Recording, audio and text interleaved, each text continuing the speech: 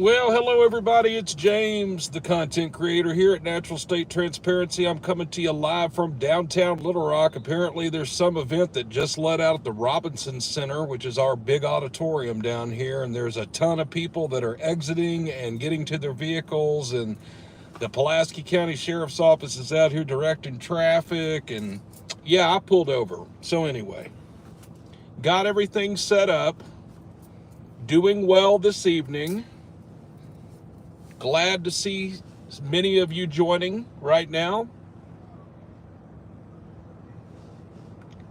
Currently got the scanner going right now. We're going to be monitoring Little Rock, or State Police Troop A. We're going to listen to Little Rock Fire, North Little Rock Fire. So we will have hopefully something to show you in a little bit. It's been active tonight, lots of radio traffic. I wasn't going to do a live stream because I've got pursuits to do, but because it's been so busy and I've been listening to the radio traffic, I decided to just go ahead and go live. Right here in the capital city of Arkansas, Little Rock. Here we are.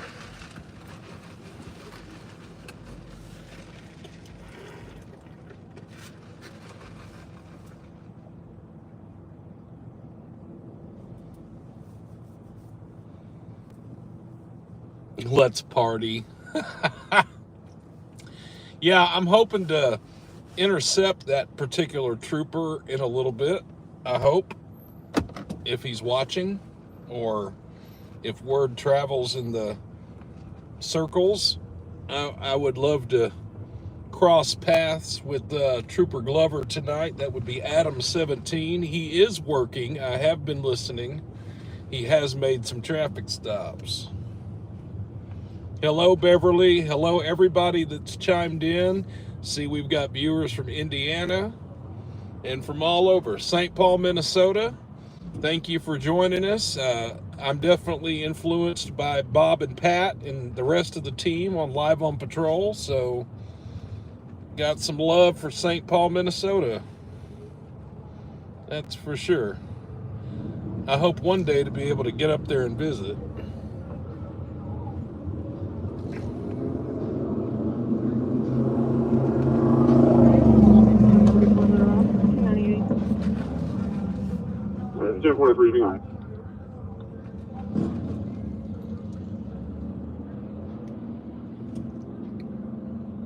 So, even though I moved from here a year ago, I lived here nearly all my life. So this is like coming on home for me. LRPD walking right here to the right. Don't know that officer though. Who is that? There's so many new officers, I wouldn't even be able to tell you.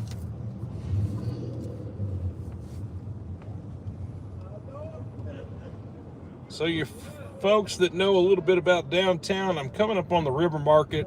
They've got it closed, but that's not where the activity's at because there's nobody down here walking around. Even though they've got the road closed, the activity was right behind me.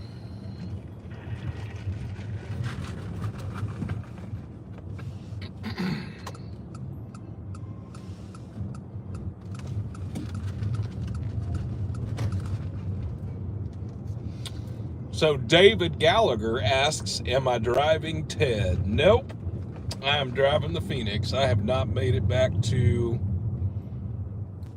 swap vehicles yet.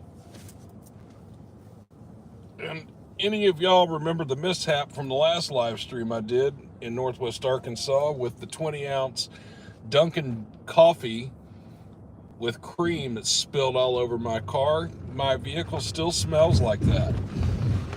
Yeah, it's a little reminder of what was and what wasn't.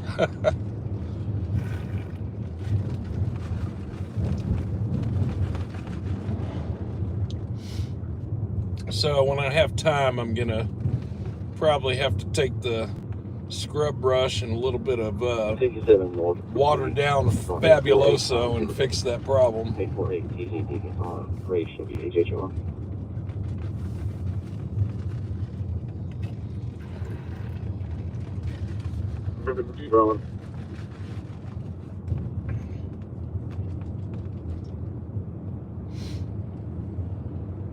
I could use a cup of coffee if we're going to do this live stream, so I'm going to be working on that real quick.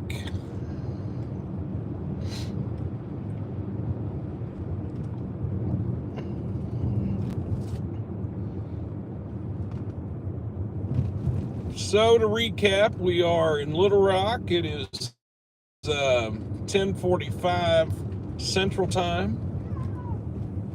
Somebody's yelling help. Let's see what that's about, because that was a very loud help. Currently at 9th and Scott. I heard the help come from the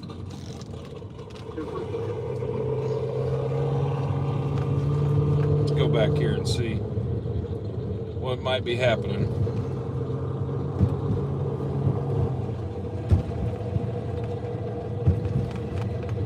I've got my sky roof open, so that's why I was able to hear that.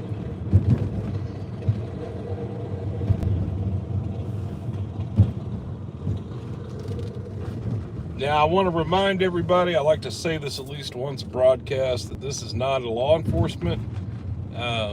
I'm not a law enforcement officer. I'm not out here trying to take any law enforcement action, and I don't want anybody to be misinformed or misconstrued on that point, because I'm not out here trying to do that. I am trying to show you a thing or two, and if I happen to notice something, I may, report it to the proper authorities if it needs to be reported, that kind of stuff. We're not out here trying to take any action.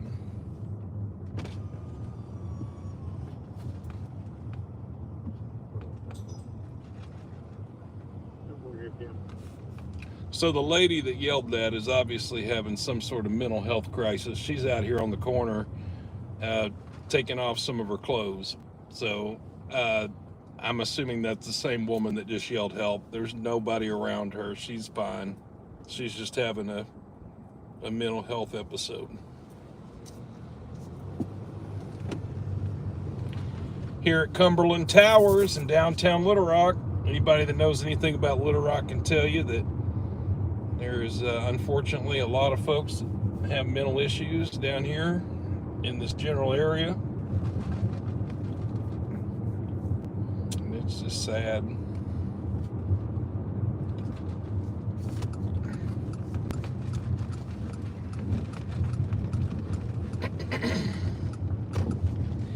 I used to live here on the right. Here, really nice place right here. I kind of miss it.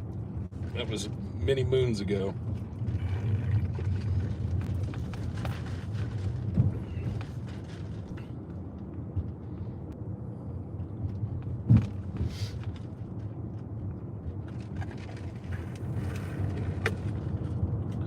Let me stop and get rid of this drink real quick, and then we're gonna go get some coffee.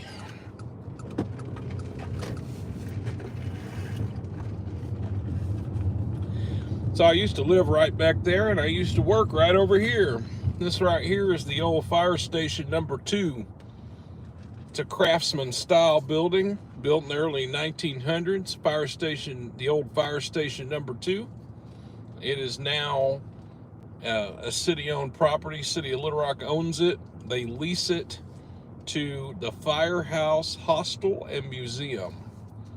The Firehouse Hostel and Museum has an upstairs dormitory for men and women where you can pay, bunk bed type situation. It's cheap. It's kind of modeled on European hostels.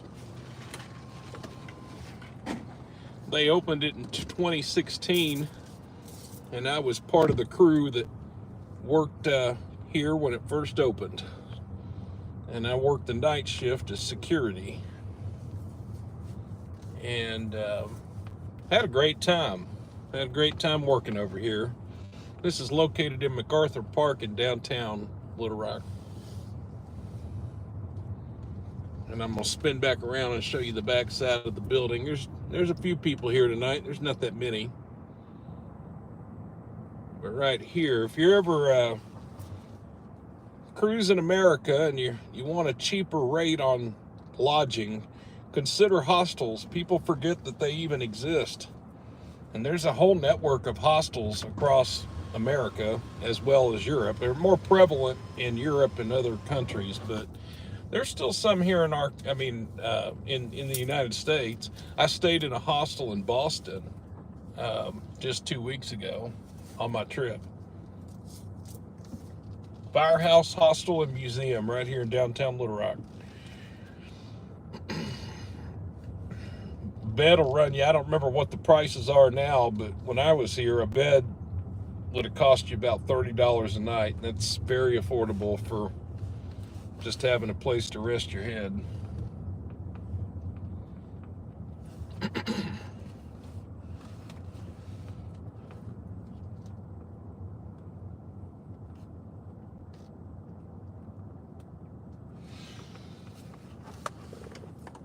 Let's put this laptop up here.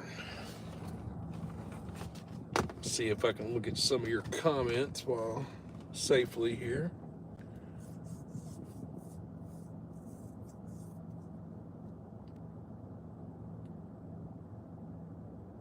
Mary Beth says, did you enjoy your trip? I did, Mary Beth. I truly did, and it was well needed, and for a multitude of reasons. It wasn't just because I wanted to go on vacation. I needed to take a break, and it was also to kind of help commemorate and celebrate my mother's retirement. And just there's a few reasons. I haven't done as much traveling in life as I would like to, so I've made that a priority, and you should too. As there's the old adage, you only live once. You might as well make the best of it. So, kind of along those lines, I have prioritized a little bit of traveling in my life to help counterbalance some other issues, which will remain nameless, but we all have them. We all need a break. I like that. It's true. We do all need a break, and I hope that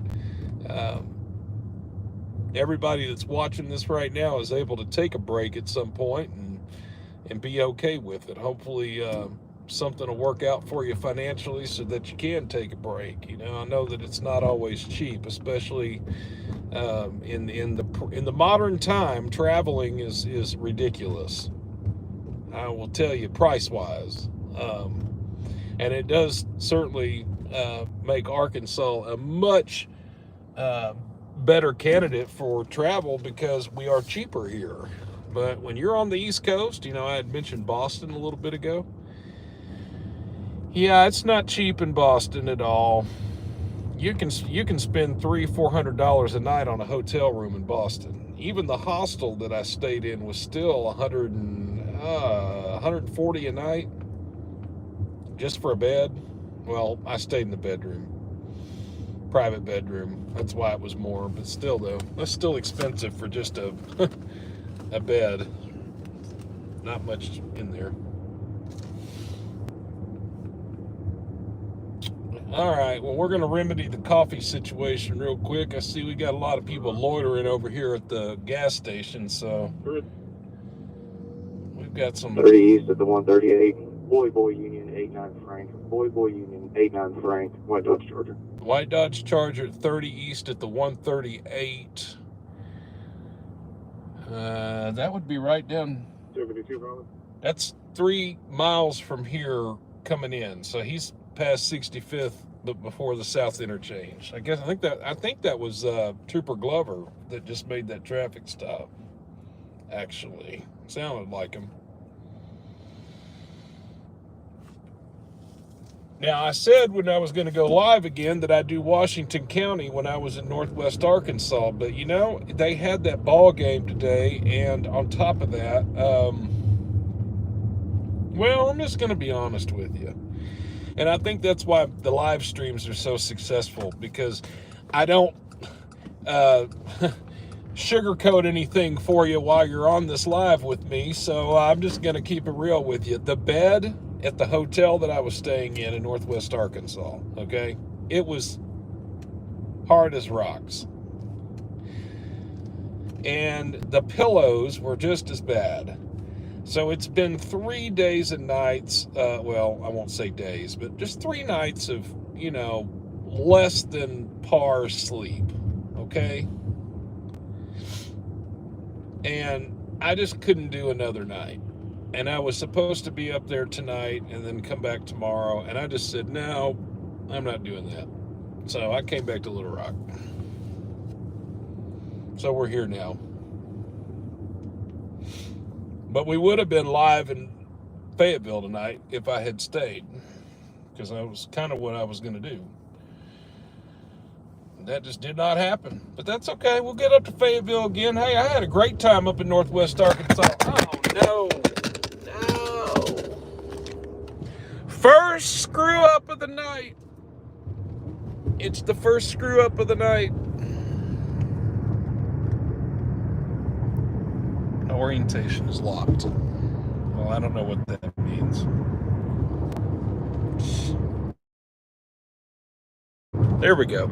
First night. I need y'all to start keeping score, please. Right now, I need somebody to be a score taker right now. That's the first screw up of the night. And how long have we been live? We've been live, what, 10 minutes? So yeah, keep up with it. As I sit here and hold my phone as a phone holder until I can pull back over. And I know why. I tried the other phone holder, and it's the one that never works right. So I'm just going to throw it away. I'll go back to the one that somewhat works better.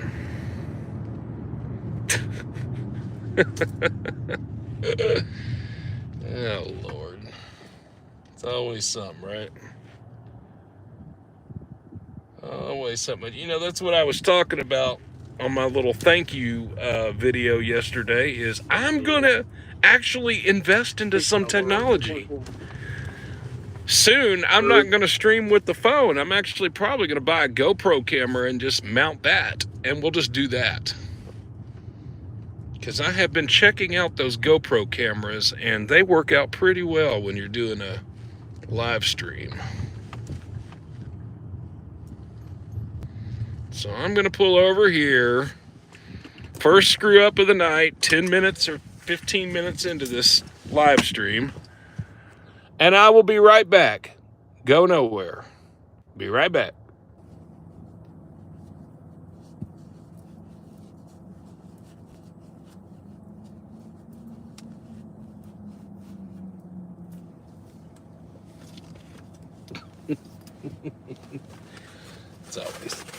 There's always something.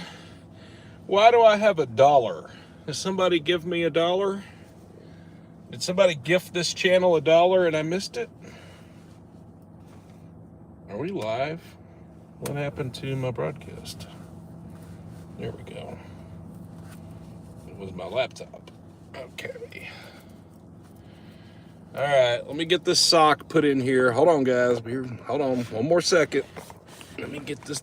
Like I said, soon this will be a thing of the past. I'm gonna get a GoPro or something equivalent.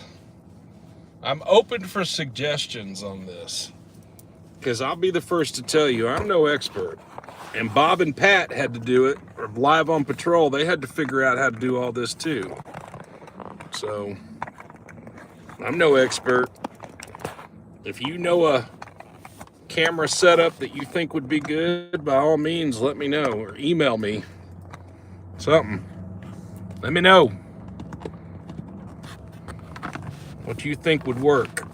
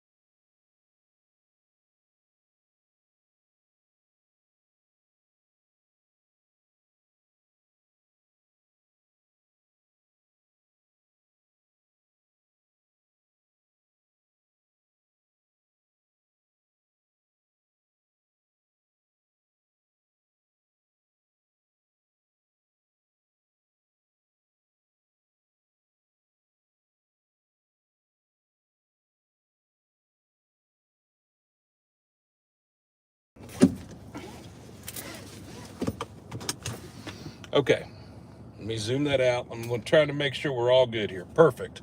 All right. Sorry for the delay. Again, like I said, this is the last broadcast with this phone.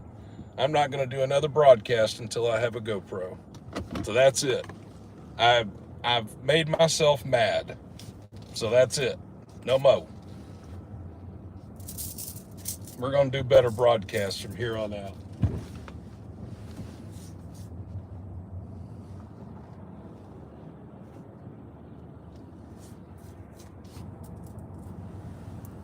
Well, it's kind of okay. Because I know that, like, we're all human here, but it's just like, can't we do better than this, really? See, this phone charger, this phone cradle's not really wanting to work right.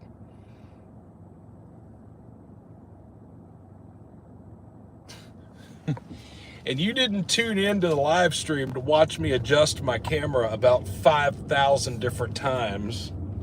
Where'd that guy go? It was just right over here. He got, oh, is he behind the building? What's he doing? Oh, wow. You are lit up. You are lit up. There's a lot happening. If you locals know anything about East Broadway in North Little Rock, then you already know what I'm talking about. Let me get that black thing out of your field of vision. I'll be right back. For the final time, let me fix this screen and I'll be right back. Better. Did I do better? Finally. Maybe. Hopefully. I'm so done.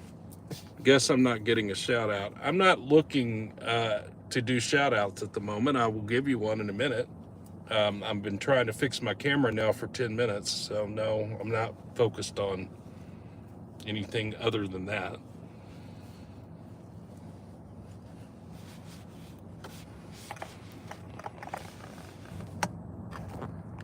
Oh, okay. Well, again, I've been messing with my camera because it fell while I was on the freeway, and I've been telling you for 10 minutes that I've been having connectivity and camera issues. No, I missed it. I'm sorry that you gave me your last dollar. Thank you. If you'd like your dollar back, I'll be happy to give it back to you, though.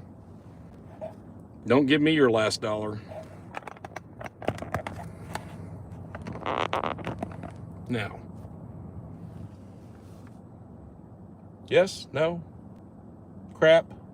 Still not working? Is that better?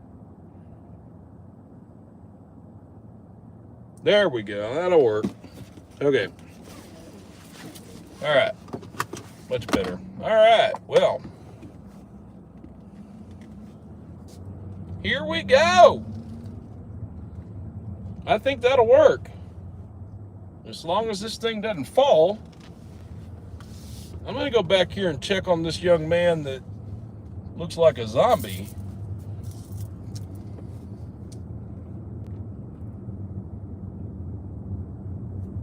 Well, listen, I appreciate anybody that donates anything to this channel. I would be the first to tell you you're under no obligation to donate a dime to this channel. You can watch this content for free all you want. But I will tell you that if you feel ever so compelled to donate to this channel, I will put your money to good use. I do buy gift cards with monies that I receive and keep them on hand. I don't have them with me because I was not planning on doing a live stream tonight. They're actually at home. I do have like 4 different kinds of gift cards. And I have a couple of pairs of socks left in this car, so I could maybe give out like 3 pair if I found somebody that needed socks. I'll give out socks too. You got a whole bunch of homeless folks on to your right here under the bridge. They gather here now. It's kind of a mutual safe space. It's lit up back down here pretty well. Broadway, North Little Rock, and the scanner has gone quiet because I had it turned down. I see. Let's turn that back up. Let's turn that back up.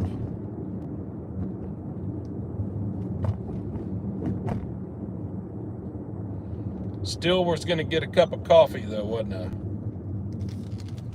We were talking about coffee. Well, where can I get a cup? I can't see that. The problem now is that it is, oh, it's 11:11. Ah, how super, I'm kind of superstitious a little bit. 11:11, eh?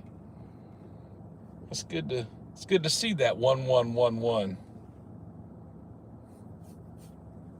So it's 11:11, and that means that any place that serves decent coffee is closed. So it's going to be, if I want coffee, it's going to have to be a gas station.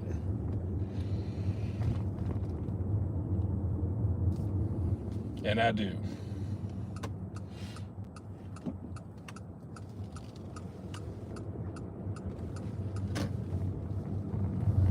So I'm in Argenta, North Little Rock.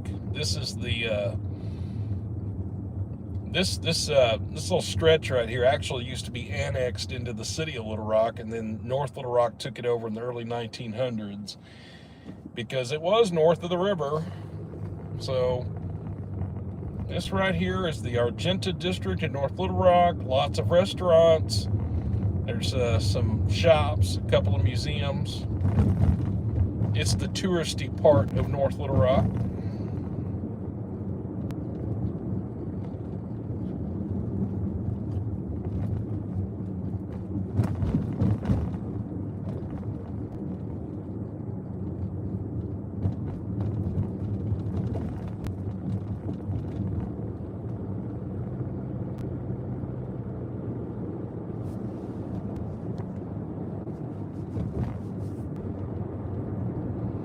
Let's see if that. I'm waiting on that GoPro. I'm gonna go get a GoPro. I'm like all about doing that now. We'll check those prices. That Black Friday is gonna happen this next week. Now, I'm not usually a big Black Friday shopper. Are you? Do you go Black Friday shopping? Viewers, is that something you like to do? To go to the Black Friday sales and get deals? It's not what I like to do, I can tell you that. But given that I need a GoPro camera and maybe another laptop, if there's a good price,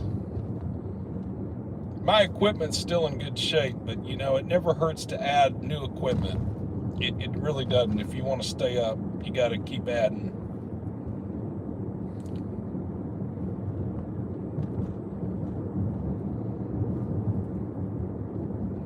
Yeah, I see everybody saying no. They don't really. Yeah. We think a lot alike, y'all. I'm telling you. I'm not a big go shopping kind of person anyway. But, you know, if you're going to have to invest in equipment like laptops and electronics and other stuff, and you might as well get the best price for them. That's just the best way of looking at that. So I try to wait to make my major purchases until that time. And sometimes you can just get them online, so you don't even have to beat the crowd. You can just shop online and have it mailed to you. 180 degrees bound, New York, Lincoln Boy, 2982. Lincoln Boy, 2982, New York. It's a great cross Pacific.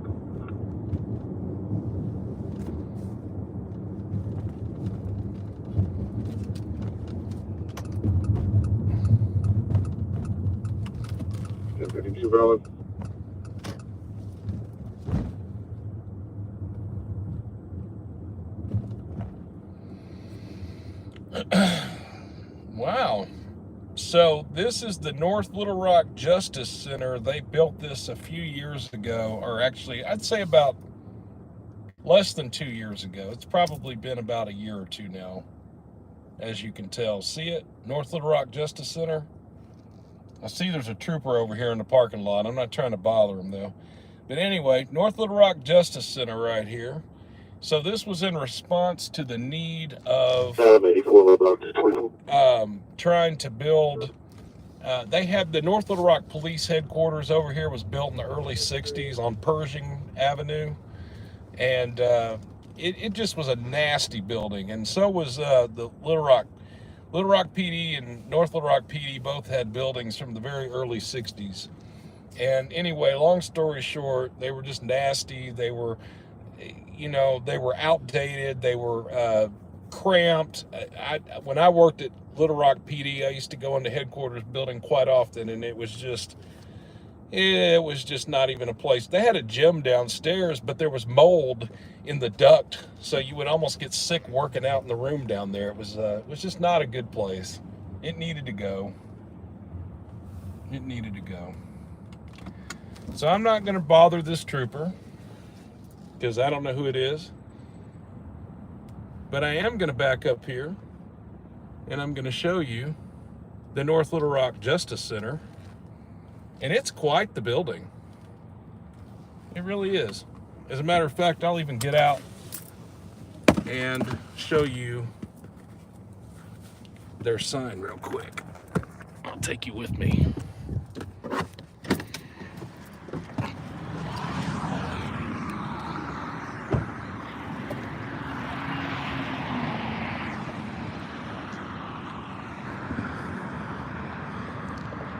We'll see if anybody finds me to be suspicious.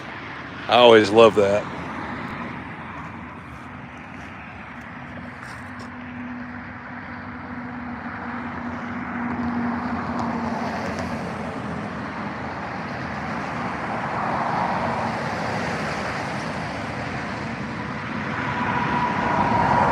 North Little Rock Justice Center right here at the basically the intersection of Interstate 40 and Interstate 30, right here in North Little Rock.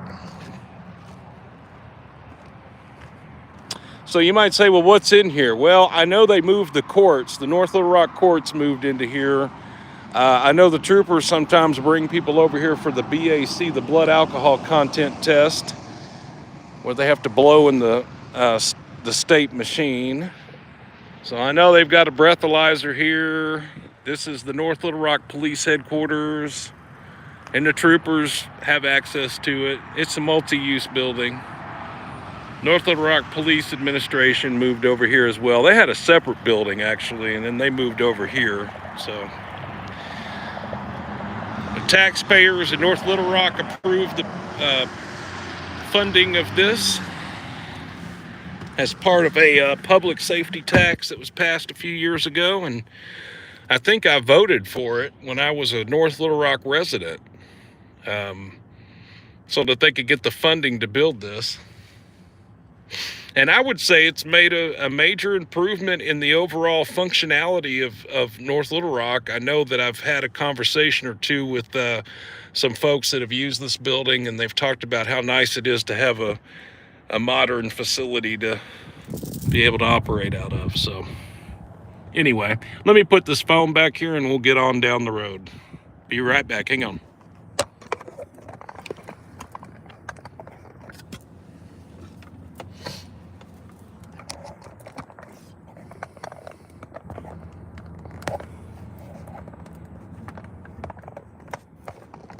Okay, now let me make sure we're good.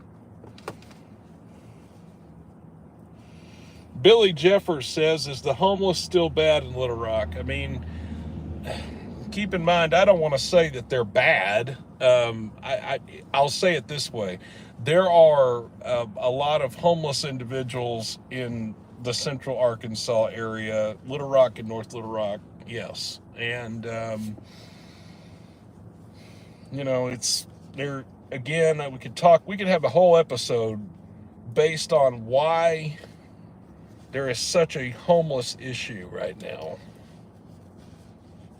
And it's not just one reason. Some folks just say, well, they just need to go get a job. Okay, well, I understand that argument. I'm not going to sit here and say that there aren't some out here that do need to go get a job. Some of them absolutely need to go get a job, yes. But that's not all of them. And it's not fair to categorize that all as that issue when I see so much mental health issues that are going on out here that are just being unchecked and not dealt with. And jail is not the catch-all solution that everybody wants to make it out to be. Take that from me. I was a jailer, okay? That was my law enforcement experience. I worked at the Pulaski County Jail here in Little Rock. It's the largest county jail in the state of Arkansas. And I can be the first to tell you, and all of the other jailers I worked with would be the second and third to tell you, jail is not a catch-all solution. It's not meant to be. Not with folks that are suffering from mental health and drug addictions. There needs to be a place that caters to that. Unfortunately, those issues are not profitable. And it's all about making money, right? Right? I mean, if you don't agree, leave a comment. Say something.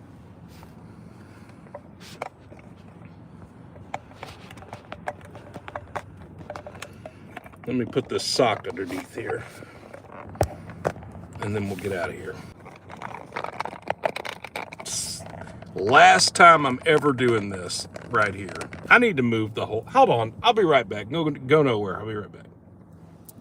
Did that fix it finally? I think it did. I can zoom in a little bit. Or maybe I should really do this, actually.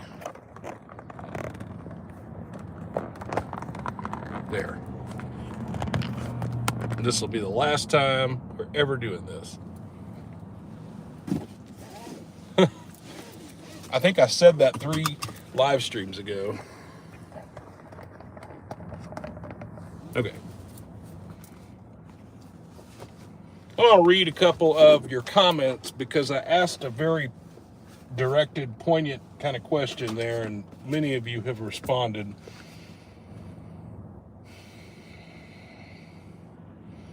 Johnny Johnson says, rehab and educate, but only if they want the help. I agree with you, but then you've also got this point, and this is the only thing that I'm going to disagree on that point is when people are so gone that they can't give consent.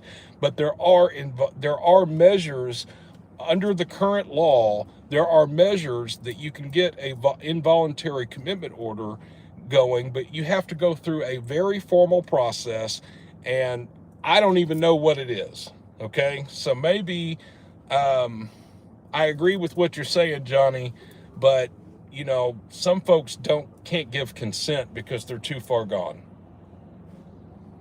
So there's that. Not disagreeing with you though, just adding that point to it.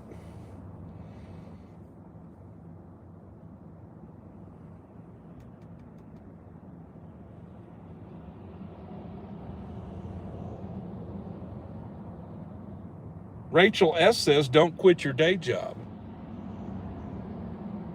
I don't know how to interpret that, Rachel. So maybe you can offer us a little bit more insight into what you mean.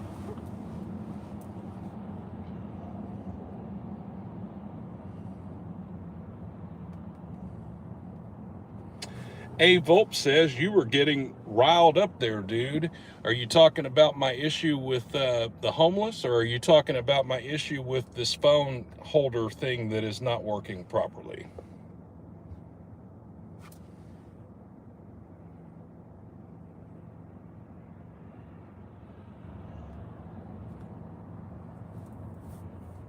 Some bums are just lazy.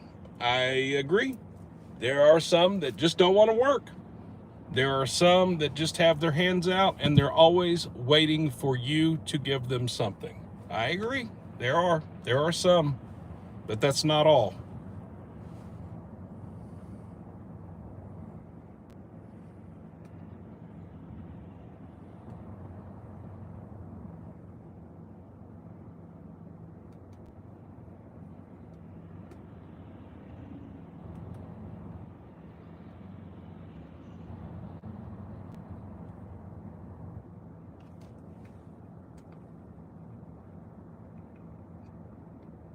I'm guessing it didn't come back as stolen.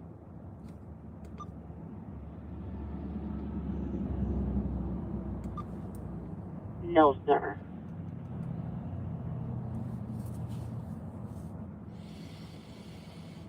All right, I got an officer on scene with it. Thank you. I'm going to switch back to Fireground 1. Yes, sir. Nancy says, do you think it's the governor's or the state's fault for the homeless? Well, I'm going to keep our conversation rather apolitical, which means that I'm not going to take a side one way or the other with politics. But I will say this, though, that in my opinion, I don't think the governor's doing enough. I mean, I don't think that's being political. That's stating a fact. There's not been any efforts made. You can, and I'm gonna even one up on this, because again, this is not a political point that I'm making about it. It could have been any governor. Look at the 50 states. What governors are doing anything for the homeless in all the 50 states? So you can't just say it's just our governor here in Arkansas. It's not profitable, folks. There's no money to be made in addressing mental health and drug addictions unless you're private pay industry and somebody's paying an overly inflated insurance bill. That's it. So if it doesn't make money, it doesn't matter. Okay? That's it. That's why it's been allowed to be the way it is. So it's not really just this governor. I don't want to say it's her, because it's not. She's not doing anything about it. Yes, that would be a fair thing to say. But there are 49 other governors in the United States of America that also are not doing much, if anything, to combat the homeless problem. Please cite me some examples. And then I'll put my money where my mouth is and I'll be quiet. If you can, show me great examples of how governors are really coming to aid these homeless folks, because they're not. You don't hear about it. If they are, they're not. It's not being told to you. So that's the deal on that.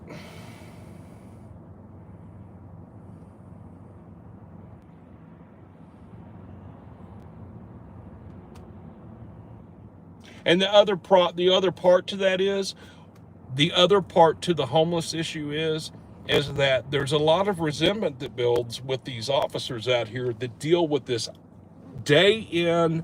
I hear more complaints from officers about the homeless issue and how they are now expected to be mental health techs and all these other hats they have to wear. And let me tell you, I guess that's kind of the crux of why we do live streams, and also why I show you the videos I show you, because I try to show you what these officers out here actually go through on a daily basis. I don't even show you everything. Like, maybe I should just start getting body camera from LRPD where they just deal with homeless all day long. And then you can really see for yourself how bad it is.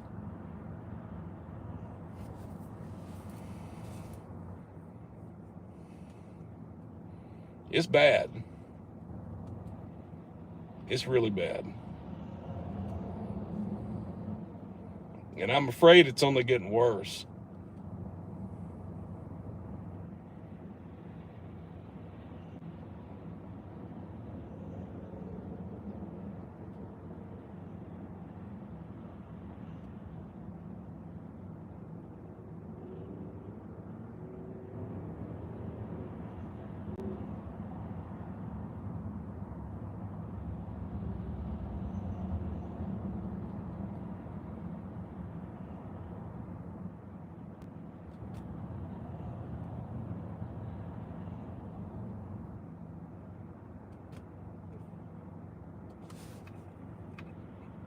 Go ahead.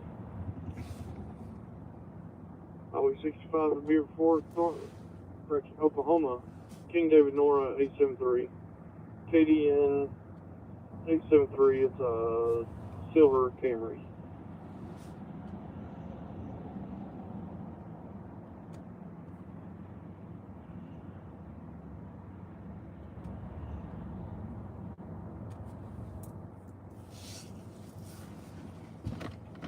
Okay, so we're going to head on out of here.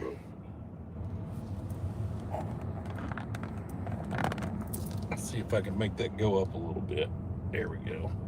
So that trooper rolled out. I didn't even see who that was.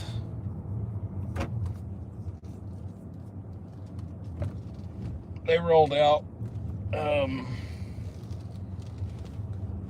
And that's okay.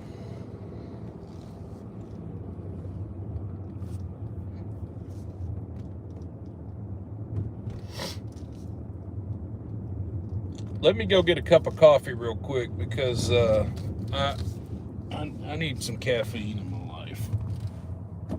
I have not had much today at all.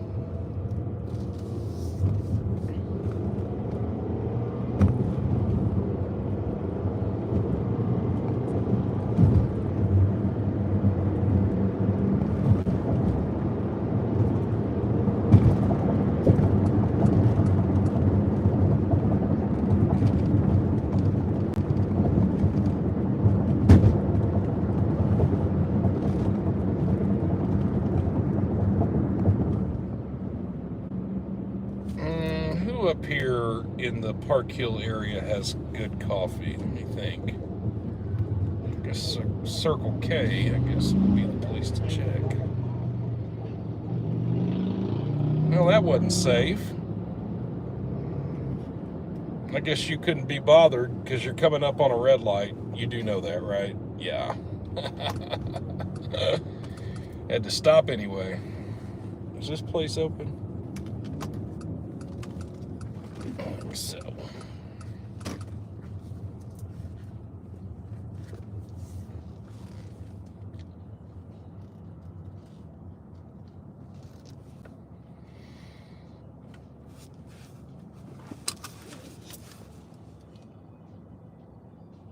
It's been 333 for me lately. It's been, today it was 444 and 1111 for me. And if y'all don't know what we're talking about, look it up. That's what I'm going to say about that. Hey, I'll be right back. I'm going to go get this coffee, y'all. Don't go anywhere.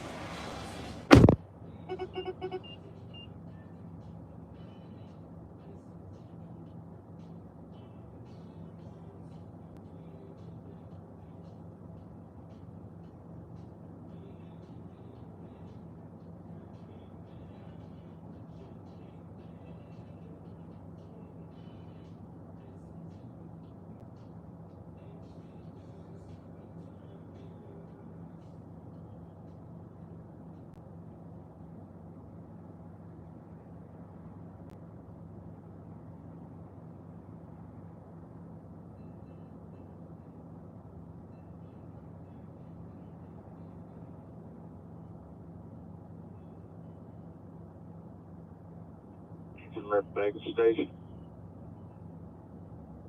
2335.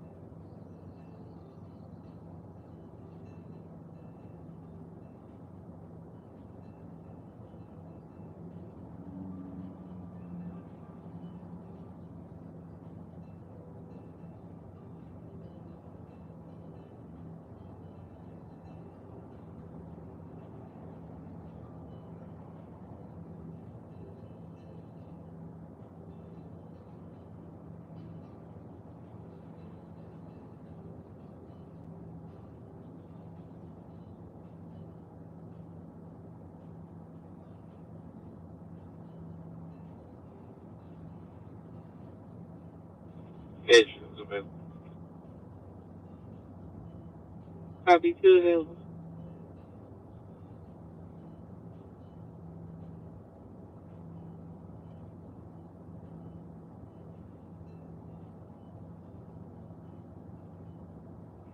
Six Pablo Rock 98.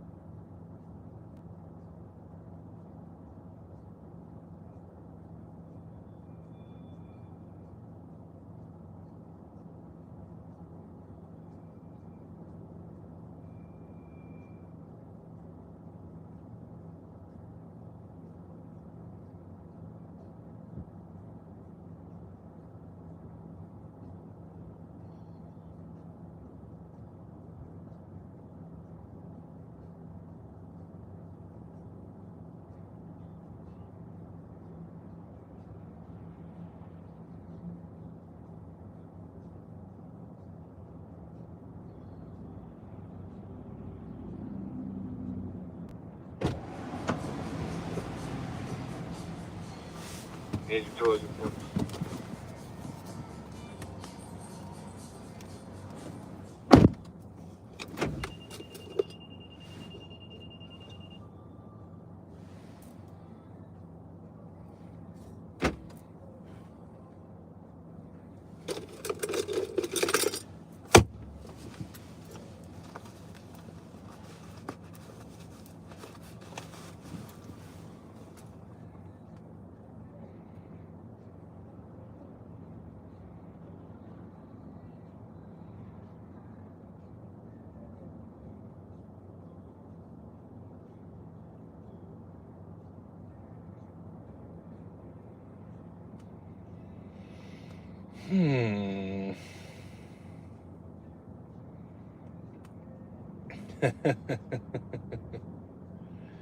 Adjust the camera. Yeah, I know it sucks, doesn't it?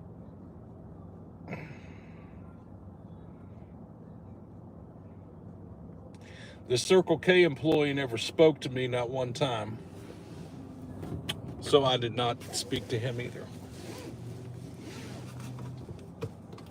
I'm not real big on attitude like that. When I reciprocate what you give me. So if you can't manage to say hello or goodbye or the total of my price, then I've just learned I won't engage either. I'm going to turn this cradle the other direction. Let me see if I think I might be able to actually make this better if I do that. Because that means the camera. two. Can I do this? Would that work? Right. No, We're at quarters. that's not going to get it. I got to do that, don't I? Don't buy Pigeon twos in quarters. Don't buy one of these. Just trust me when I tell you don't buy one of these. Hello, Pamela. Hello. Hello.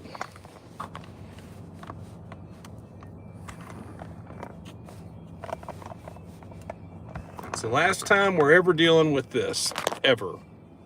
I know I've said that all like 100 times tonight, but I'm never dealing with this again. Let's try that. If it falls, guys.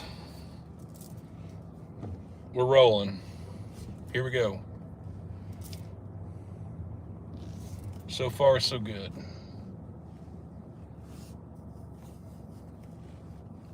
So I'm up here in Park Hill right now, North Little Rock, my old stomping grounds. I lived up here for a while too. Might as well just go by the old apartment while we're up here. Let's go do it. Remember, folks, we're sitting here monitoring Arkansas State Police Troop A, North Little Rock, and Little Rock Fire. So we do have the radio turned up and we're monitoring calls, and it's Saturday night. I could have been doing pursuits. I'll do those pursuits in the morning. you'll get ready for it too. You'll probably wake up and just start noticing I've done 2 or 3 of them. Well, I say that. It just really depends on how late I stay out tonight. I do have to sleep at some point. I get a little overly ambitious. Let's just say that. So I love this area up here. Ooh, you know what? Speaking of loving this area, I should have turned on Magnolia. I can still go back. Let me turn back here on Magnolia. This area up here was built in the early 1920s by a developer named Justin Matthews,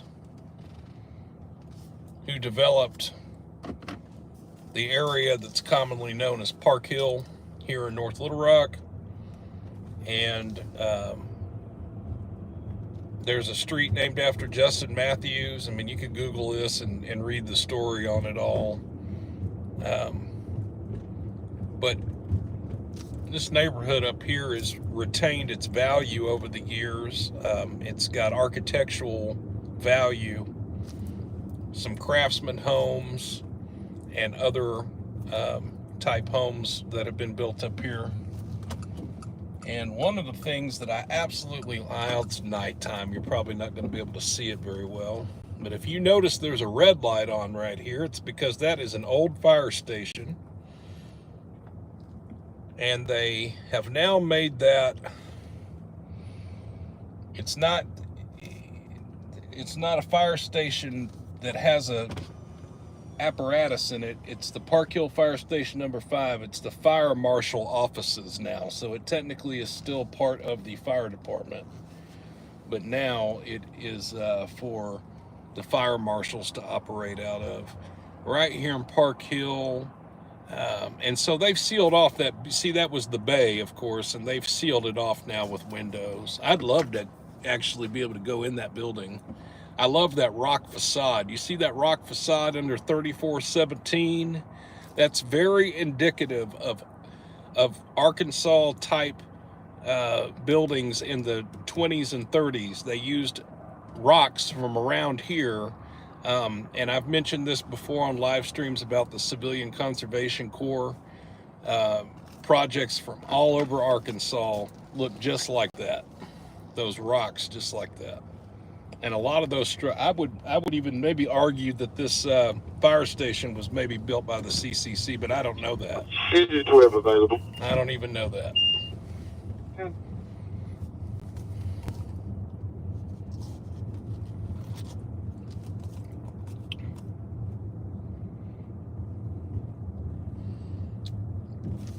But I love seeing examples of buildings that have survived 100 years like that.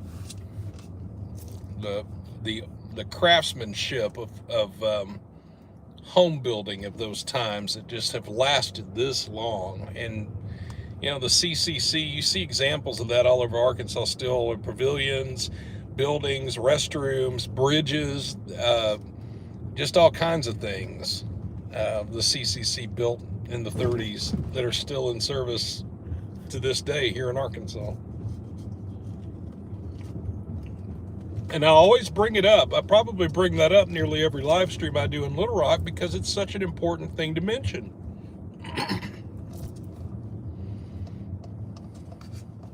We never need to forget how those projects have helped out.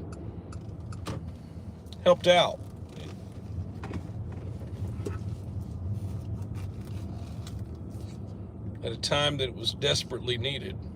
If you don't know what I'm talking about and you're interested, go check out the Civilian Conservation Corps on Google. Just Google it and read the story of how they came about and what they did and when they did it.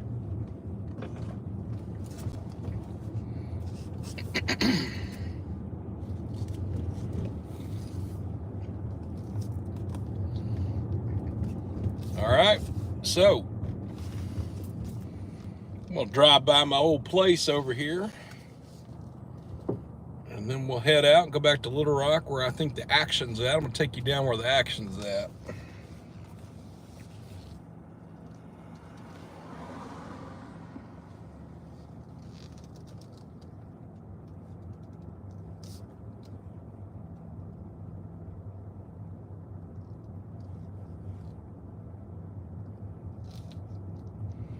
Nancy Snyder says her father was in the CCC in the Pacific Northwest. And I'm sure, Nancy, you know plenty of stories about some of your father's works.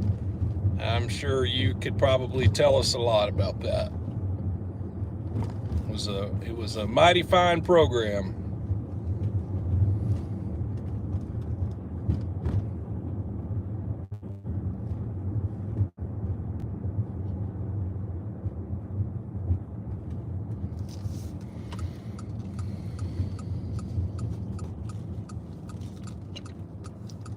I have walked this street numerous times.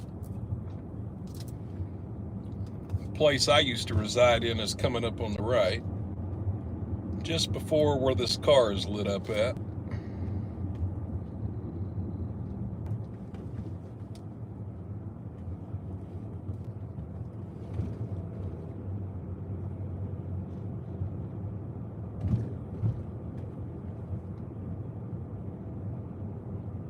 Nothing happening over here tonight.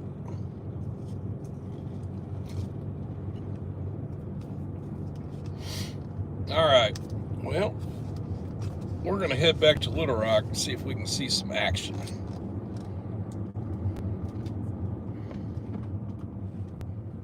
I haven't done a live stream on a Saturday night, and I don't know how long.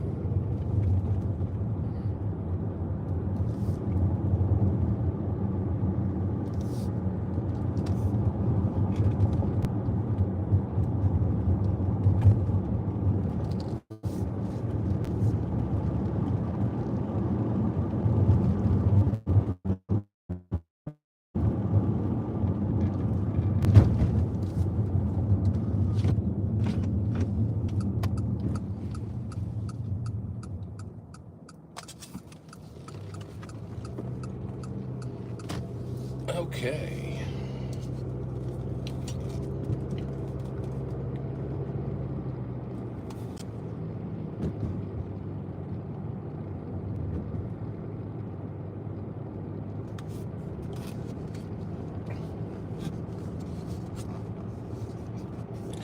Well, I'll tell you, somebody said, who just said that? Johnny says, beautiful area. Yes, it is. I will tell you, if I ever moved back to Central Arkansas, I would probably locate to this neighborhood, actually. This would be where I would live if I came back.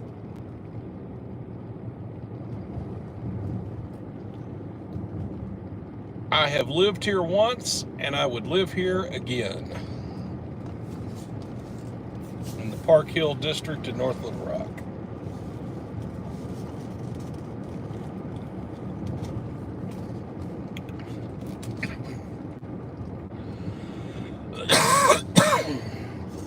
I'll tell you what, though. Let's talk. Hang on, let me hear this. 26. Carpenter at the I-30 overpass with Adam Williams, Union 76 Lincoln, AW Union 76L on a white on accident. Okay, so if you're monitoring the radio traffic right now and you hear these traffic stops, that's state police. So right now, because it's almost midnight, the day shift's pretty well about to go home. Anybody that was working days are pretty much getting off work, and the night shift came on at 2100 hours, 9 o'clock. So we're listening for low call signs. You're listening for low numbers. That 80s unit that you just heard is Saline County, which is Benton and Bryant area, and the Benton and Bryant trooper just made a traffic stop at I-30 and Carpenter in Benton on a white Nissan Maxima. So I don't know when they'll get off work. They might work as long as 2 a.m. But we're listening for those low call signs. Hunter Glover, Trooper Glover, Adam 17. I don't know who else is working tonight. I've heard him make a traffic stop. I know there's a Lonoke County trooper, Adam 77, that's been making some traffic stops. So when you hear those really high numbers, that's because they're in different counties. They're not where we're at.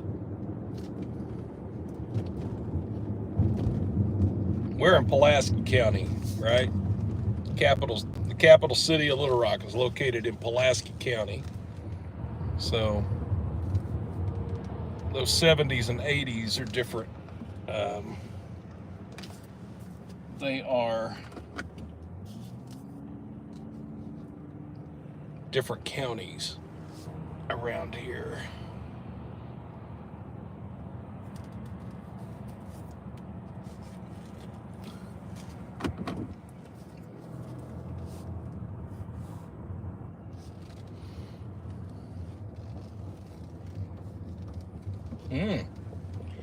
Interesting. You see the MIMS unit hiding? Look up there. You see that MIMS unit? Look at that. That ambulance up there that's all blacked out. Loitering. That's like the Bat Cave up there. You sometimes can find troopers up there too. 84 Little Rock 1044. Go ahead. Texas, Robert David Young 7013. Robert David Young 7013. It's a Florida Dodge Ram. Be eastbound is 122.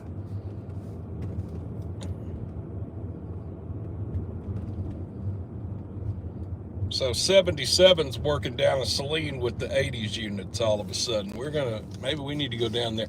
Every time they make a traffic stop, you're listening for them to follow it up with 1037, okay? That means they're in pursuit. So that's every time you hear a traffic stop, just listen. 183 eastbound, Florida. Robert Paul Charles, Robert 23.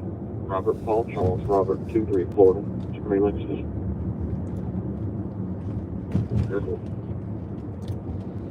Now, of course, we don't, I mean, you know, y'all might disagree. You might want to see the pursuits. I understand that. But from a perspective of being a resident of Arkansas, I don't want these pursuits to happen. They're not safe. I don't want to be out here on the roadway when somebody's making that bad choice to flee law enforcement like that. And you've seen how reckless they get. So I don't encourage them to run. I don't want anybody to run from the police. They don't need to. You should pull over and be a responsible adult. However, as we know, folks are going to do what folks are going to do, right? So if we hear a pursuit go out tonight on the radio, I'll try to, I mean, I'm not going to intercept the pursuit and obviously get involved. There's no way that I would do anything like that. But, you know, maybe get close to it. Maybe we can see them pass by us on the main street or something as they fly by. I'm pretty affluent with the streets around here. I can get anywhere pretty quick. So we'll just leave it at that. That can really go for anything. That's not just pursuits.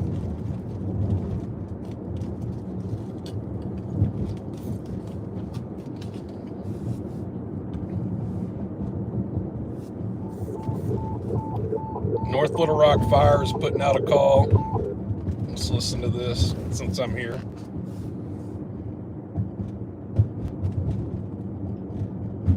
Engine 7, number 4, Sugar Creek Court. Number 4, Sugar Creek Court. Please for medical pendant fall detector. Smoke detector.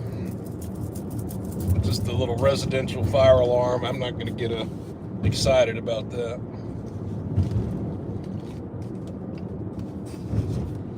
So when the fire department puts out these fire alarms, and they don't have the luxury of assuming that they're always going to be false. That's why they have to respond to them, each and every one of them, like it's a true emergency. But I can just tell you that the majority of fire alarms are false. The overwhelming majority of fire alarms are false alarms, and they can be a drag on resources, okay? Ask anybody that's worked in the fire service about false alarms. 7 rough. They'll tell you all about it. Engine 7, you're en route to number 4 Sugar Creek Court. Number 4 Sugar Creek Court. Be a medical pendant for a fall detector. PINS has been notified. I'll have entry information on channel 2. Okay, I misunderstood. That's actually a fall detector, like a patient's. They had a medical device that detects if they fell. So they're starting, it's a medical call, it's not a fire alarm. Uh-oh, got another North Little Rock call going out. Engine 4, number 10 Mine Hill Drive, 10 Mine Hill Drive for a carbon monoxide alarm. Now, those aren't always false alarms. A carbon monoxide alarm is pretty purposeful. There's a reason why they're having a carbon monoxide issue. I would highly recommend you get a carbon monoxide alarm if you don't already have one. Most places do not have them. That is a semi-recent thing now in Little Rock, especially. 3 Jason 27. See ya, PD en route. That's negative. This time I've been around PD unit just in case. What they got going? So they've got some kind of like festival or something happening down here, I think. I'm not really sure what they got going on here. But anyway, going back to the carbon monoxide detector, if you haven't ever thought about it, if you don't have gas or you don't have propane, or you're, or a wood burning fireplace, then it might not be as a high of a priority for you to go get a carbon monoxide detector. But really, in my opinion, every person should have one in their house. If you've got a smoke alarm, you need to put a carbon monoxide detector right along with it. And actually, from my days of being a general manager at a hardware chain here in Central Arkansas, I can tell you that they make combination smoke and carbon monoxide alarms that they retail for about 30 bucks or so. Well worth the investment. Just get you a combo. Get a combo alarm and put it in your house or your apartment and be protected, because you never know when something bad can happen.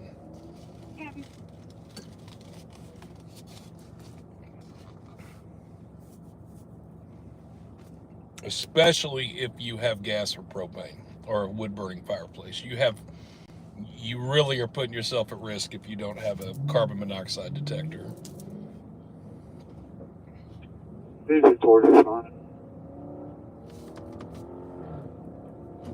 Responding to number 10 Mine Hill Drive, 10 Mine Hill Drive for a carbon monoxide alarm. Our caller advised that his alarm is going off. Nobody in the hospital is ill. Here out at 03.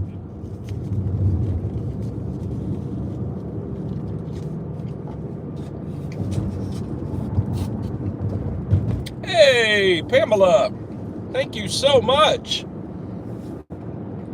Y'all, I love Pamela. Pamela is the official the channel cheerleader. That's NST's channel cheerleader. Pamela is our official cheerleader for this channel.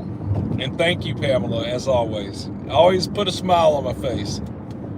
It's greatly appreciated. Let's just miss this traffic right quick and do a little shortcut, I know.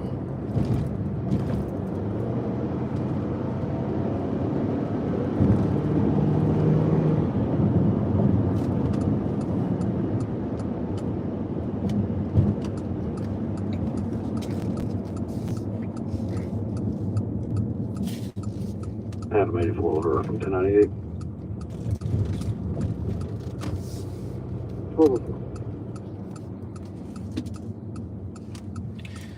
I just want to finish up one little point about the carbon monoxide alarm thing. Hang on one second. Let me hear this. The resident came to the front door and advised she's fine. You can show us available and cancel them. Okay, so the fall detector, the medical alarm on the fall detector, the fire company just advised that the resident came to the door and said they're fine. So they're canceling the ambulance. But again, that makes my point. That was an alarm That was a false alarm. So, and I'm not griping, but it's just we just sent a fire engine and an ambulance to a residence, only to find out that everything was okay. That happens all the time.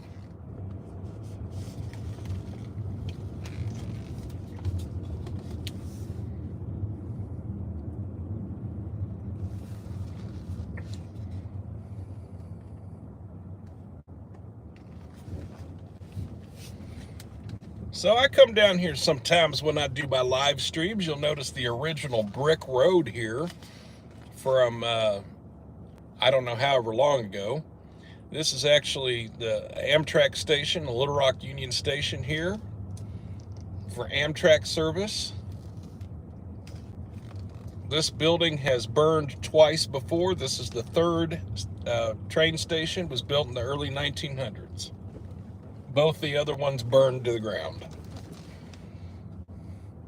If you'll notice, there's construction going on down here. This is part of the infrastructure bill that passed a couple of years ago or a year ago.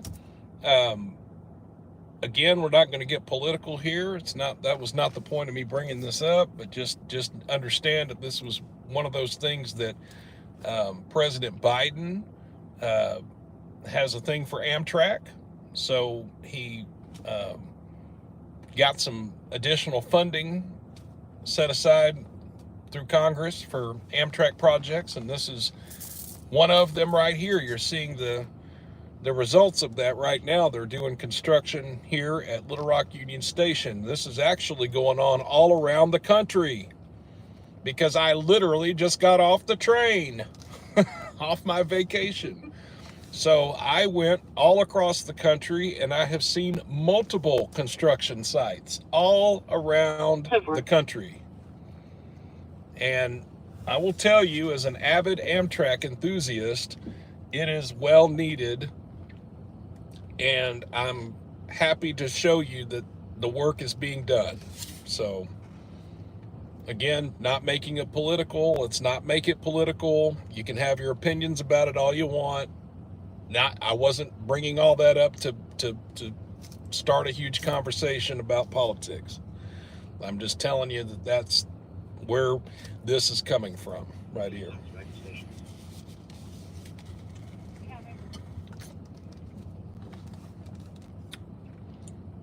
Right here at Union Station. I have caught the train here a few times. I just park down here sometimes and watch the trains. I'm a big nerd. I'll be the first to tell you that. I like to just watch the trains. I've been doing this since I was a kid. You can thank my mom for that because she was the one to take me down here in our little red, she had a little red Chevette. You remember those little red, or not red, but you just remember those little Chevettes from the very early 80s? Hers was an 81 fire engine red Chevy Chevette with vinyl seats that would burn you in a hot Arkansas summer. And that was my introduction to life. Don't touch the seats without a towel. My mom named it Prince after the singer, and that was the car's name was Prince. So I remember our car's name was Prince. And she used to take me all over Arkansas and drive me around. I think that's probably why I have such a thing for driving around now, actually. Driving, actually, I don't know, it's kind of weird. It kind of brings me comfort. It's a way for me to relax a little bit. Some people would be a nervous wreck driving, and I'm quite the opposite. I like to drive. And obviously, I like to talk. So it kind of works out fine. I like to drive. I like to talk. Makes for I guess, a semi-interesting live stream, right? As we sit here and listen to radio traffic.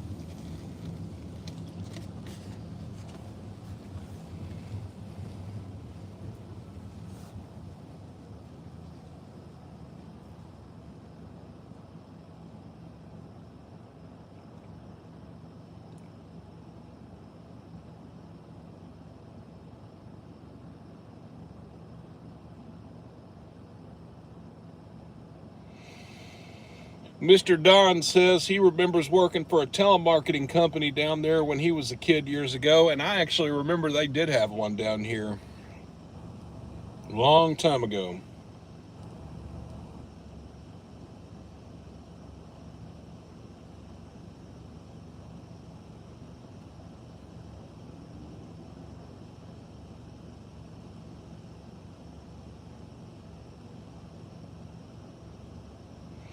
Blaylock says he hates driving 167 every morning. So if you're 167, you're probably coming up from the Grant County area.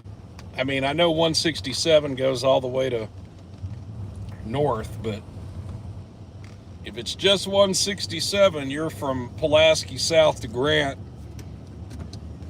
Unless I'm wrong on that. Cabot. Oh, okay. Gotcha.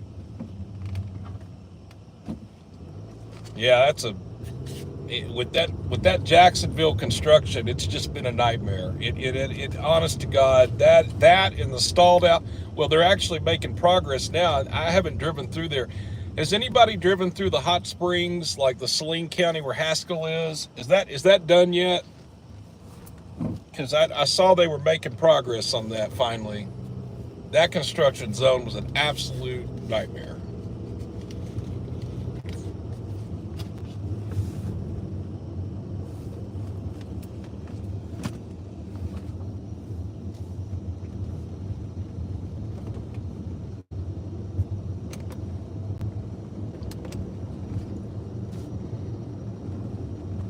Oh wow, that's gone. That's something different. That oh, what was the name of that? Old World Pizza before it closed down was right here. It's gone. Wow. I wonder what they're gonna put here.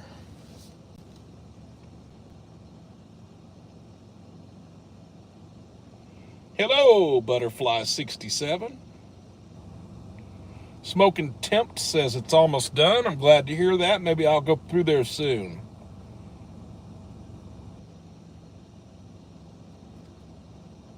Yeah, Amtrak Traveler 911. Hard to drive a semi through that construction zone. It was so narrow there outside of Little Rock. I completely concur, agree. I have literally been witness to multiple accidents through those areas in the last few years. And it just sucks. There's no other way to put it. It's just not fun to deal with. All right, we still have the radio going in case anything happens. We're still monitoring. There's not a lot happening at the moment, but that's not to say it won't change. I saw somebody make a comment a minute ago about head down Chenal. What do we got going on out? I think it was Tyler. Hey, Tyler, tell me what we have going on out on Chenal. So, for you folks that aren't from here, Chenal Parkway is what I'm referencing, and that's out in the western part of Little Rock. Comcenter Company 4, you trust back available. I don't tend to go west that much, so maybe we should go west.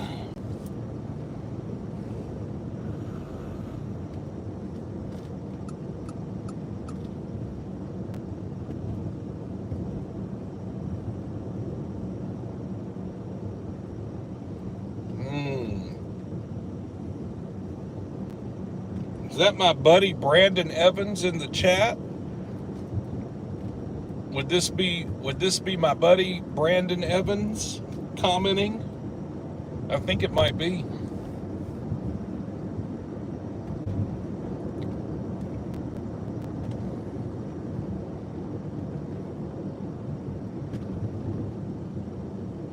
So the other part, there's my favorite bar. Should we talk about my favorite bar real quick? I think we should. Maybe we probably already talked about it.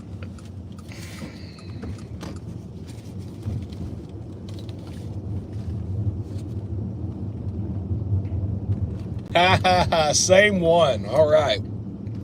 Good deal. Well, hey, Brandon Evans, I'll tell you what, I'm going to give you a wrench. So hold on.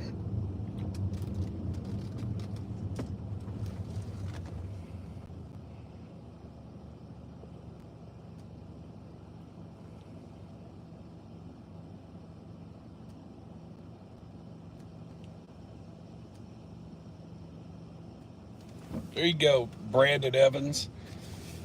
So Brandon, if you want to kick people out of the chat or delete comments that are left on NST pages that are inappropriate, you now have the power to do such. And we should, I know you're a new papa, or you're not new anymore, because that was a couple of years ago you had your first, but you can squeeze it in. We ought to hook up sometime. It's been a while. I have a lot of admiration for your dad. And folks, I'll tell you, Brandon's father was a retired Little Rock police officer for years and years, and he did some real good work here. So,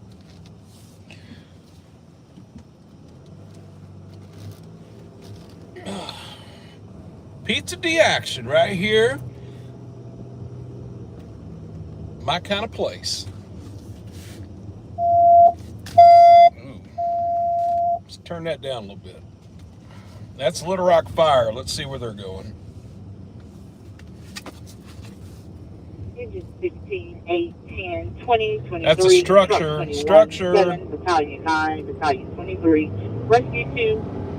Fire ground on assignment for a commercial structure fire at 2200 Andover Court, 2200 Andover Court at the Andover Square Condo, Unit 705, Engine 16, 8, 10, 20, 23, Truck 21, 7, Battalion 11, Battalion 23, Rescue 2, fire ground on assignment for a commercial structure fire at 2200 Andover Court, 2200 Andover Court, Andover Square Condo, Unit 705, timeout midnight 17. So we're going to respond on this structure fire, 2200 block of Andover Court. That's right off of Cantrell. Right off. I'll be out with this wreck off at 440. Try to 1016 off of my name.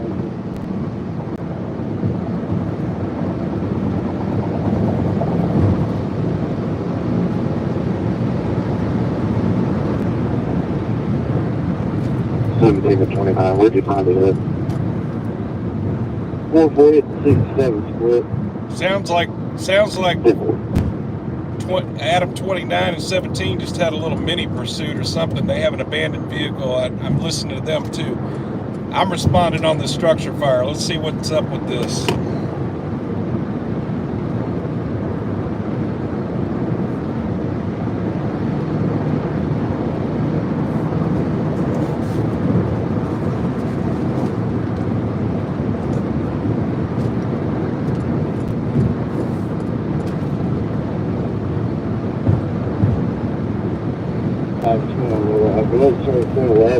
Vehicles down in the tree line. Vehicles down in the tree line. It might have been an accident. I don't know. I didn't hear the call go out. That's 11 though. It's going to be 40 to 50 yards down in the ravine here. Okay, we need to switch this over so I can listen to, hang on just a second, guys.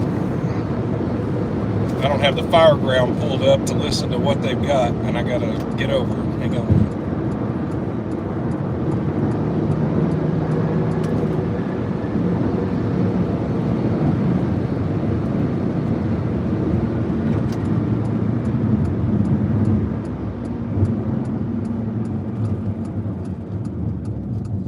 I gotta pull a foreigner. I gotta take a little time to think things over.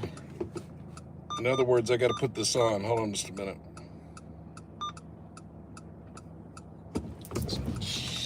Guess somebody behind me, dang it. Ah.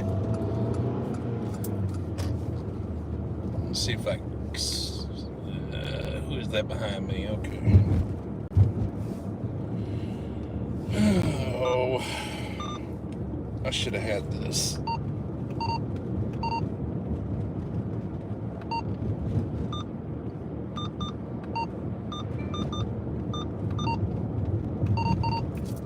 Okay, here we go.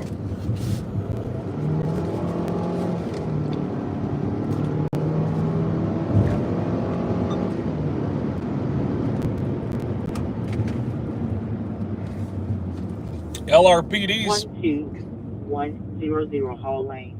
Timeout midnight 20. Come on, red light, work out in my favor. Let's go, let's go, let's go. 86 and 98. 420.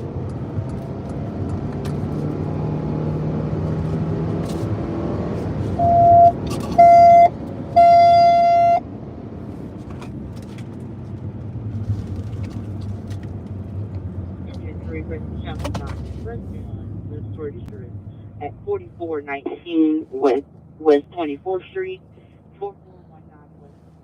Well, this is about a BS light. Let's go. Nobody's coming. Thank you. Respiratory distress at 4419 West 24th Street, 4419 West 24th Street, cross streets of Washington and Peyton Street. Timeout midnight 21.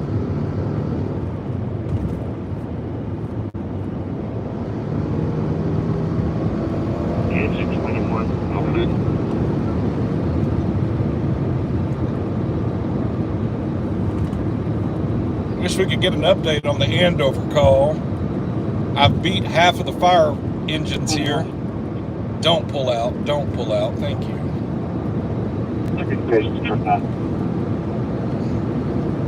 Information for inch 21. I'm going to send you to a structure fire. Go ahead. Where?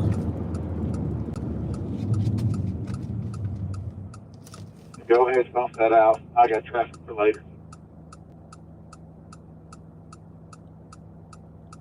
So are we bumping out a second structure fire? Is that what I'm hearing? 21 copies, 21 be responding.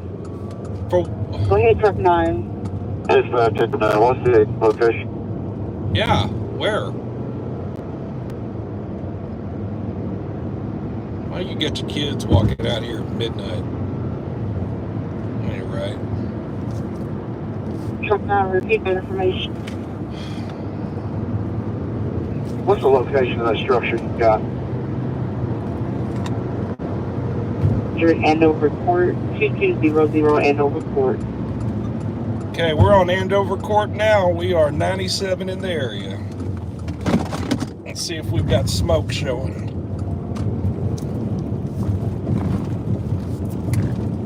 2200 is going to be these condos back here.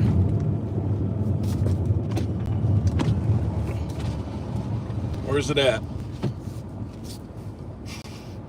I smell smoke. I don't want to get blocked in, y'all. Hold on a minute. We're going to get out on foot. This is going to get... Shit. Excuse my language. Let me get where I can not get blocked in. That's the next thing. Dispatch. It's not or the dispatch channel. I smell We haven't smoke. cleared the scene, but show us remaining out of service. I smell smoke. Copy. Let me go park over here where I know I can get back out of here. We'll go walk in on this.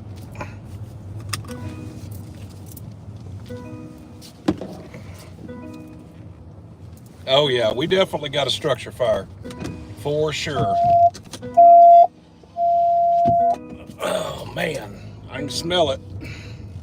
We're gonna get out on foot and I'm gonna show you this fire before they all get here. I beat most of them here. Around 2 assignment for a commercial fire alarm at 2200 South Bowman Road, 2200 South Bowman Road. Cross streets of Gilbert Drive and Cherry Side Drive. It's going to be at the Arkansas Hospice Home. Engine 15, fire ground 2 assignment for a commercial fire alarm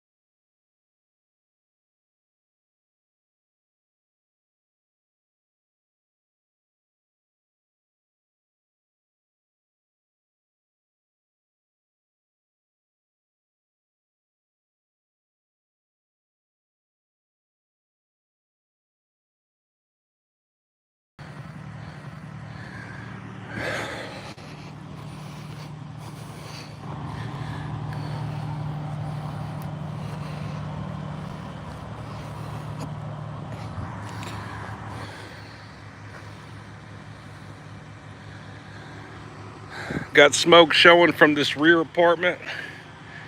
It's actually a condo back here at 2200 Andover, the very back. What is this? Southwestern corner. I don't want to get too much closer to it because that smoke's toxic. I don't want to breathe it. The smoke's pouring out of this apartment back here on the backside.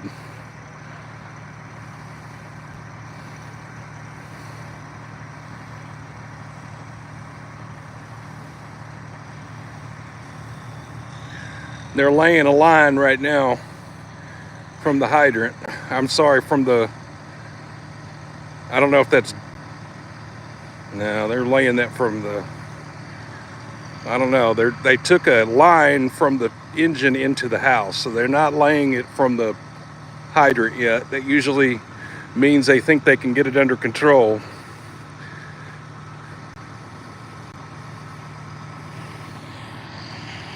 I'm gonna see if I can go on the other side to this. I've chased these fires for years and years and years, and the fact that they're not laying a line at the hydrant tells me they think they can get this thing under control without having to do such. So actually, it's not as bad as it might seem.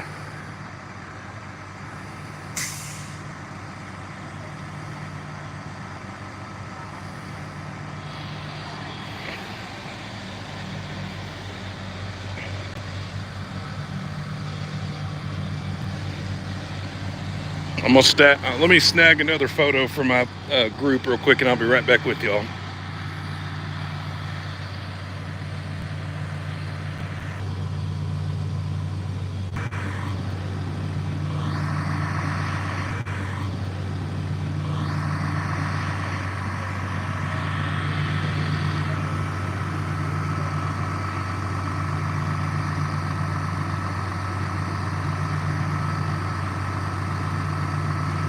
I will tell you, the fire department got here quick because they're using onboard tank water off of engine 16 over here, and they were able to get the fire out. It's this last apartment. It looks like it's apartment 705 here at Andover Court.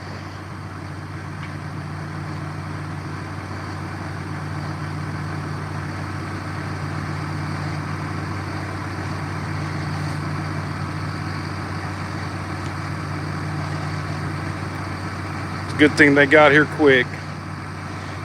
It could have been a lot worse.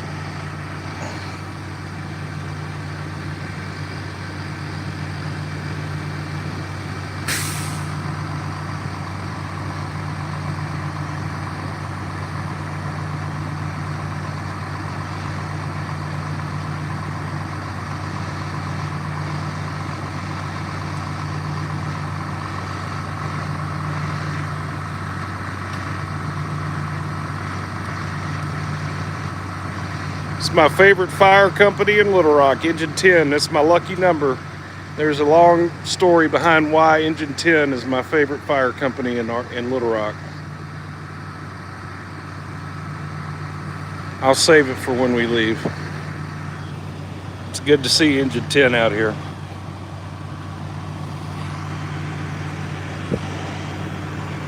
Brings me back home.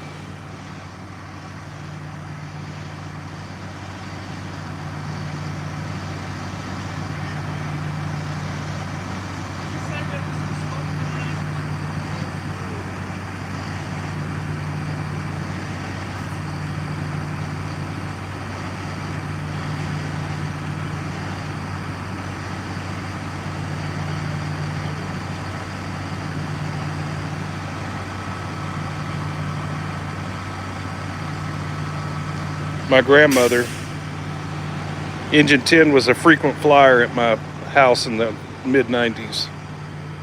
My grandmother was terminally ill. We got Truck 7 crew here.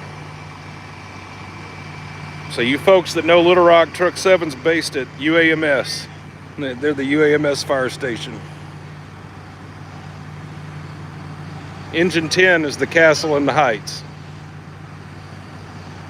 They're setting up fan. That fan right there is to ventilate. They're going to open up the windows and ventilate the smoke out of this apartment. No, this condo rather. That's what they're doing now.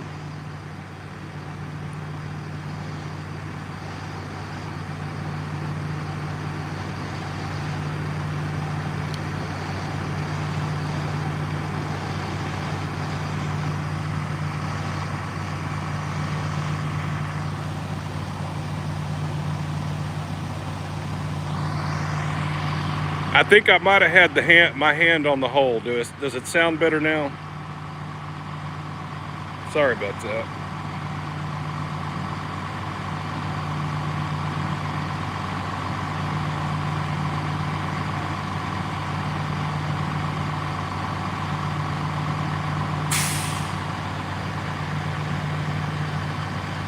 Okay, so in situations like this, the truck company, which is the ladder company, okay? Now, when you say engine, this is an engine, 10. They're a pumper, they fight fire. Their whole role is to fight fire. The truck company, which is behind me, the ladder truck, they are search and rescue. That's their role. So the truck company is getting ready to ventilate that condo. The firefighters are the engine companies.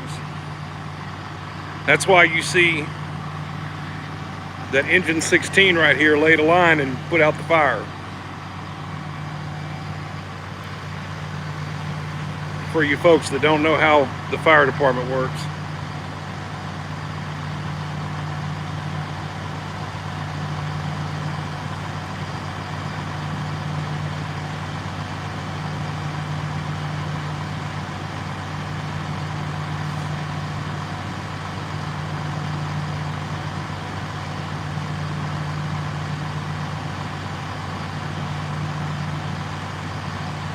That is correct on engine 16 being the first in. Absolutely. And actually, this is 12's district. 12, where's 12 at? This is 10 and 16. I don't know where 12's at. This is 12's district over here. 16's is the district to the west. 10 is the district to the east. Ask me how I know all this. I dare you. Let me see if I can go over here to this sidewalk over here.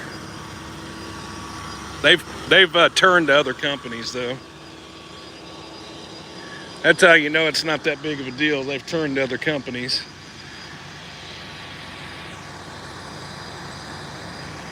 Yeah, we're gonna make like a tree and split. There's truck 7 right there. Truck 7, so this truck, they just recently rehabbed this truck. They took it out of service and sent it off for a rehab. It's about 20 years old. They recently sent it off to get it modernized for another 10 more years or so of service. Ask me how I know that. I told y'all I was a nerd.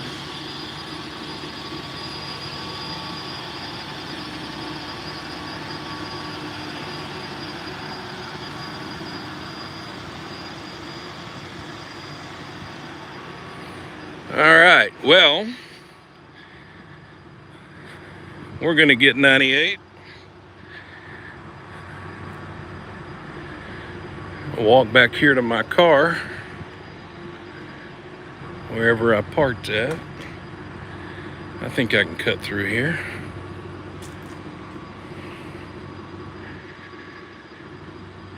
Ugh.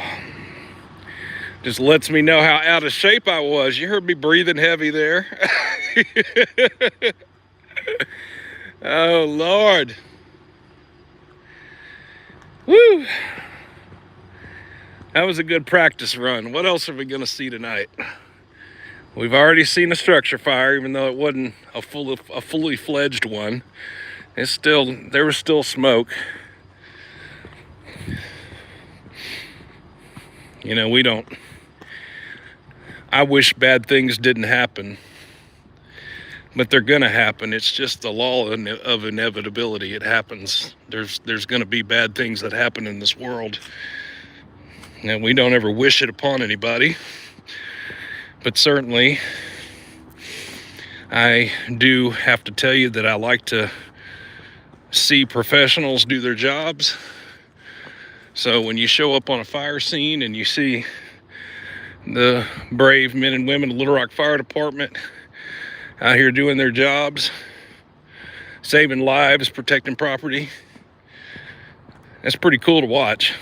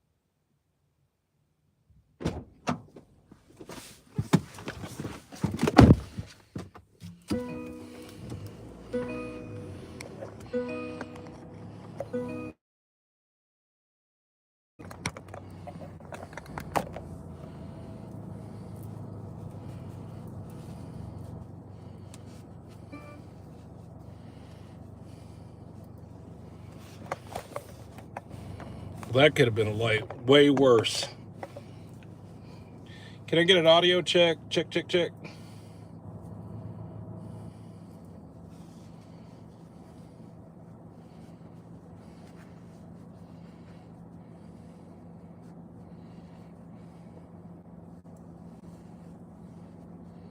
Do you hear me? Can you hear me? Good. Okay, good. Hey, I just always check when I start my vehicle back up because of connectivity issues with my car and live streaming. So thank you. I just want to make sure we're good, and you have helped answer that question. So thank you.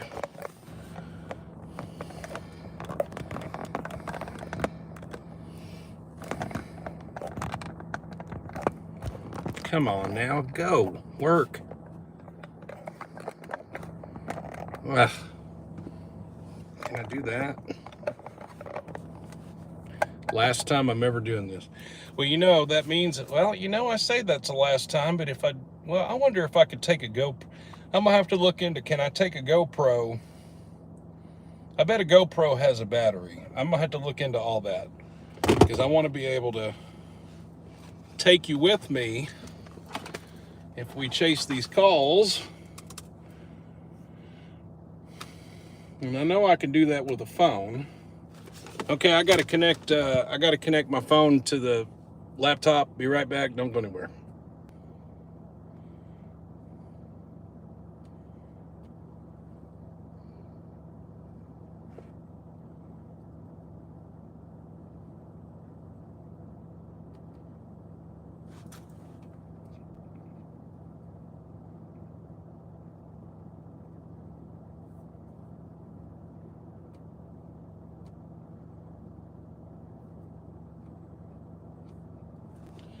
Come on, phone.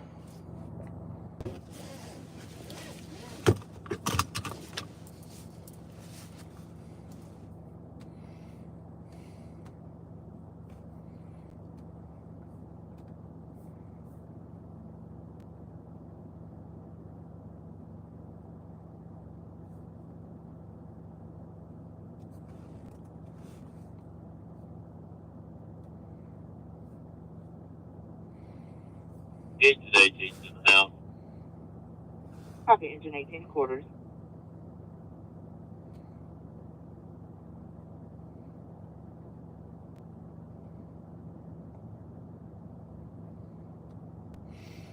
I wanted to go back to a comment. Michael King, I'm putting your bumper sticker on my car tomorrow. Will it keep me from getting stopped? I ran into 3 young men tonight on my way back from Eureka Springs up in Carroll County. I ran into them in Berryville at the Sonic as I was just starting my journey back to Little Rock. And I had my, hang on. Jennifer 16B. Sensor fan up in front of this second apartment there to the right, or the one right next door there. These are the firefighters talking that are on scene Can you here. please repeat your traffic? Set up your positive pressure fan in front of this second apartment here. I've got an exit hole already upstairs. We just need to blow this upstairs out. Copy. Okay, so they're going to ventilate a second apartment due to the smoke. That makes sense. So anyway, long story short, I ran into these 3. I mean, they were teenagers, maybe 20 years old, 21 at tops. They were young. He had just bought a Mustang. He came up there to show his friends who work at Sonic. I had my moonroof open, so I heard their whole conversation. And when I got done eating, because I didn't, I'm a little shell-shocked after my coffee incident from the other day, so I'm not eating and driving or anything. I was, eating at the Sonic, right?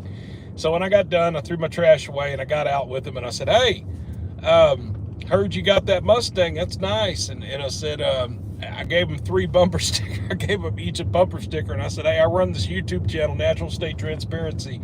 Yeah, I've got about 130,000 subscribers, and we primarily feature the Arkansas State Police. I said, so here's my word of advice to you.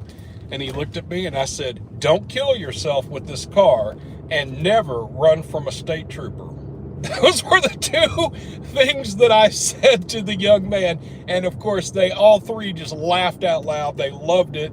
I handed him that sticker and I said, now listen, I don't expect you to put this on your car, okay? But keep it in your car in case you get pulled over by an Arkansas State Trooper, because it might lead to an interesting conversation if you pull it out and you're like, hey, I watch y'all on YouTube, see? And because you might have that interesting conversation, you might not get that speeding ticket. So that's the advice that I would give you, viewer, the same advice. I can't guarantee that these bumper stickers will do anything for you, but I will just say that it will potentially lead to an interesting conversation, because most of the troopers know they're being featured on YouTube. It's no secret. They're well aware.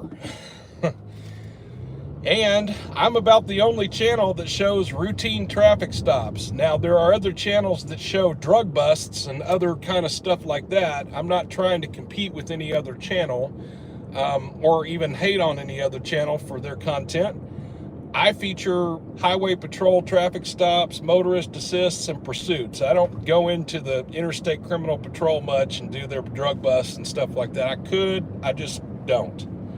And so, again, most of the troopers are well aware they're being featured all the time. So just, you know, if you get one of our NST bumper stickers, slap that baby on your car. And if not, maybe just keep it in your glove box. Hand it to the trooper when you hand them your license and your registration, and you hand them the NST bumper sticker. Like, it's kind of like, hey, I'm cool, I watch y'all.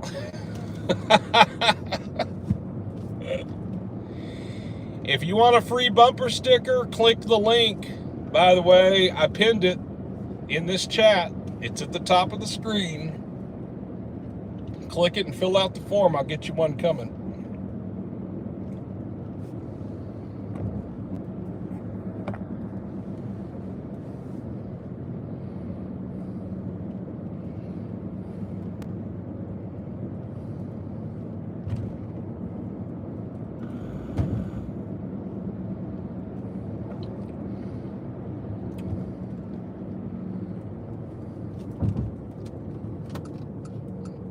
I'm going to show you the place that I saw the absolute wildest fire ever.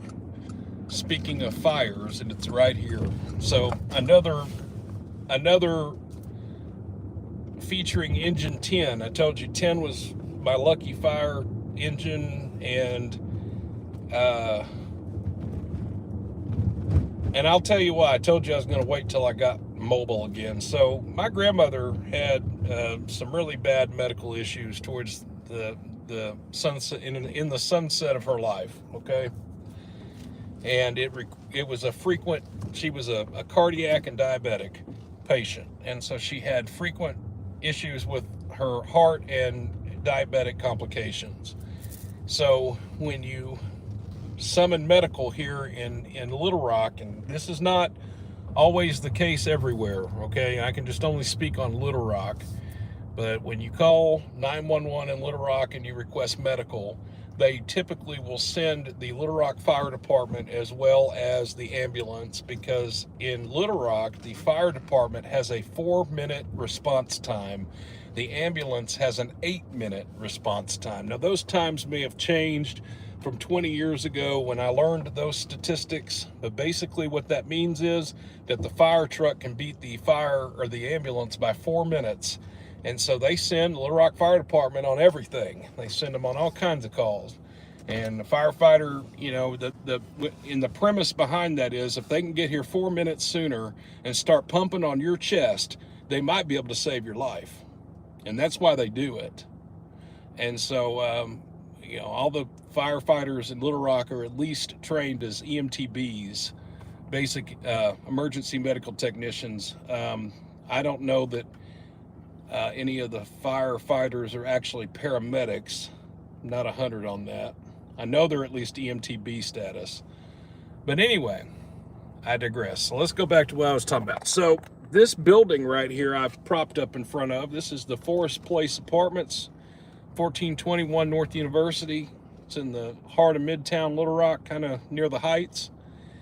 And this building right here is actually the North Building. The North Building is, this apartment complex was built in the early to mid 60s. It's these apartments are huge for what they are. I used to live here in the mid 90s with my grandmother, hence why I mentioned Engine 10 used to always come here for my grandmother.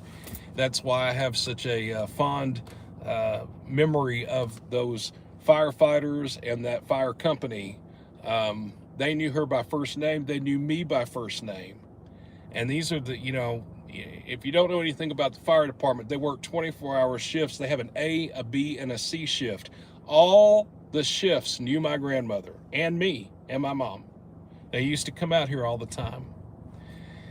So anyway, long story short, in the beginning of the teens, so what was that, like a 2011 maybe, 2012 maybe, somewhere in there. If you Googled it, I'm sure we could track down the time. There was a serial arsonist, a lady, a woman serial arsonist that started a rash of fires at this apartment complex. This building that you see on your screen all the way towards this end. So look at where my finger's at, right? This all the way over here. And even, let's see if my finger, even over here, this whole thing caught ablaze because the woman, because this was built in the 60s, they have trash chutes. And so right where the elevator shaft is, next to it was a trash chute. She threw down flammables down the trash chute, and it set the dumpster on fire in the parking garage, which then set the entire structure afire. I watched this building burn to the ground.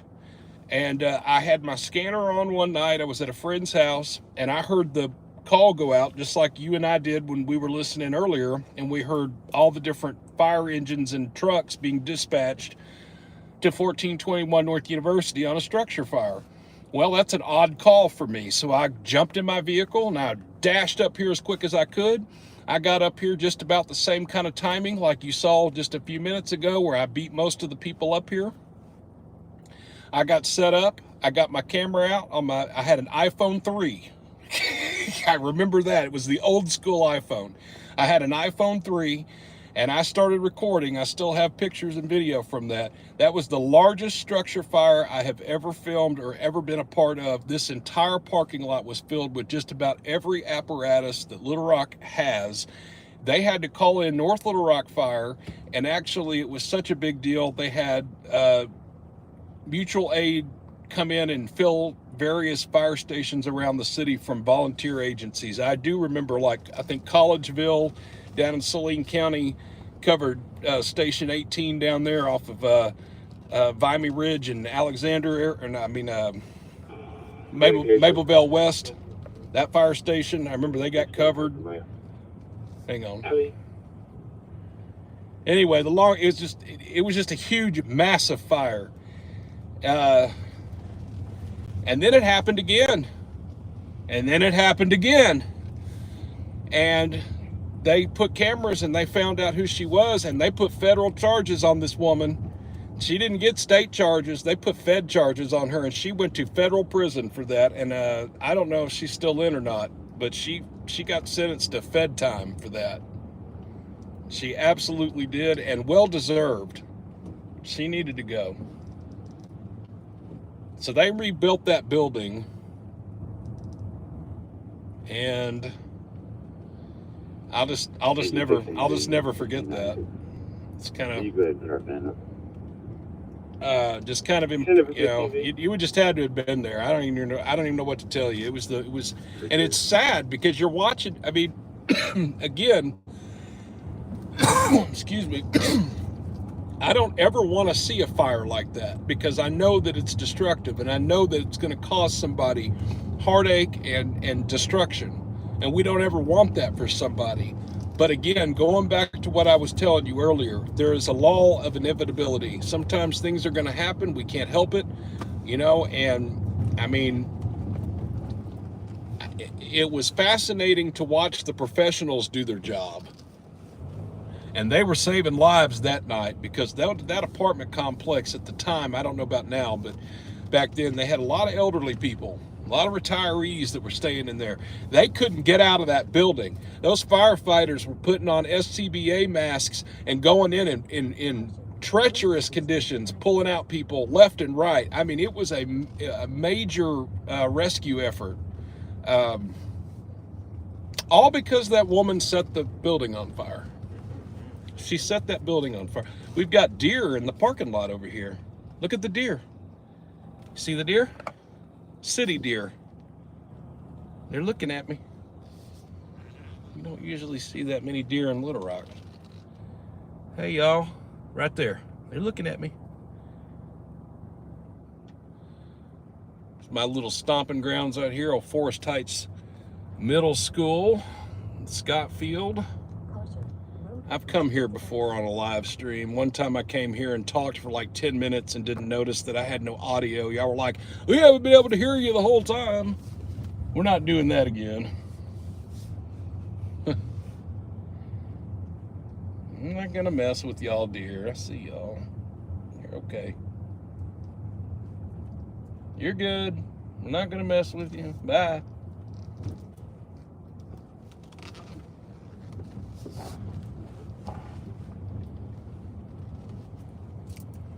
All right, I'm gonna pull over here and just kind of check your comments out, and then let me put that on scan. We had that on Fireground 1 so we could monitor the fire department, but I don't need to have it just on that channel now.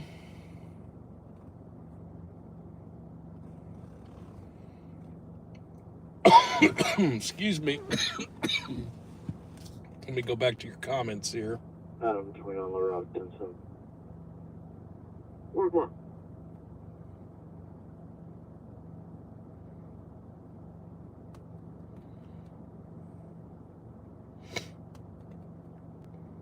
Adam 86 Little Rock 10-7. Work. Adam 84 Little Rock 10-7. Work.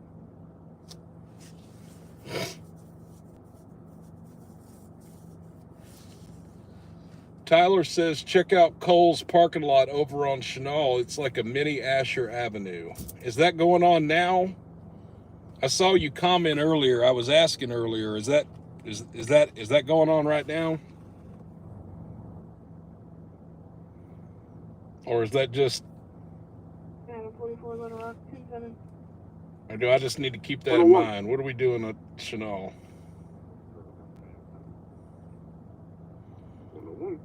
Well, hello, LRE and more, Little Rock Elevators and more. The Otis Schindler Kone, former Montgomery, recovering Westinghouse. With a little bit of Dover. Little sprinkle of Dover in there, yeah. Elevator humor. You either know it or you don't. 21 Little Rock 24. 21. 30 east of the 114. Redneck for life. 1890. White Chevy pickup. 4. That lady for 16 years in 2024, she has to pay $12.5 million in restitution, which she'll never be able to pay. That'll never happen.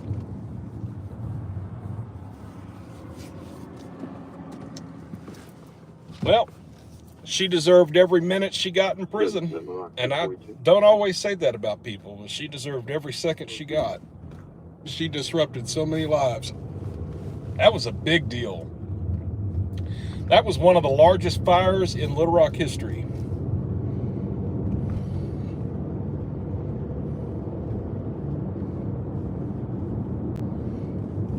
Jeremy Davis says he signed up for the bumper sticker and loves my channel. Well, thank you, Jeremy. We're glad you're here, and I appreciate the support.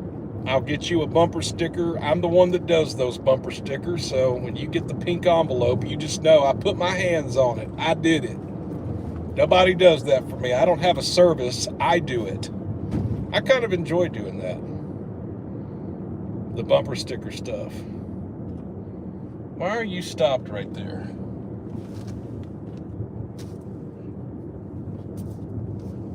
You didn't know where you were going, I guess.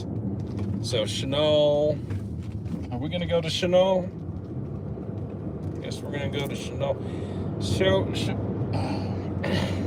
guess we'll head to.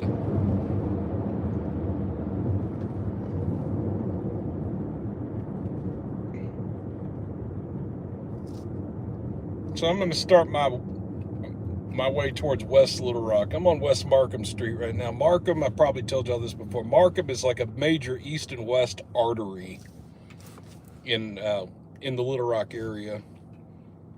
It's one of the largest east-west roads in Little Rock. So we're just gonna take Markham all the way out.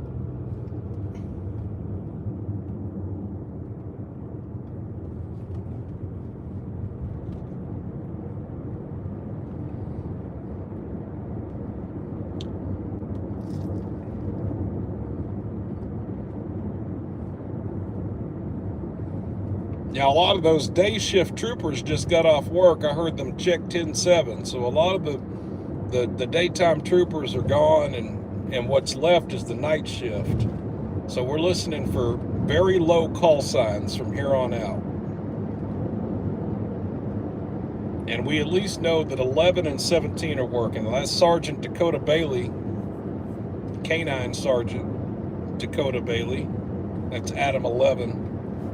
And I know that Trooper Hunter Glover's working. That's Adam 17. Now, I thought I heard 18. And if that's the case, that is Trooper Shoemate.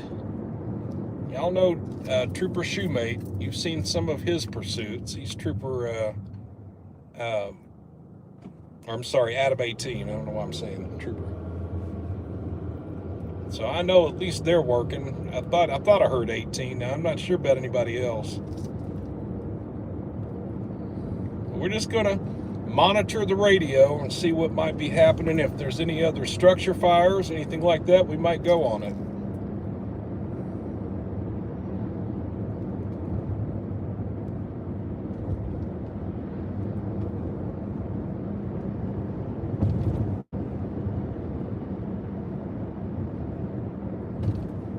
If you don't mind, if you haven't already, just so we can bump the algorithm a little bit, if you'll just smash the like real quick and get that out of the way, I would appreciate it.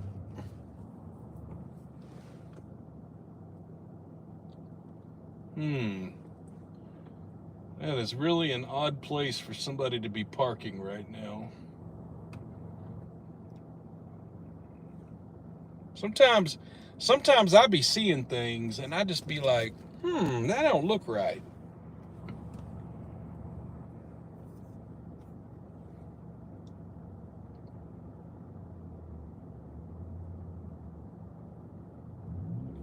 And then you open your door. What are you doing?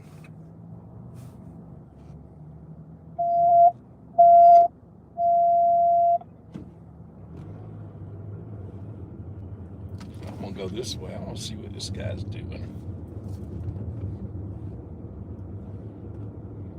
I've absolutely caught people Engine 2, Rescue Channel. Breaking in buildings before. Seizure at 315 Main Street, 315 Main Street, cross streets of West 4th and West 3rd Street at Brewski. Engine 2, Rescue Channel sign and rescue on a seizure at 315 Main Street, 315 Main Street, cross streets of West 4th and West 3rd at Brewski. Timeout 107.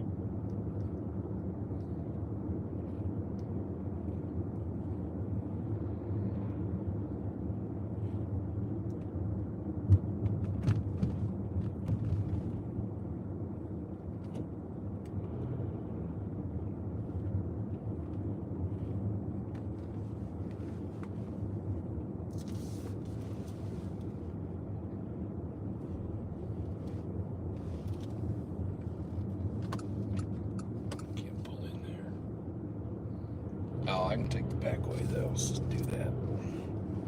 I don't know what they're doing. They're not breaking in the building though. They're loitering. That's okay, though. I loiter. Moving on.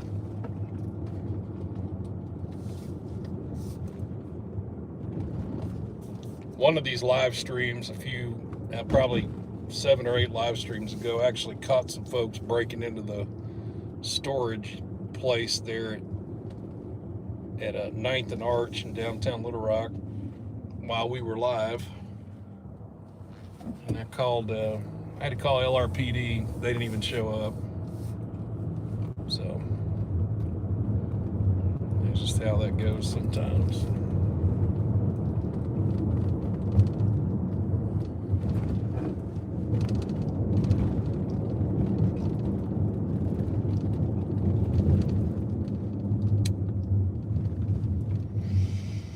So we were talking about Chenal, huh? I could go Markham or I could go the freeway. Let's just go the freeway and get it over with. Let's go out Chenal. Let's go check it out. All right, go ahead. Yeah, redneck. They probably are. That's why I'm not going to worry about it. We're moving on. 315. That's not, I don't care about any of that. Right, redneck? I don't care about that at all. That's to each their own, in my opinion.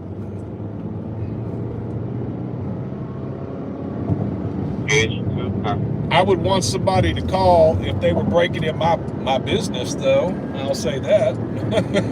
You know? But I'm not going to call because you're sitting in a parking lot.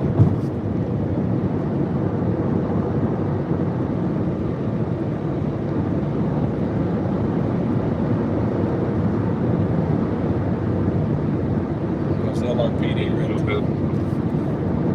Ooh, purple Cutlass. That was nice. Nice. 80s model Olds Cutlass. It was purple. Looking nice. I'd love to have me an old cut. I got a thing for old cars. I really do.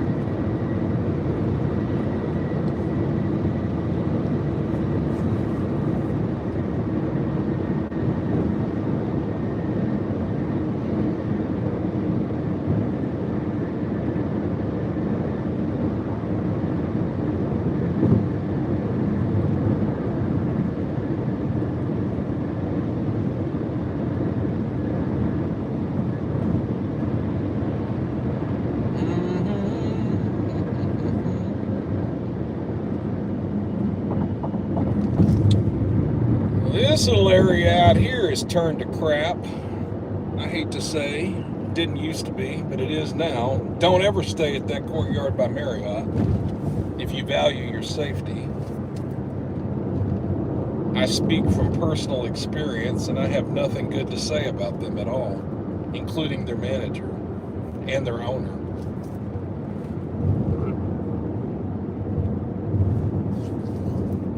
Coming up on the South Interchange. Adam John Edward, 49 George. Adam John Edward, 49 George. RH is Silverado.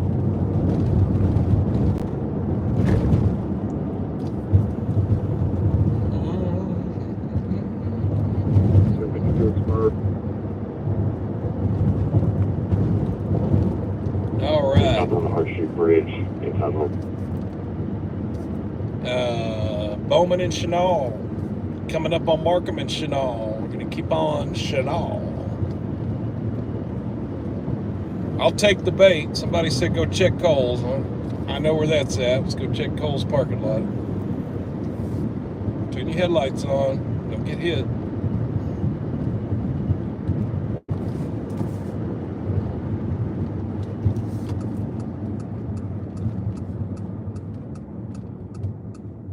One time, at this particular intersection right here, at this very intersection, if you notice, the direction we're heading is due west, and our thunderstorms come west to east. I was here one night at this red light when all hell broke loose, and long story short, the power went out, and I saw a tree branch fly right in front of me at that intersection, and it scared me to death. I was only 17 at the time. I had not really had much experience yet with driving in severe weather like that. It was at night, and I was right there where that the leading edge of that thunderstorm hit at that moment, and I'll never forget that. Every time I go at night, especially if I go through that intersection, and I have a little flashback about that really bad night.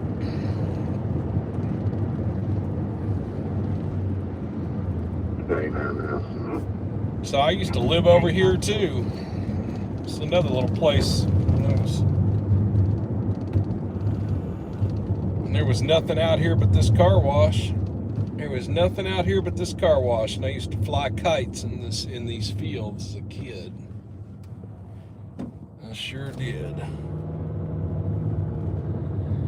Yeah, you told me to come out here. Oh, is that why you told me to come out here? Well, why you told me to come out here? Because there's LRPD in the parking lot. Let's see if I can get them to. My car is too new. My car is too new. If I was driving the Mercury Grand Marquis tonight, I could probably get the police to start following me. But I'm driving a 23 Mitsubishi Outlander.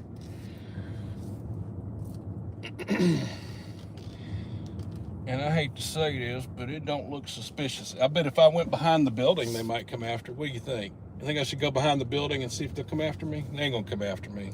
They're sitting over there talking. Okay, Tyler.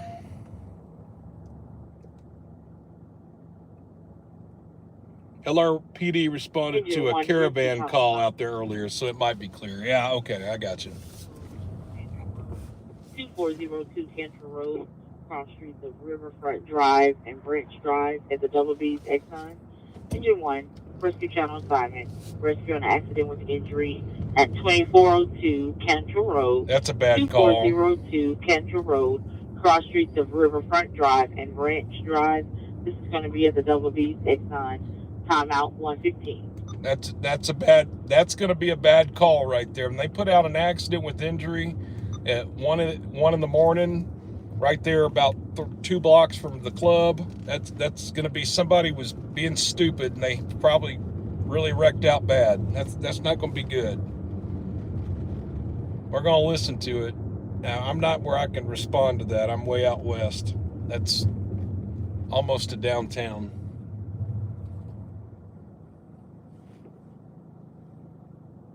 Anytime you hear that, you get to think about it. Saturday night, so the kind of calls that if you hear a accident call this time of night, it's usually going to be bad.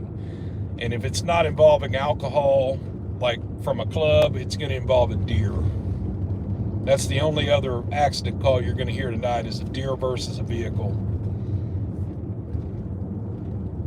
This late.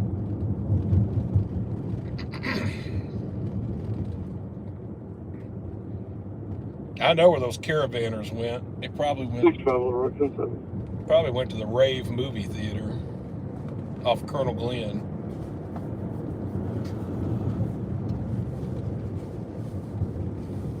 I'm not trying to follow the caravanners much though, for my own personal reasons. I used to, but I'm not going to follow them anymore. Really have a reason to anymore.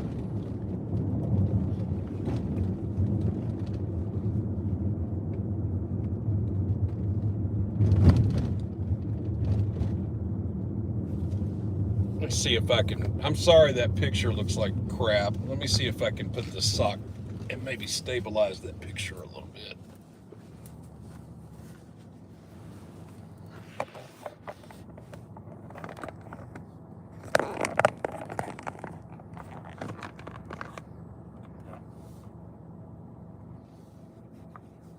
Socks is not up there enough, is it?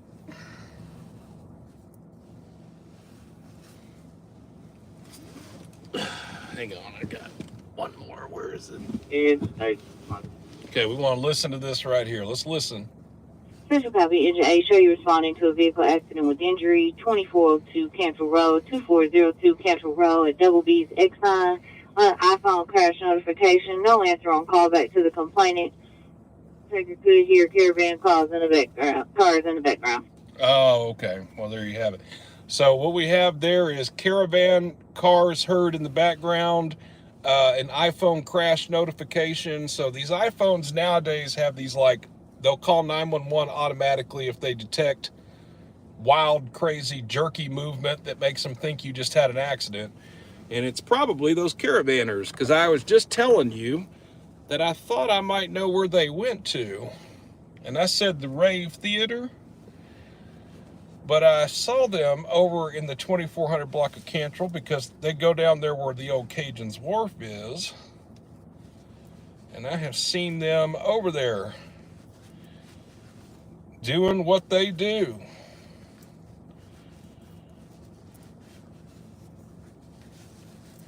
So now we've got the fire department responding to probably a false alarm.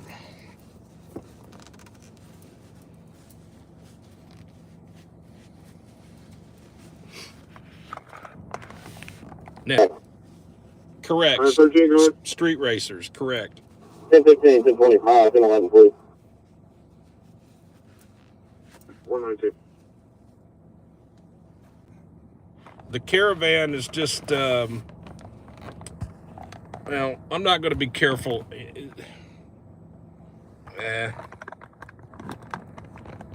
There is a group of folks in this city that like to get in their cars and they like to drive around this city and other places and show off their cars.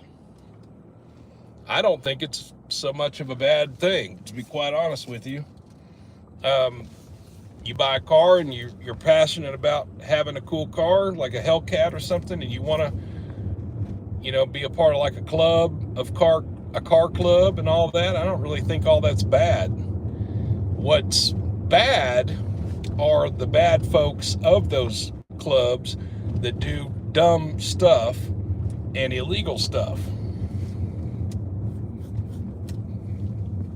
It's one thing if you want to be a part of a club and, you want to... Oh, let me zoom that out. That looks like crap. Hang on a minute. Let me see if that fix it. Yeah, okay. I'll get that black thing out of the way in just a minute. I got that picture. So I figured out how to fix the picture. Y'all had told me a long time ago, sometimes it goes like to the bad picture. I know how to make that not do that anymore.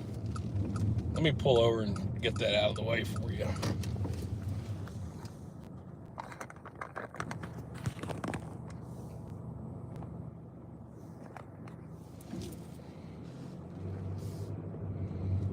And it's a little better.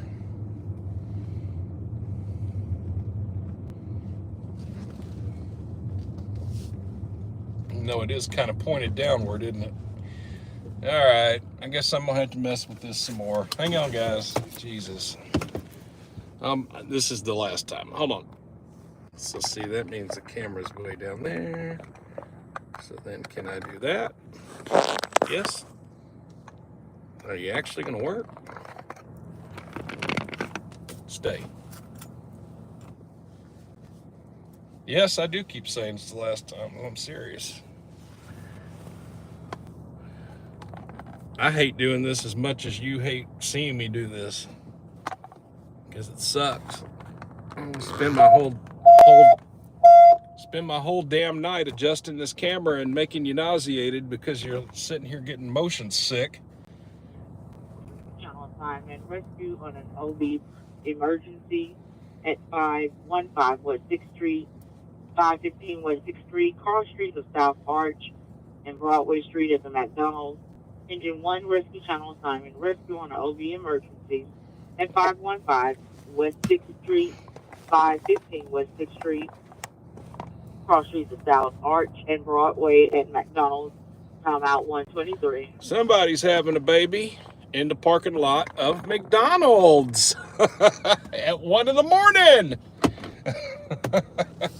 All right. Keep it classy, Little Rock. Keep it classy.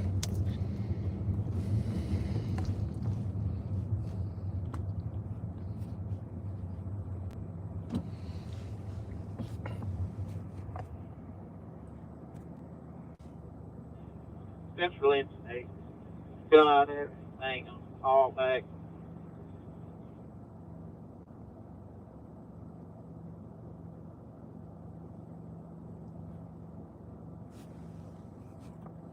It did in the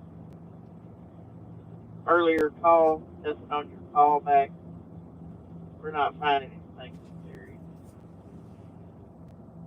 I know. The call taker called back. I'm literally sitting here trying to fix it. I see your comments. Just hang on a minute.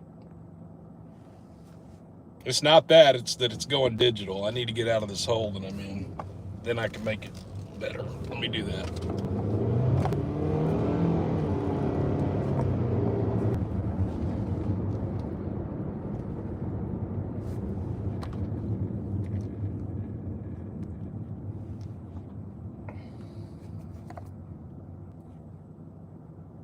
There it goes. Now it finally snapped back in there. See?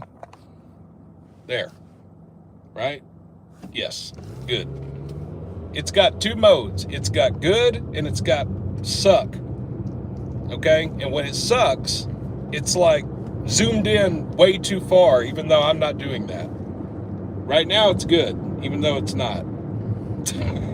That's okay. This is the last time we're dealing with it. I know I've said that 1,000 times.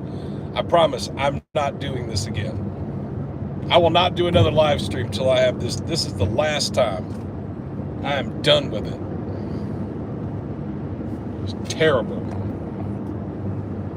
And I hate to be complaining. I don't want to complain. I want to have a good live stream. I don't want this to be like aggravating for anybody, including me. Just saying. Now, is that okay? I guess.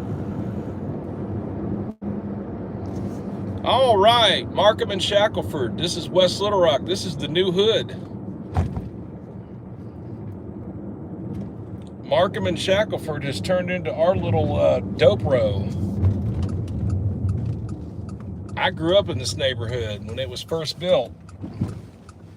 But unfortunately, poverty, drugs, prostitution, homelessness, nefarious behavior, as you can tell, not that I'm trying to put these people on blast, but I'm just putting it out there to you. This goes on all night long over her. Yeah, it does.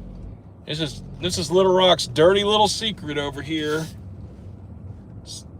Little Rock's dirty little Victoria's Secret right over here.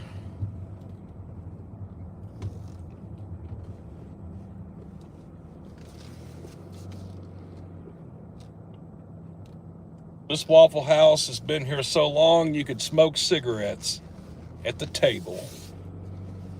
Cannot anymore, but you used to be able to.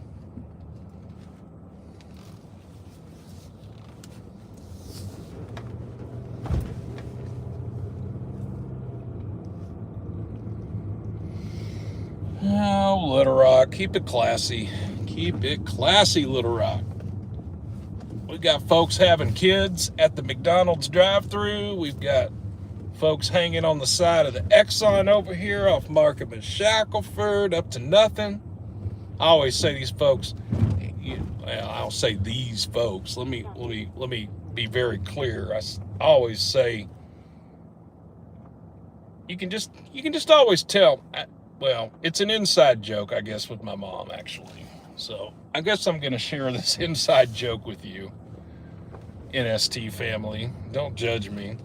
But I can look at somebody and I'll say this phrase, and again, this is after 1 a.m. now, so I'm assuming that all the kids are asleep. And also, if you're going to watch this broadcast later on, and you hear me leading up to what I'm about to say, then now's the time to tell the kid to go in the other room or hit pause or something, because I'm gonna get real for a second. I don't live in Little Rock now, but I've lived in Arkansas and Little Rock so much. And sometimes when you see somebody walking around, you can just look at them and say this phrase: "They ain't up to shit." And it's like, that is the phrase I say. It's like, you aren't up to shit. You aren't doing nothing. What are you doing at 1 a.m? Nothing. What are you doing? Looking for an opportunity. So anyway, There's a lot of folks out and about right now that aren't up to anything. Just looking for the next little opportunity that might arise. So anyway, you see that I'm propped up here in front of Star of India restaurant. Communication, this is 16. You're barely transmitting. It sounds like very weakly. 2-4. Sammy, the owner of Star of India, has been here for years. I remember when this shopping center was built in the late 80s, and I watched them build it. And this restaurant has been here pretty much the whole time. Family owned. Sammy is the owner. Everybody in Little Rock knows Sammy. He puts on a great buffet here at Star of India. Highly recommended. It's a Little Rock staple for sure. If you come to Little Rock and you like Indian food, you need to check this place out. Star of India. And Sammy is one of the coolest dudes there are. And he's a friend to all, okay? He's one of those kind of guys. He's a friend to all. And can personally remember you too. He's real good with facial and name recognition. So get to know Sammy here at the Star of India. And let's see if the 1990 Dodge Caravan minivan is still back here. Oh, it is. It's still there. Oh, man. This van was parked out front for years and years and years, and it had the Star of India logo, but my God, that thing looks like it's just, wow. LRE, hey, Little Rock Elevators, you remember when the Star of India had this van parked out front and it had the logo Star? It's still here too. They use it as like a storage room now, it looks like. Wow. That's hilarious. Yeah. Anyway. Copy, engineering quarters.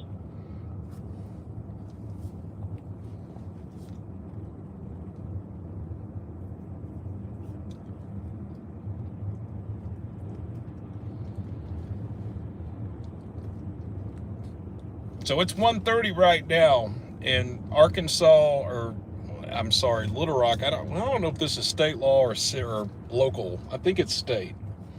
There used to be 5 a.m. establishments for alcohol, and in the very early 90s they changed the law to 2 a.m. But the 5 a.m. folks were grandfathered in, and they can still sell their 5 a.m. license. They go for millions. If you still have a 5 a.m. an active, they're not issuing any more 5 a.m. licenses. That's what I'm trying to say. So if you had one and it was grandfathered in, then you're sitting on a gold mine. Because if you want to run an alcohol establishment in Pulaski County, if you've got that 5 a.m. license, you can remain open 3 more hours. Everybody else in town has to close at 1:45 because at 2 a.m. that's it. And it's now 1:32 Central Time, which means that all the folks that are at the drinking establishments right now, I've just heard the bartender go, "Last call for alcohol." So there's a major rush right now at most of our drinking establishments as everybody's getting their last beverage, or 2 or 3. And those folks soon will have to leave and potentially drive or get a ride. We hope they'll be responsible and get a ride, but some of them are going to be stupid and drive, and then we're going to hear accident with injury calls and other stuff, and maybe even a 1037 pursuit because they run from the troopers or something. That will happen in the next 30 minutes or so. So if you don't have anything else better to do, why not just hang out here on NST's live stream, and we'll just kind of hang out and monitor the radio and see if somebody does do something like that, which we hope they do not. We're not encouraging it, but we know it's going to happen. So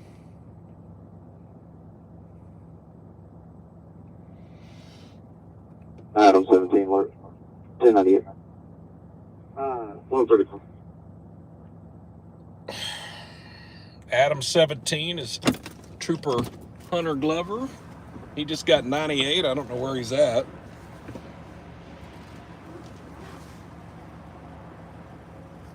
I'm going to stretch my legs for a second, folks. You just keep an eye on the Exxon for any nefarious behavior that may be going on over here, or activities. You never know what you might see around here.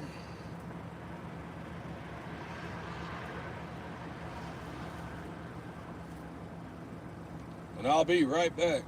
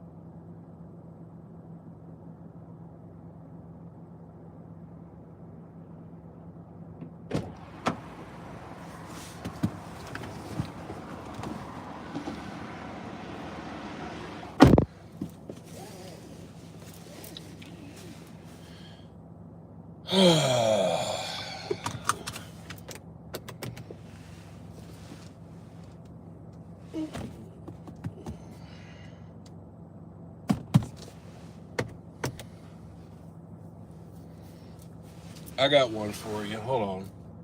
Where's my laptop?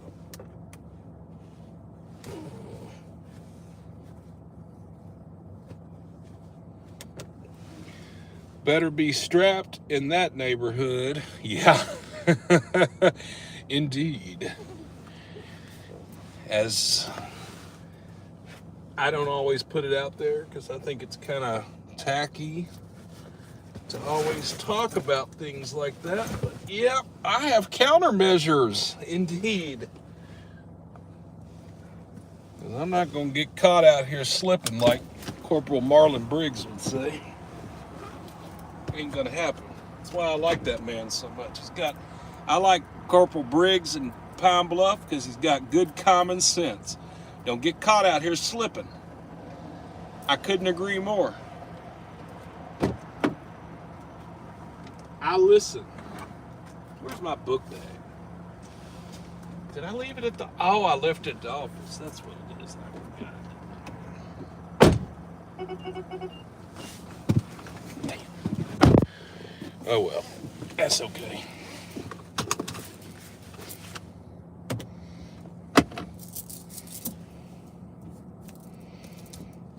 That's all right.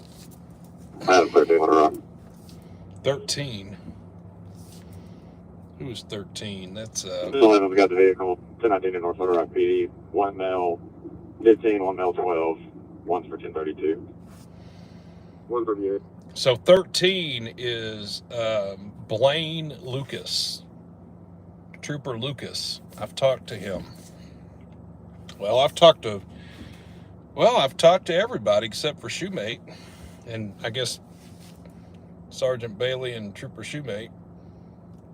1, 2, and then, so I've talked to Hunter, I've talked to Glover, and I've talked to Lucas. So that was Lucas. Taking one to jail for, sounds like they got in an accident, a drunk accident, and he's taking one to jail, and one of them is a 1012. That just means that they're just a rider, they're not under arrest.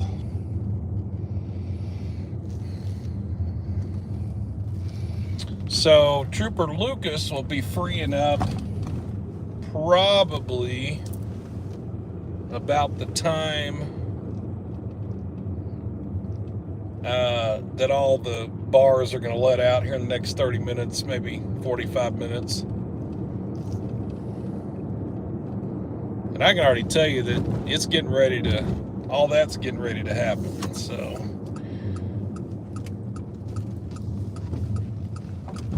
I need to get fuel.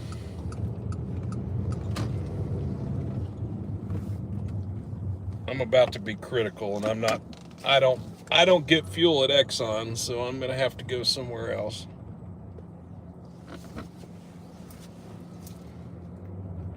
But I gotta get fuel real quick.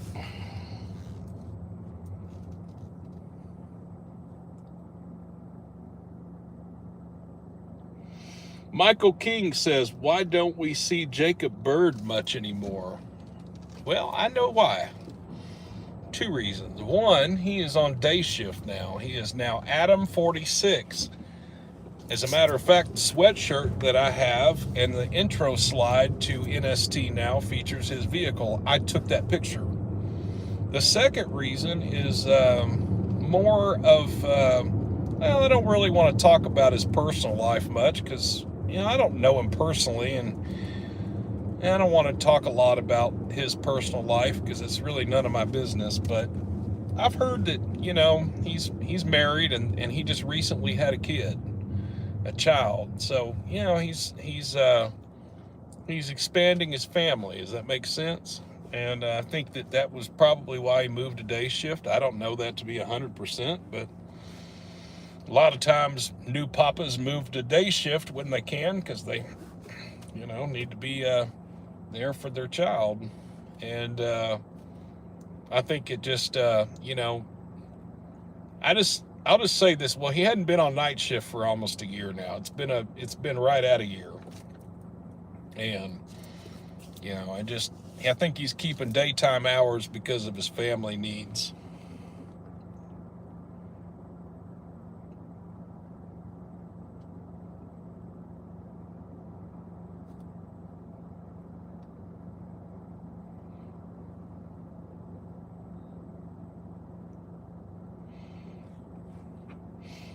Scott says, so James, let's hear the stats on the Dodge. I don't know what you mean. Help me understand what do you mean?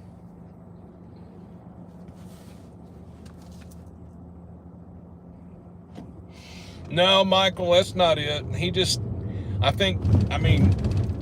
I can't speak for Bird and I can't speak for any other trooper on this. I'm just going to tell you what I think.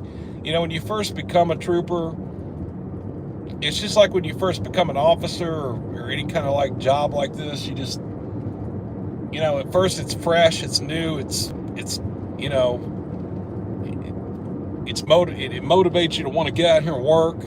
I'm not saying he's not working. It's just, when you have a family, you prioritize, so he got off night shift so he could be probably on the day shift, be with his family. It just kind of slows down a little bit.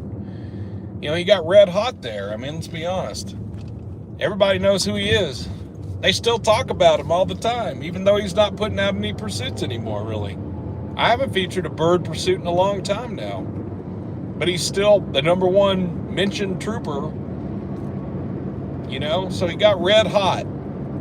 And I think he just kind of cooled off. And I think it was probably his choice to kind of cool off a little bit, and that's cool. I totally respect that if that's what it was. Makes sense.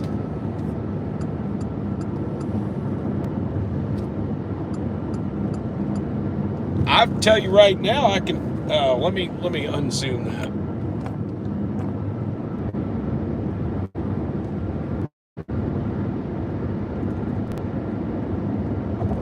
Oh, that looks terrible.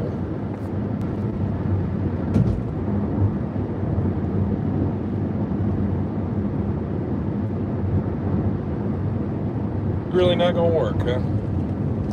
Really?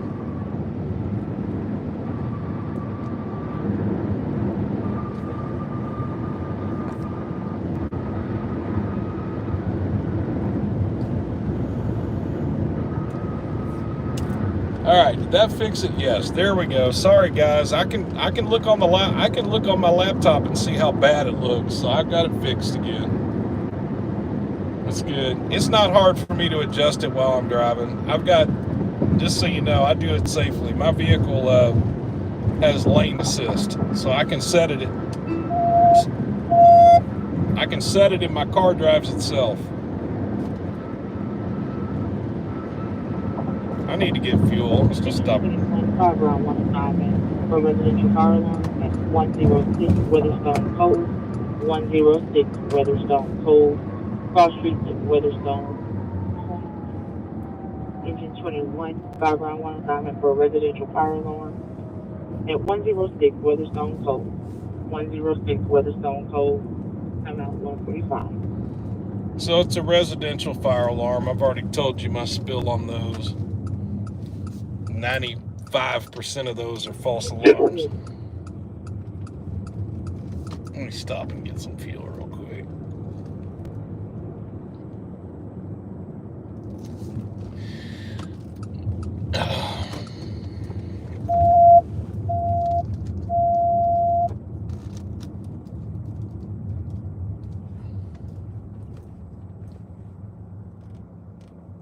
Assignment rescue on chest pain at 3618 West Roosevelt. It's the Compassion 3618 Center. West Roosevelt on streets of Maple Street. It's going to be a Compassion Center for men. Engine 6 rescue channel assignment. Rescue on chest pain. They're sending rescue to one of our faith-based homeless shelters in town. It's called the Little Rock Compassion Center. It's operated by Pastor Holloway at Roosevelt, about Roosevelt and Maple. They're sending fire department there for a heart attack.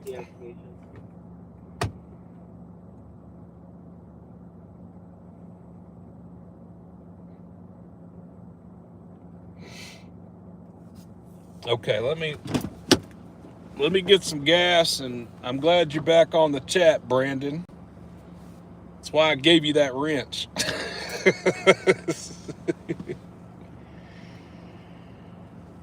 Let me get this fuel real quick, and I'll be right back.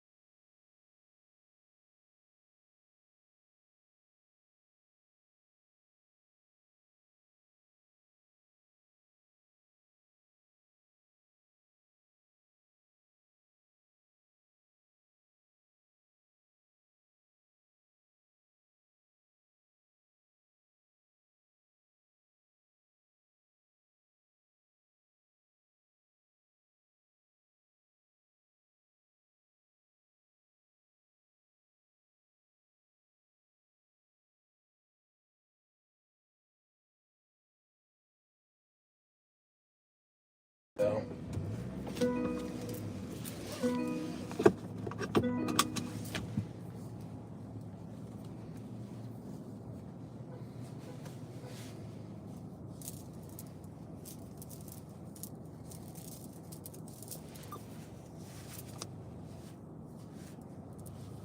Okay. One last mic check. Let's just make sure the car connected and I've got audio again, please. Check, check, check, check. Check, check, check. Make sure I don't hit anybody. Hey, Brandon. The silly little police thing is here. See? So yeah, it's still here. It didn't go anywhere. Dispatch engine 9. Engine 9. Can you show us back in service available in quarters, please? Sure can. Okay, let's fix this thing once and for all. Let's see what I can do about it.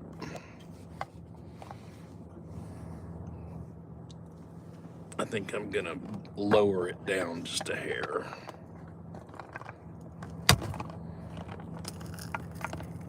Come off of there. Silly thing. Let's try that. Let's see if that does a little better.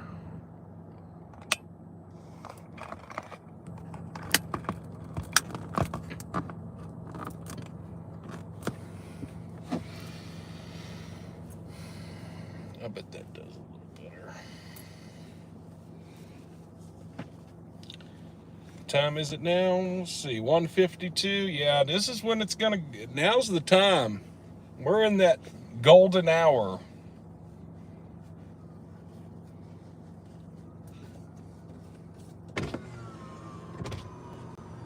Who's running code? Is that Mims? What we got going on?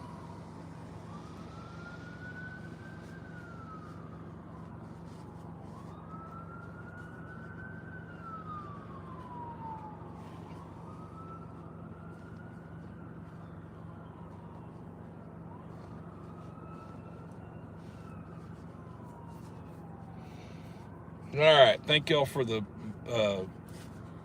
sound check. Thank you. Just making sure that my car connected and I'm not talking to myself, because I tend to talk to myself quite often, actually. If it's not in my head, I sometimes just literally talk out loud to myself. It's kind of weird.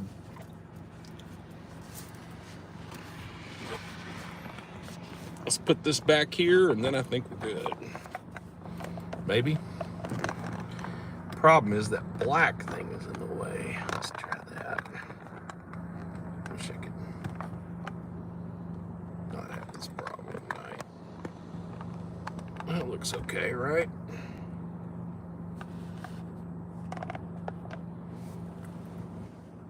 Yeah, that'll, good enough.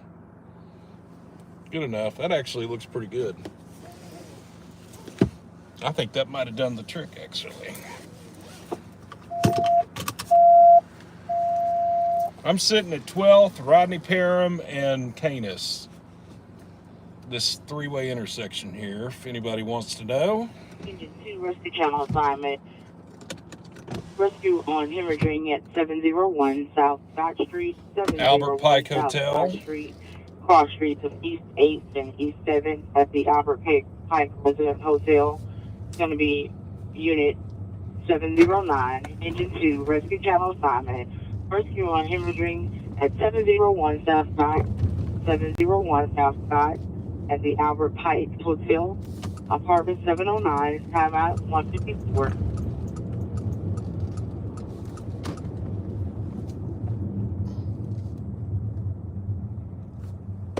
Where's my other sock? I could maybe give it a second. I'd love to get that picture stabilized. Yeah, the old Albert Pike. You know what? I'll tell you what, though, that is a cool building. It's a historic building. And if it wasn't a low-income situation where, somebody privately could buy that building and restore it, not so much for even income, just to restore the building for even a historical reasons. I would love to see that happen or preserve it. It is a nice building, but it's low income Section 8 housing, and unfortunately there are some characters over there that are frequent flyers of the LRPD and the medical. You say the Little Rock Fire Department goes there every single day for something. It's a constant revolving door is what I should say. It's a revolving door.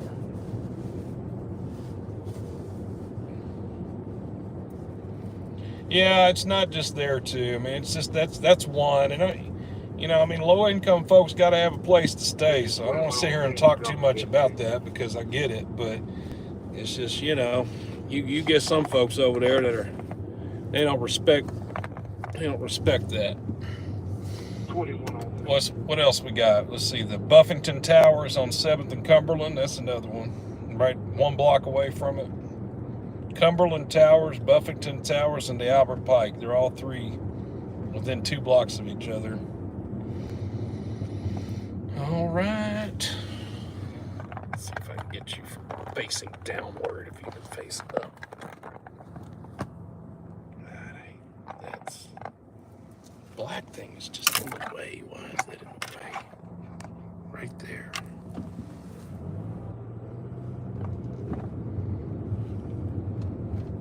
'12th Street, baby.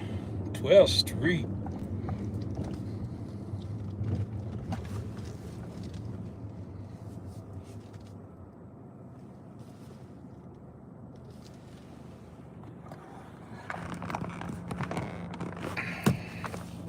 Okay.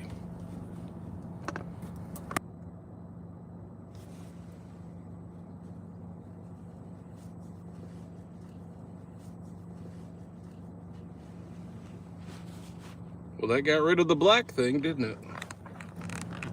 Maybe I should have done that the whole time. Maybe I should have done that the whole time ago. Won't matter after this. So stay. Don't move. It's the last Are you time. on the channel? Copy engine 6. I turned my cradle around this time. I think I got it to work this time. Oh, we're good. We're getting new equipment after tonight. You ain't even got to worry about that. That's a done deal. Or I'm not going to do any more live streams. It's either one or the other. Albert Pike, apartment 709 for a female throwing up blood for the past 2 hours. 709 for a female throwing up blood for the past 2 hours. She just now started throwing up blood, but she's been vomiting for the past 2 hours.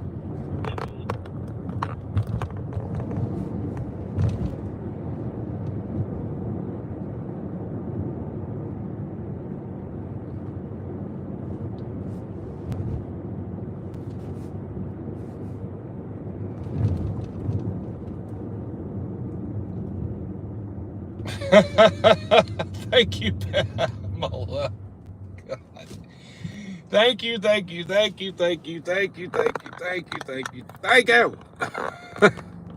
I promise I'm gonna remedy this once and freaking for all. Let me try that. What would happen if I did that?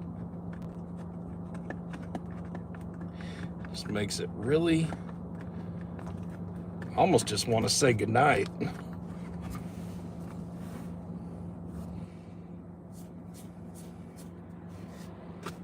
It's like, all right, folks, well, that's it. I can't seem to get this damn thing to stay where it... I need a bungee cord. You know what I need? I know what I've got. Why am I even having this issue?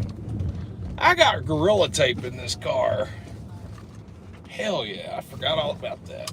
Wait a minute, I got Gorilla Tape. We're going to do some Arkansas ingenuity right now.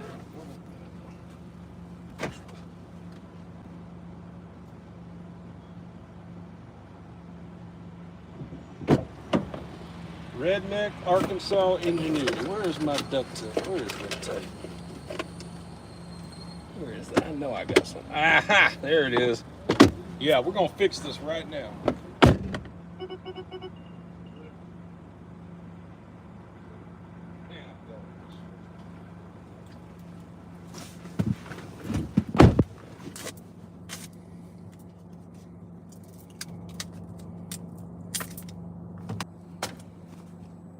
But it.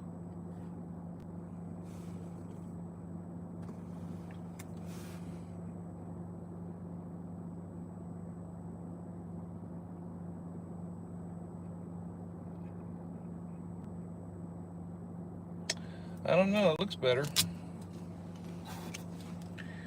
I did all kinds of stuff to it just now. It looks a lot better. Yeah, I'm on 12th Street right here at Rallies. There ain't nothing happening. Except this dude looking out the window at me like, what are you doing? I know. Now, let me prop this little sock up under here. Done. And now you should work, and there shouldn't be any more problems tonight. Because I said so. No more messing up. That's it. We're done.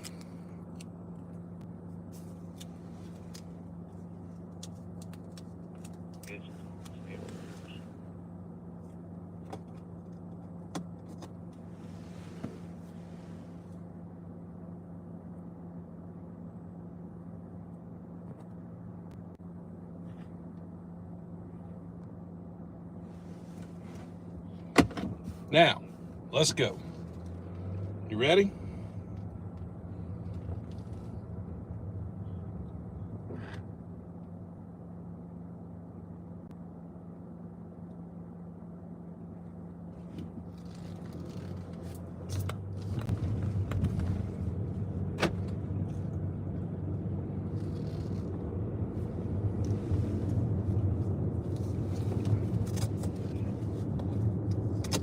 Where am I at? Harrison? Hell yeah, let's go down Harrison.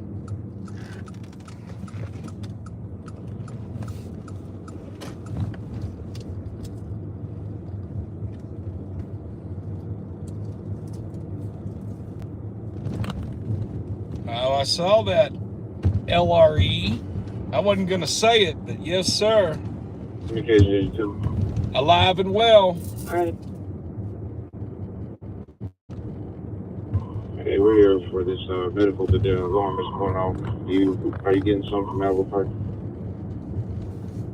Negative, as far as I'm aware. You will be. It's the end of 10. Here's your 10-4. Jacksonville is called back, advised that you can cancel. They advised the deputy put it out.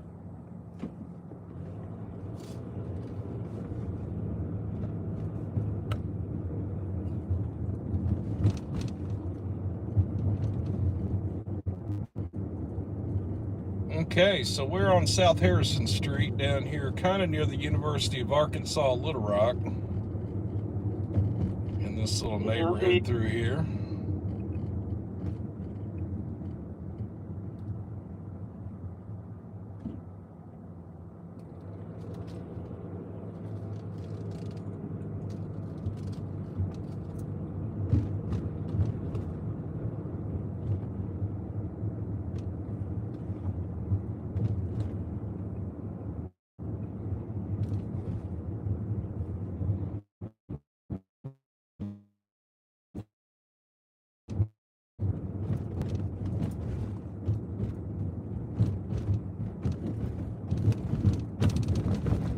(23rd and South Harrison). We're going to go down here to Asher.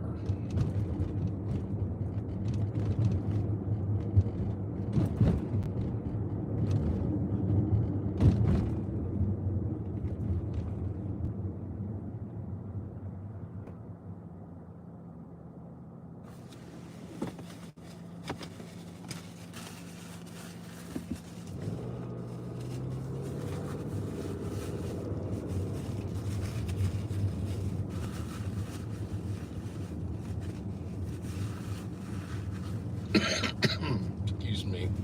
Let me wipe that off. Make sure that's not a glare on my end. There we go. Maybe not. I think maybe when I was putting my camera back up there, I think I smudged the camera up a little bit with my fingerprints. We'll continue down south here 28th and Harrison. We're gonna go down. Let me cut up this way so I can get a light down here.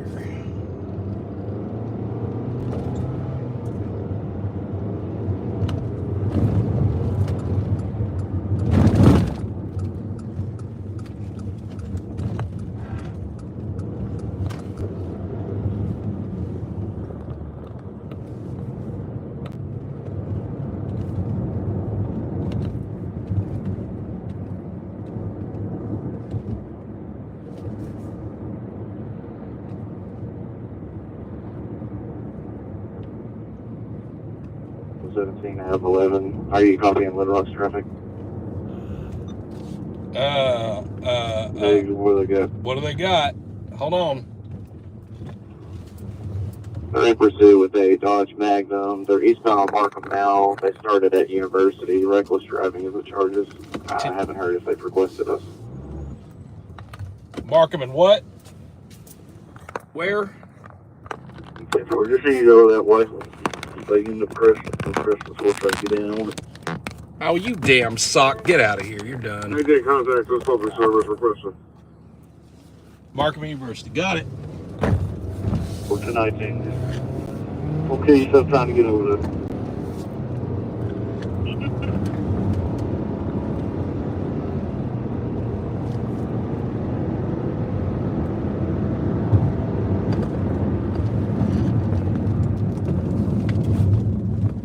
Damn. Come on, y'all. He's on Markham, approaching River Market. What? That's downtown, man. They should be passing to the PDSP. I've got PDA. Hey, I've got PDASP. Hold on a minute. I've got that channel. Where is that? Shit. I don't know. East of Capitol, north of Park, in the apartment area. Oh, I'm not going to be able to get down there in time, y'all. There's no way. It'd just be pointless. I can go down there, but it's... Unless this is an active thing that's going to come this way. I think they just said they're at an apartment. What? Let me just listen for a minute.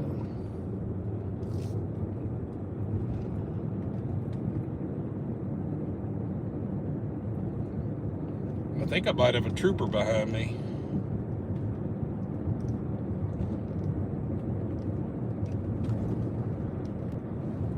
Maybe. No. I'd be driving in blacked out Tahoes sometimes. Why don't I have PDSP on here? I thought I had that.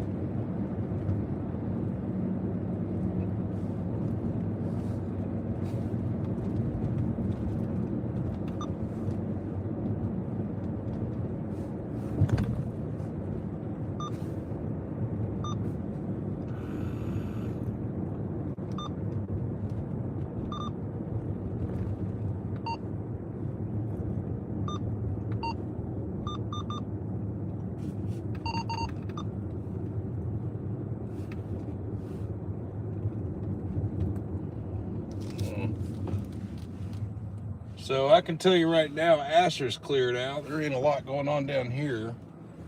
We're going to start towards downtown and we can get an update on this pursuit. It sounds like it's over with.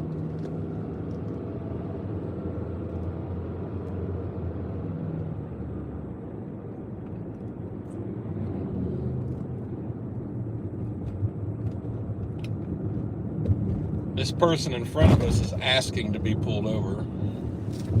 No brake lights. Yeah, I'm 30, they don't know which direction. It's possibly gone at North Little Rock, should be on Maroon, Dodge Magnum. One white quarter panel. A maroon Dodge Magnum with a white quarter panel has fled on 30 towards North Little Rock. So it didn't end, and it went to North Little Rock.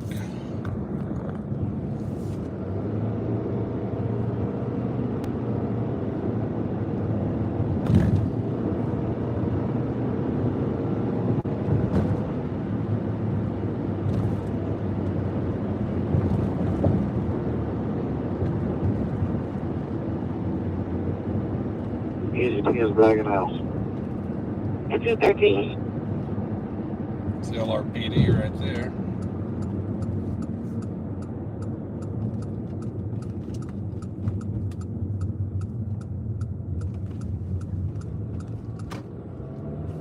That's all right. There'll be another pursuit. It's just now 2 a.m. There'll be another one. Probably. Adam 17 Little Rock.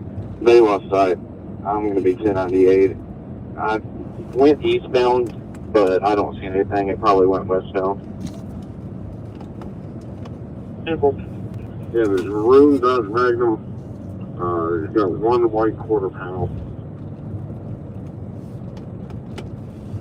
Another LRPD. They're probably all heading back to Asher again, which is probably what we ought to go do. There's another LR. No, that's a. Sorry.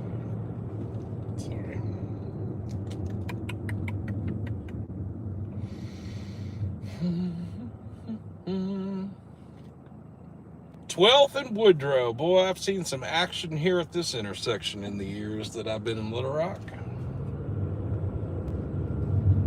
Always something happening around here.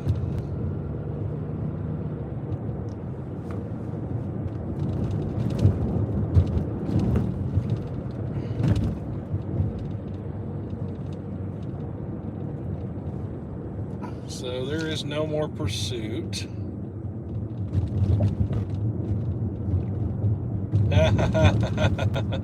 There is somebody tucked in over here at the electronic car station. Is that a trooper? Sometimes they sit right over here. Let's see. Who'd that be? No.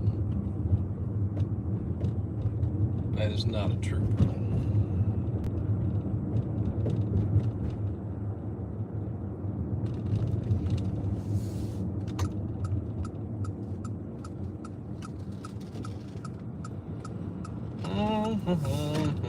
Well, that was just a Little Rock pursuit only. That wasn't state.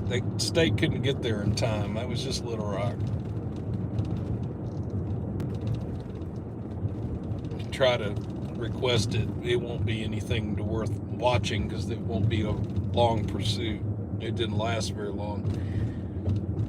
They call this the downtown Bat Cave right here. I've told y'all that before. Right here on 7th Street. I'm on 7th Street right now. If you ever want to know where the LRPD like to hang out, especially at night, they'd be tucking in back here. Let's see if I see. They probably aren't back. They probably aren't down here right now because of that pursuit.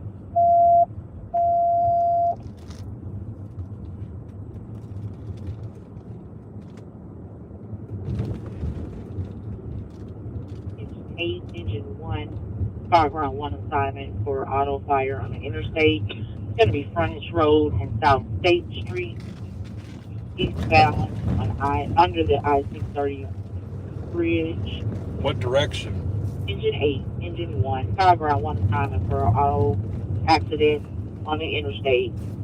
Frontage Road and South State, Frontage Road and South State, come out 276. Okay, brainless. I'm sorry, the dispatcher's brainless. It's on the interstate, but it's at Frontage Road and State, but we didn't give a direction of travel. Come on now. Sorry, that's me being a little critical, yeah, but give me the information we need the first time, because that was just a confusing call. Auto fire, it initially dispatched as an auto fire, now it's an auto accident, so what was it? And she says it's at Frontage Road, which is the service road, and State Street, but it's on the interstate, but we don't know what direction. So, you know, details do matter. Details do matter.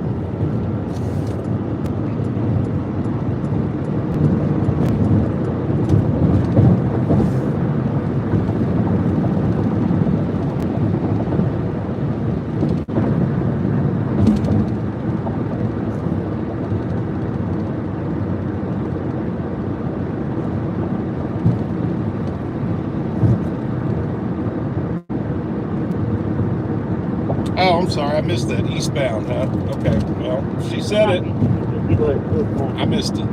Eastbound, huh? Well, I'm eastbound.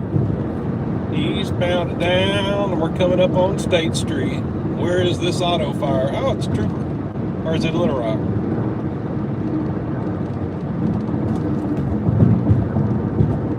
Is this it?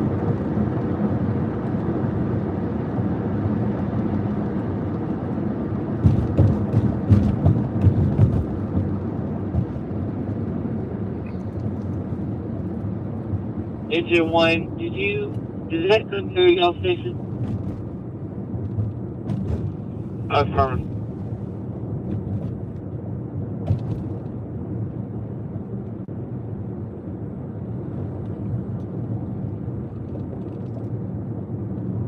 You see an auto on fire there? 9630 eastbound. Under the State Street Bridge, there's a patrol vehicle smoking.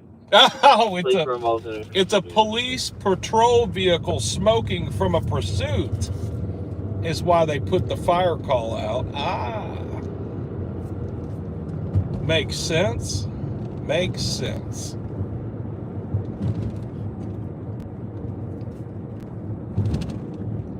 Adam 17, Little Rock 1024. Uh-oh, Hunter Glover's making a traffic stop. We need to listen on this one. Here we go. 630 West at the 1B. Adam Sam Victor 09 Sam. ASV 09S. White GMC Sierra.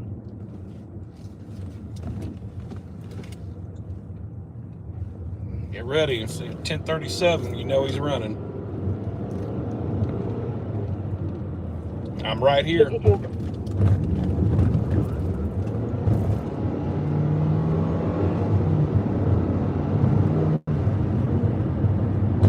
All right, Hunter, where are you at?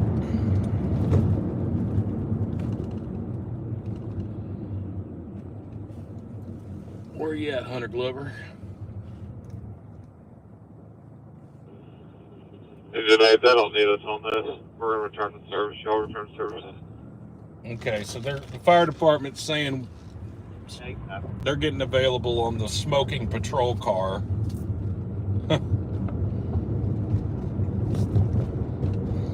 Trooper Glover is like 2 blocks up the street over here. We're going to go check out his traffic stop real quick.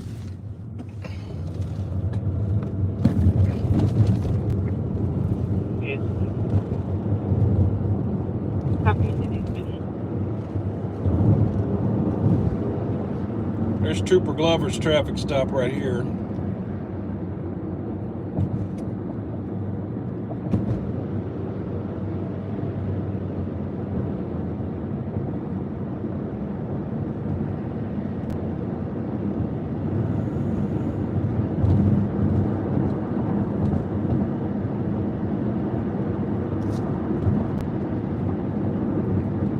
I'll double back. I think there's another unit doubling. Well, maybe not. I'll double back.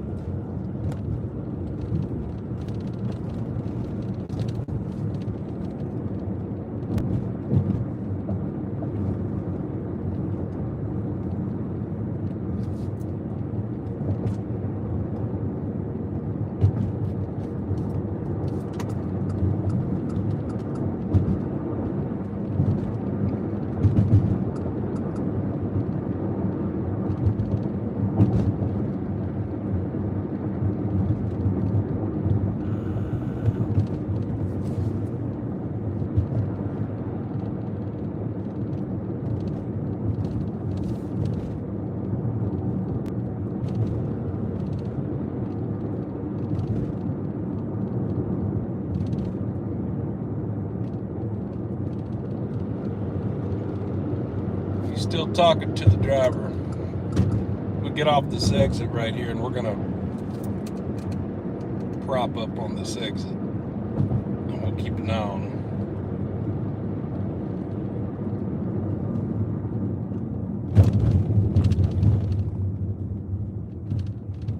talking to the driver for a minute, though. Copy, it's in 2 1/4.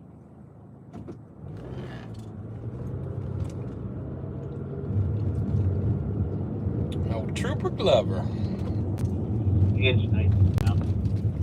copy, it's 18 1/4. Always an interesting conversation. Always an interesting conversation. Hey, Trooper Glover.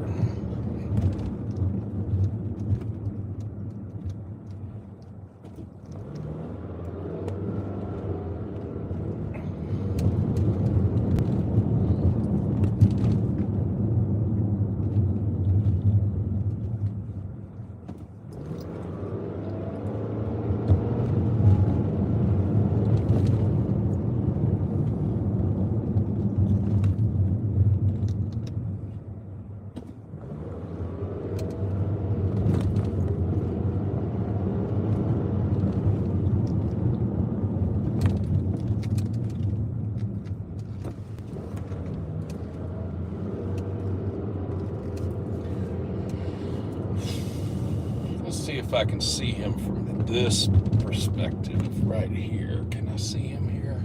Oh, he's right there. Let's see. See if I can see him right here. No. Nor I can see him.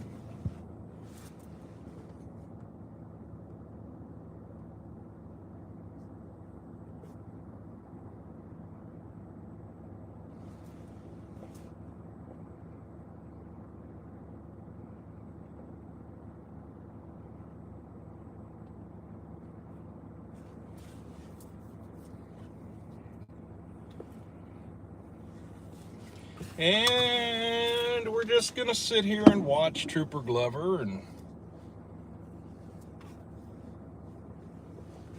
hopefully he's not having a problem. Let me I'm wiping the camera off. I'll make sure there's not a glare there for you.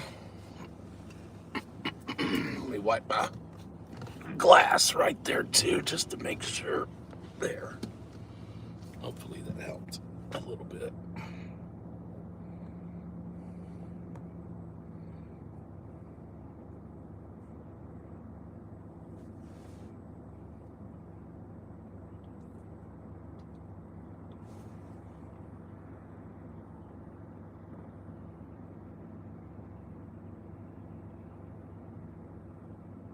Communications truck 9.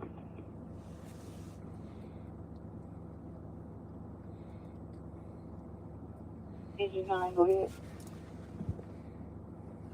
Yeah, this is truck 9. I'm just double checking to see if you got truck 9 back available in quarters. My apologies, truck 9.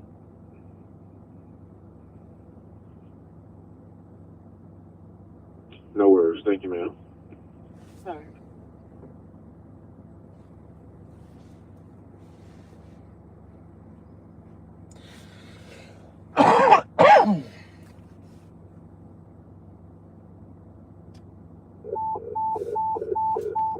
It's a North Little Rock fire call going out. Let's listen to that. Rescue 6, 1419 Garland Avenue, 1419 Garland Avenue for an elderly female coughing and throwing up. Park Hill.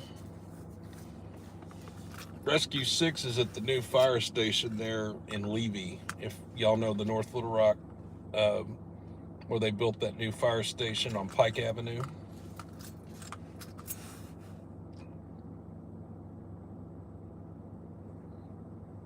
Rescue 6 actually used to be Rescue 5, and that was that fire station I showed you earlier in this broadcast.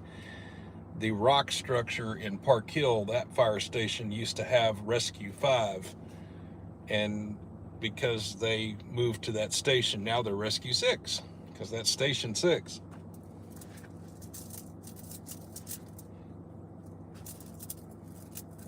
Well, Trooper Glover's been sitting in his car for a minute, so somebody said he's probably getting a ticket. I would maybe think so. You know, these troopers can have a traffic stop done and over with in like 5 minutes. So this is taking a little longer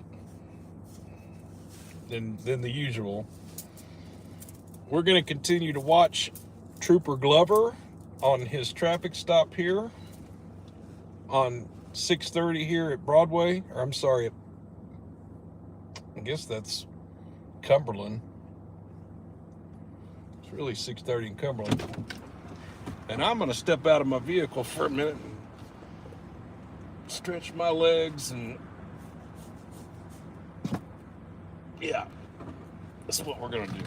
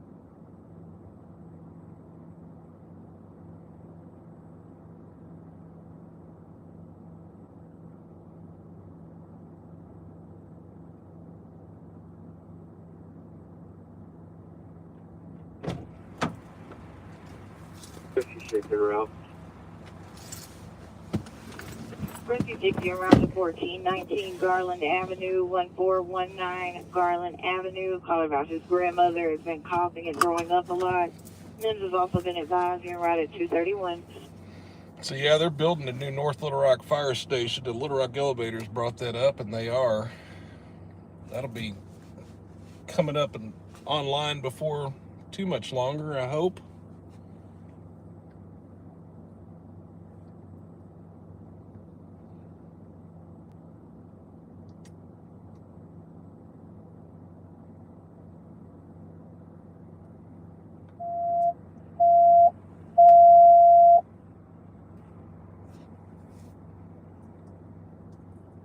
Agent 12, Rescue Town assignment, rescue on a vehicle accident with injury, 225 Keatley Drive, 225 Keatley Drive. Car street is T as in Tom Street and Cantrell Road, Hidden Valley Apartments, involving a black Jeep and a red Mini Coupe. Agent 12, Rescue Town assignment, rescue on a vehicle accident with injury, 225 Keatley Drive, 225 Keatley Drive, Hidden Valley Apartments, involving a black Jeep and a red Mini Coupe. Timeout 232. Well, that's not good. Keatley and T. Tom Street. I know exactly where that's at.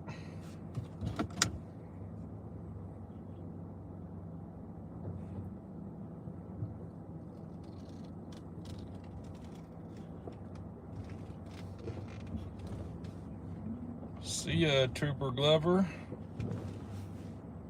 I think he knows we're up here. I don't know. Maybe he does, maybe he doesn't. He's working right now. I don't want to get, first of all, I don't ever want to get in the way of these folks while they're working. I mean, it's all fun and games for me to say hello to them, but You know, if they're out here actually working, I'm not trying to get in their way. They got a job to do.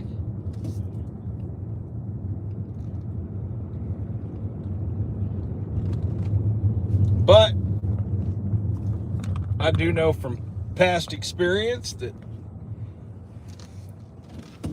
Trooper Glover's a rather friendly trooper, and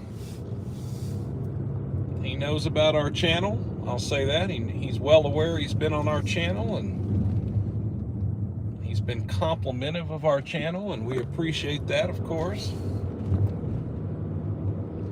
12, I'll show you in route 225 Keatley Drive. 225 Keatley Drive, Hidden Valley Apartment. I have a black Jeep versus a red Mini Cooper in the parking lot.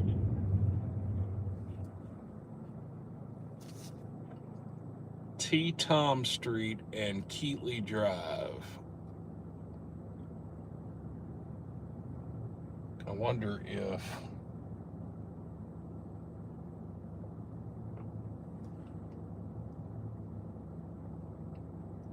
well, you know what? If we don't have anything else better to go look at, let's go to T and Keatley. I can be there in about 7 or 8 minutes.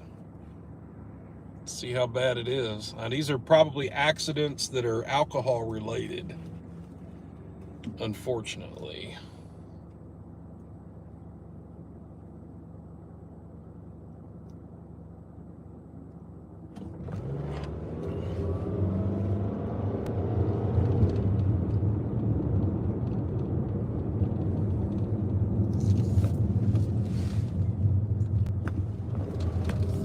Good to see old Trooper Glover out here working, though.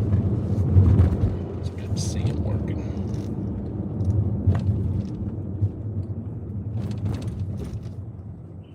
I feel like I've talked a lot about him. The 2 motor vehicle accident, Engine 12, be out investigate. Engine 12's on scene on the accident. Uh-oh. Adam 17, go ahead. Yeah, where?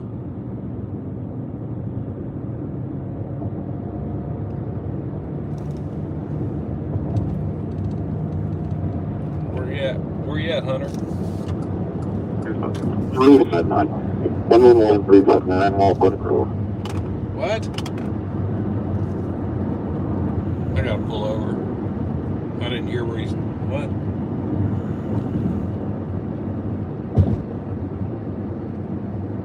Hell, he was just up here. Where'd he go? Where'd he go? Where'd he go? Where'd he go?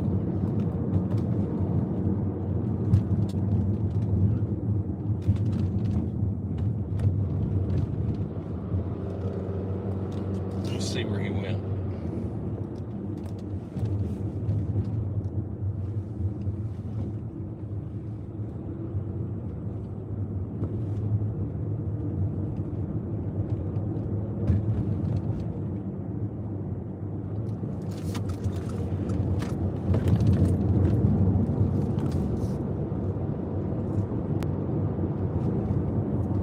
Well, I didn't hear where he went.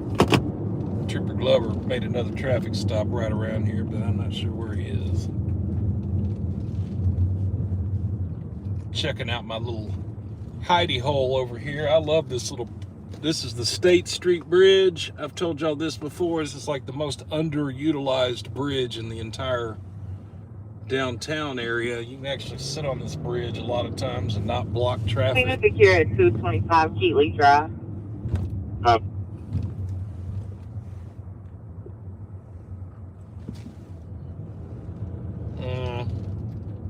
If I go to Keatley at this point, it would kind of be pointless. So I think I'm going to skip that.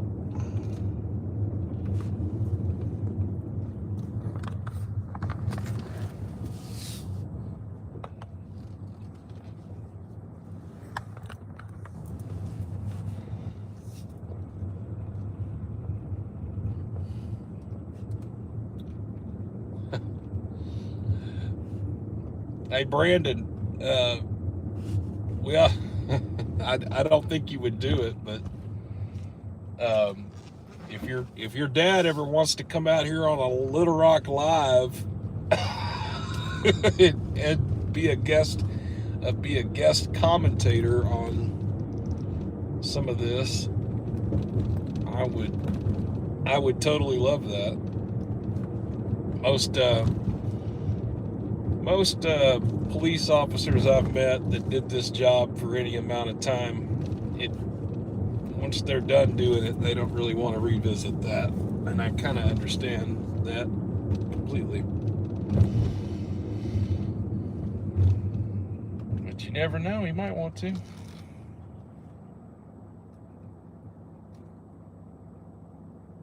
Well, I'm always open.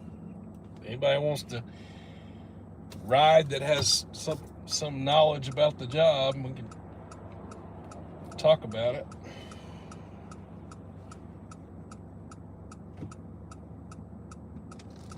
All right.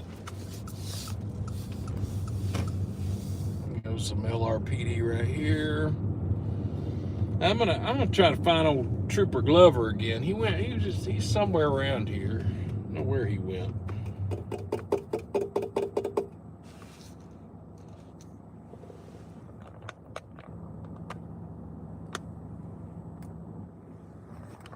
Let's put that up a little bit more. See about like that. Does that work better? Maybe.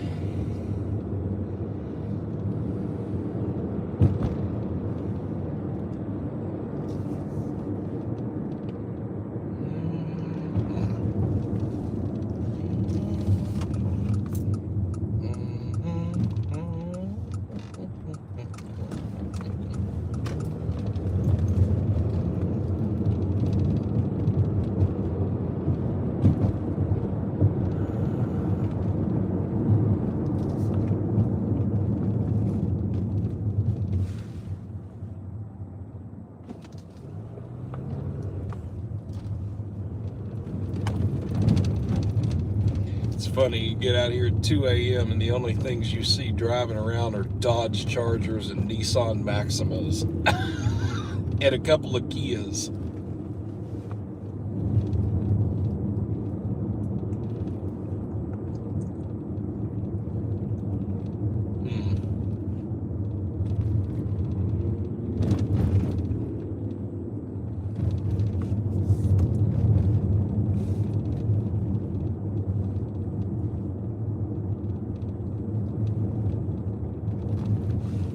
Yeah, I'm kind of thinking LRE's saying that he thinks Glover's somewhere around 6:30. I kind of agree with you. I think he's got to be somewhere around here. I thought he wasn't far.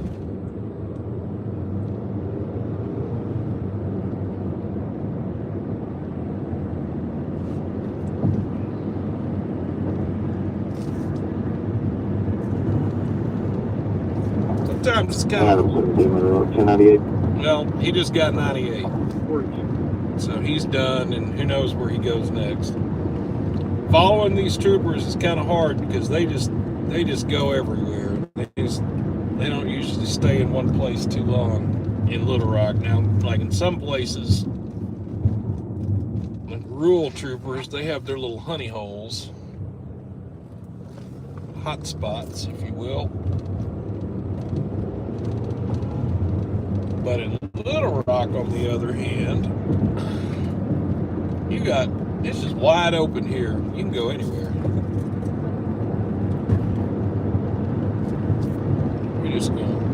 We're just gonna take us a little stroll down 630 and see if we see something or not. Set the cruise control. Here we go.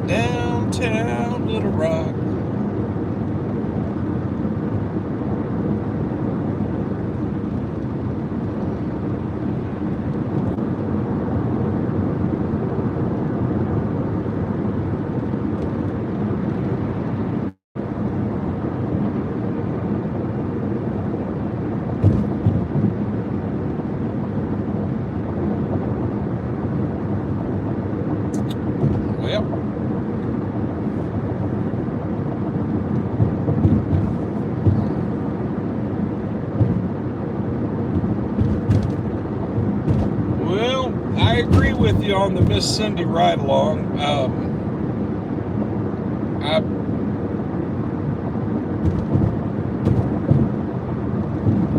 would love to have her ride, but I don't know that she wants to do that anymore. You know, I think that was that turned into a one-time deal for her, and that's okay.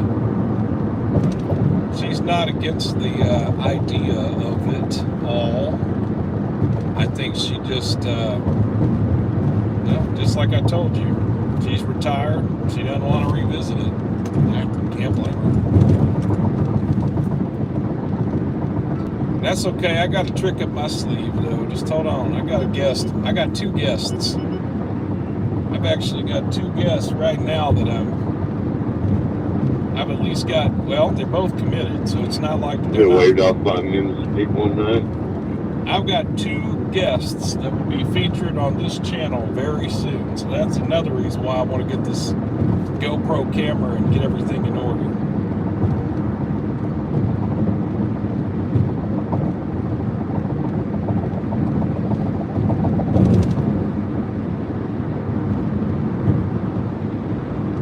Maybe I could get Brandon's dad to come out here too. That'd be pretty cool if he would. Please stay in your lane. Thank you. Adam X-Ray Sam 73 Nora, you need to drive better. Get off your phone or don't drive drunk. See if you're maintaining your lane.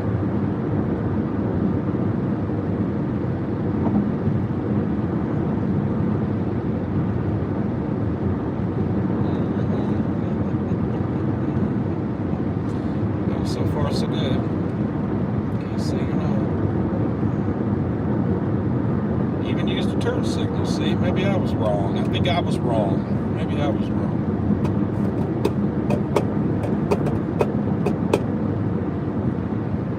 So we are now at 6:30 and University. You know one place we have not been tonight at all? We have not been down to Southwest Little Rock at all. Hell, you know what? I think I'm going to go John Barrow. Let's go John Barrow and then we'll do that. I was going to go down University, but I think I'm going to go John Barrow.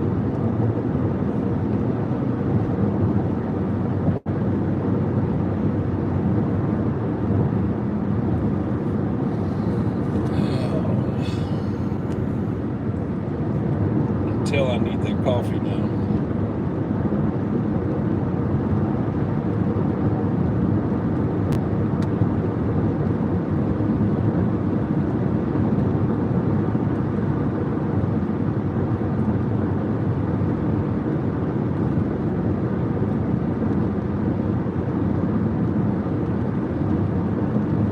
Engine 12 available in quarters.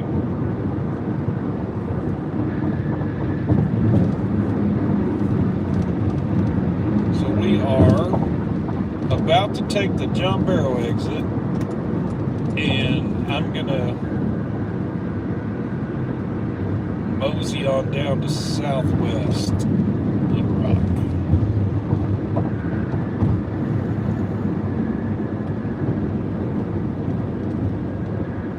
In Little Rock County. 240.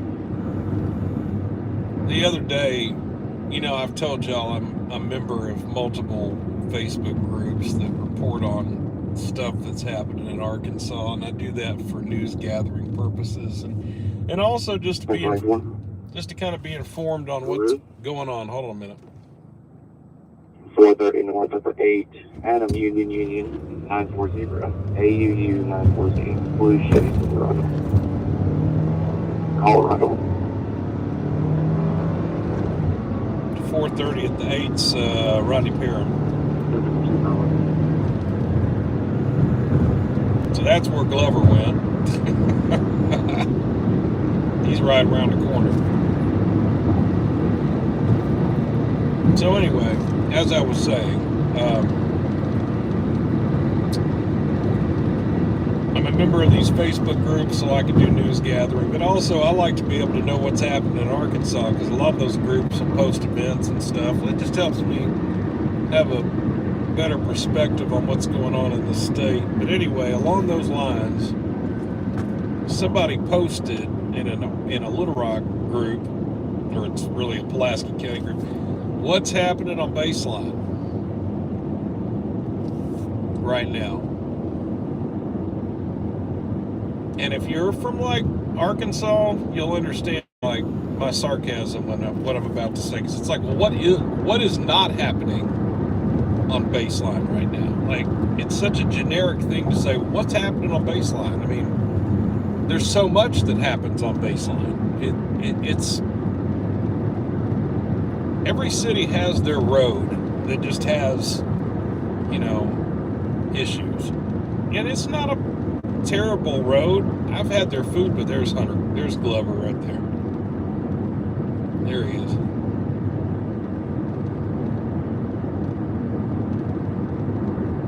$17.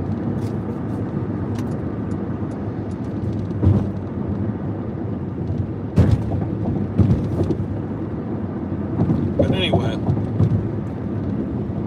there's some good things on Baseline Road. I don't want to act like it's just all bad. Their food's good. They got good food on Baseline. Like Jalisco's there. I had that many a time. Fuller & Son Hardware. I've talked about that on this broadcast before. That's another shining star on Baseline. But, man, Baseline has just got it always. There's always something going on Baseline. And guess what that means? Because I've really hyped you up now. We're going to have to go down there. You know that, right?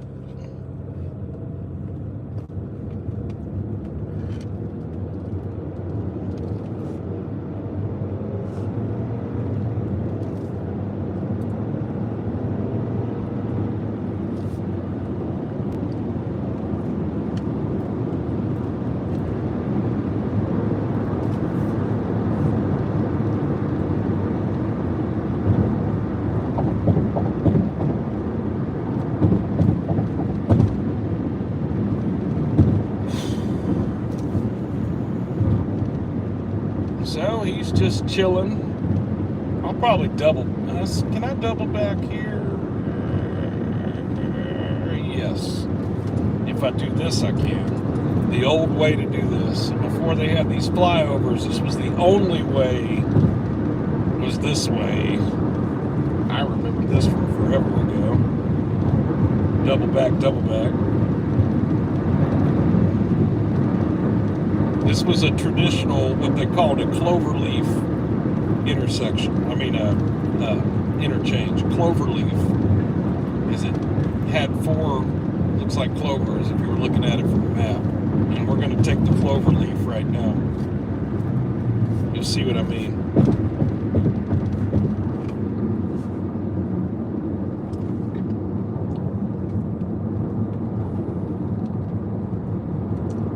Now, we are not going to interfere with this trooper's traffic stop in any kind of way. There's a shoe in the road right back there. We're not going to interfere with this traffic stop in any other way, but, well, I'll just say a little birdie told me, a little birdie, or maybe a big birdie, with a campaign hat, a nameless birdie with a campaign hat, told me once that as long as I didn't just get right in the middle of it, Adam 17, we're on 1098. they didn't really mind too much me watching from a distance. They kind of didn't mind that at all. And he just got 98, so it doesn't matter anyway, he's done. But that's still okay.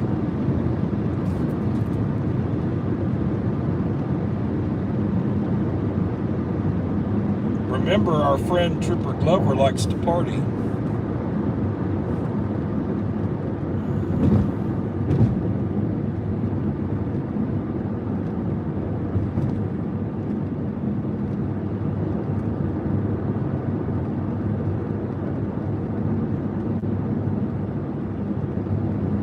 What do you mean, Star? I'm looking at the chat now. What do you mean, stick with something? Stick with what? Are you talking about incidents and calls and whatnot?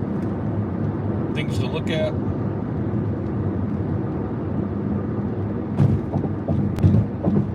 That's not how this works.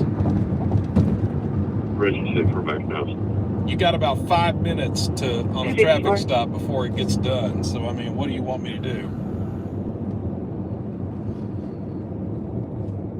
Where'd you go? Did you disappear on me, Trooper Glover? Just like that. He's gone. Damn. Hard to keep up with these folks. Disappeared on me.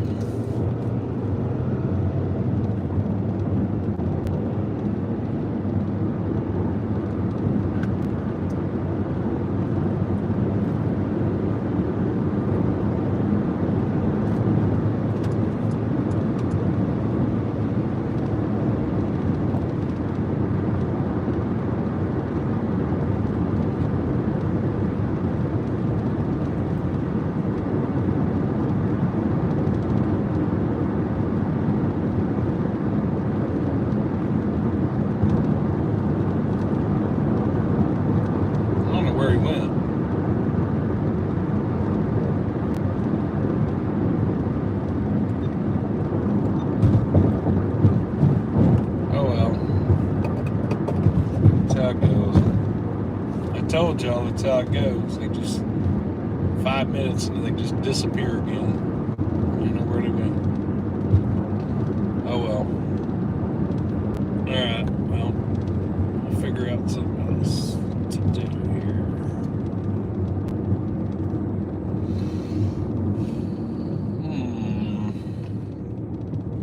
It being 3 in the morning here in central Arkansas. Why don't we... First of all, let's fix this sock there.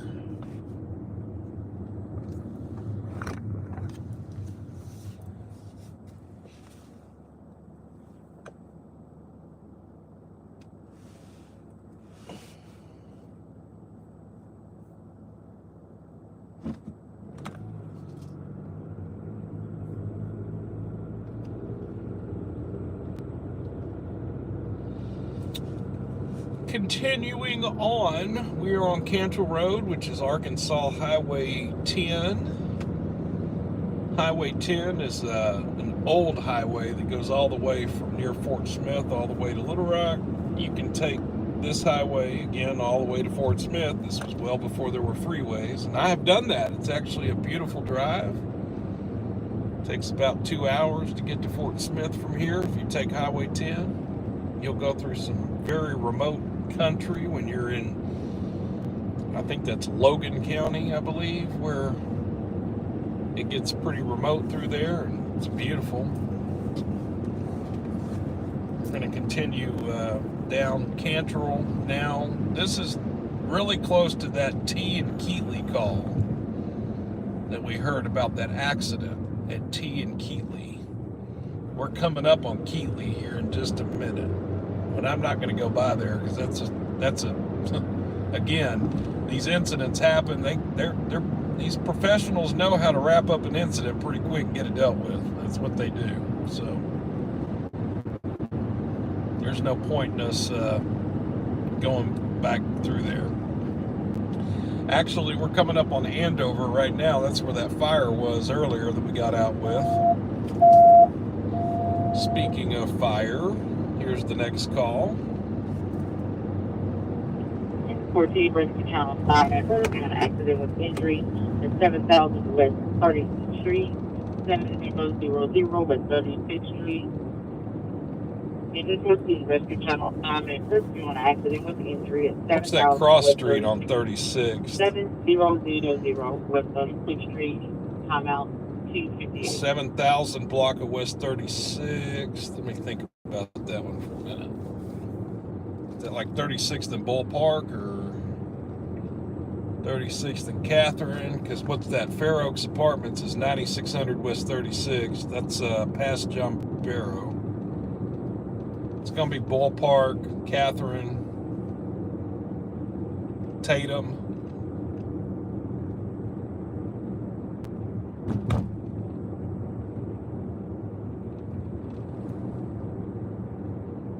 This is T and Keatley, right? This is T Street. Hell, I said we weren't going to go drive by. There might still be Little Rock PD over here. Let's just see. This is T and Keatley right here. They said it was at 220 Keatley. The cross street was T. See, there's nothing happening here.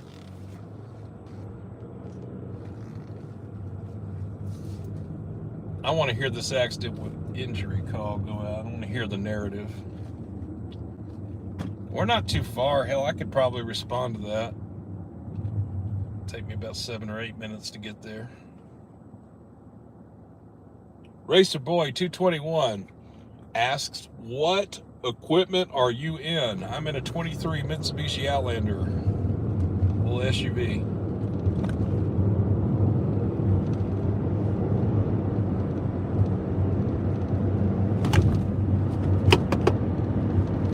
I guess we'll go down to the accident on 36 unless something else happens.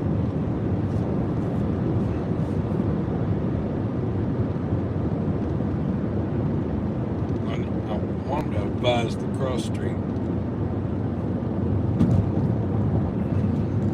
Catch this red light.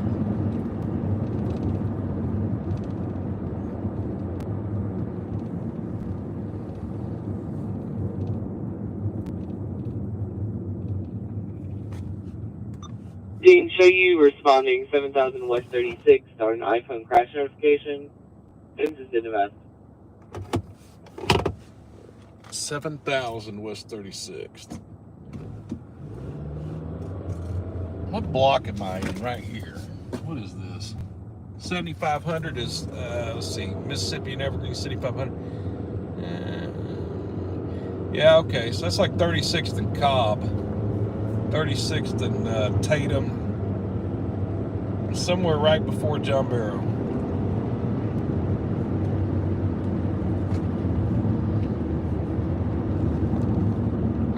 I do not like this light.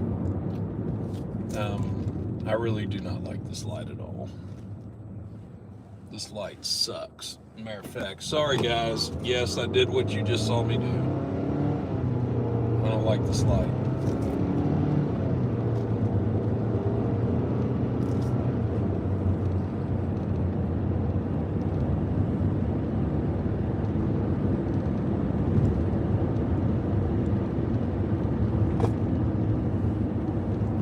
Sure, I don't want to go through here too fast. There's drunk drivers driving. Make sure I'm not going to get plowed into by somebody.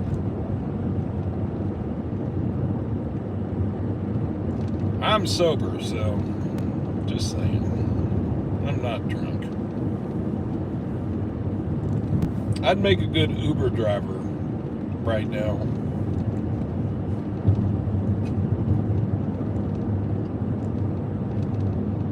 Continuing down. Oh, there's smoke in the area right here. Why do we got smoke down here?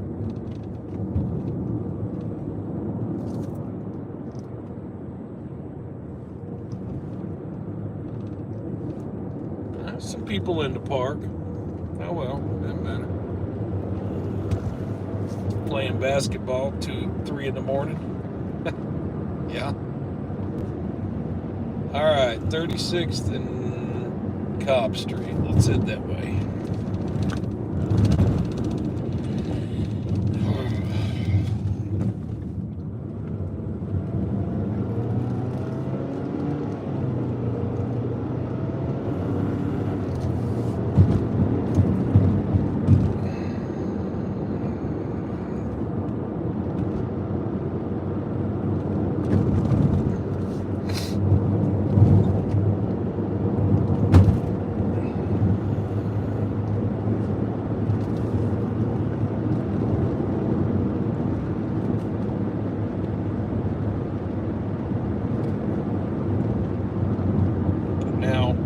I certainly am up to the challenge of doing these lives in other cities across Arkansas, yes. And I like doing these lives. But I will tell you that there is something comforting about knowing an area like you know it. Like I know Little Rock, like I know it. You're not going to fool me here. When I was driving around Benton County the other day, I just felt like a fool trying to live stream, and I didn't even know where I was going. There goes the lady of the night. Got a little lady of the night walking down the road.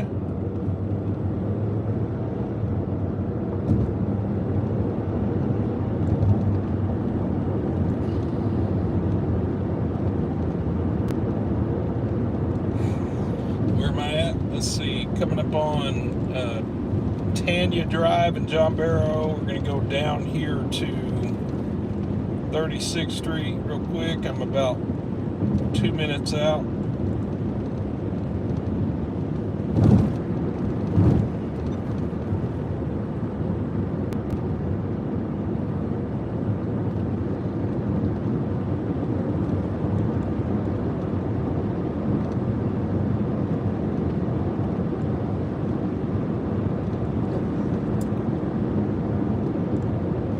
Go ahead.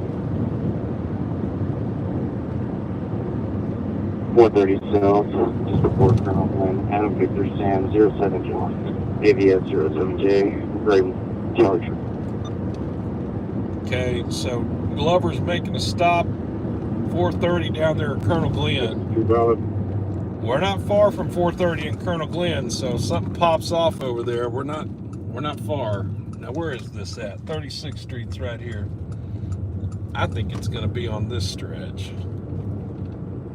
They said it was an iPhone crash activation, so that doesn't always, let's see, 8700, so 7000 block. Hell, that's over down here. That's probably, it's probably down here in the Food Giant parking lot. I bet you. So down here towards Bowl Park. We're going to go find out. Which is probably nothing. It's probably a big fat nothing. What do you say? Probably so.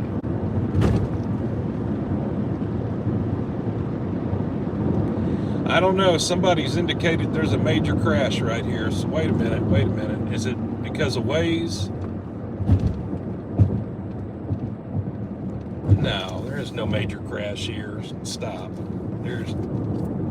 that's interesting. So I didn't know if your iPhone triggers a crash response and you've got Waze, it indicates it in Waze too, because it said right there. So they were doing spin outs right there in that intersection. 36th at Bull Park is where the crash was supposedly happened, right back there. Unless it's up here. And there ain't nothing happening up. I said that. Wait a minute. Man, I lied. Hell, I lied. I lied to you. The folks are over here in this parking lot.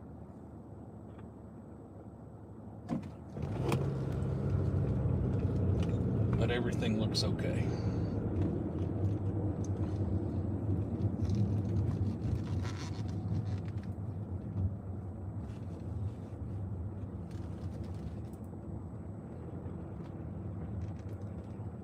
See, there's a homeless gentleman sleeping in a car wash bay here at the residences by Exxon. 21 Little Rock, 1024. 36th Street. Go ahead. Eastbound at the Pulaski Faulkner line, Arkansas. Adam Franklin 10430. AFL 43Z. It's on a white Ford Escape.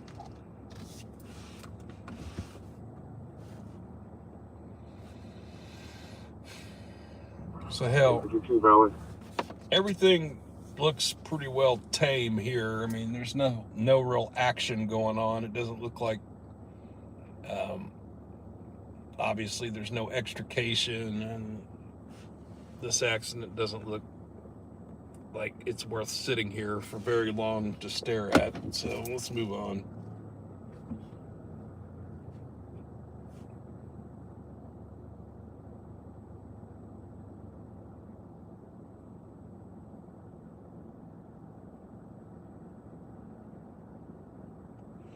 Frog says, if you're wearing a party outfit, will Glover still give you a ticket? I don't know. I really don't know. You know what? I'm going to tell you, most of the troopers are just, if you're reasonable with them, they'll be reasonable with you. That's really the bottom line. That's just the bottom line. You just be reasonable. If you know you're out here screwing up, then you have to take it when it comes your way. That's playing the game. You got to be a better player.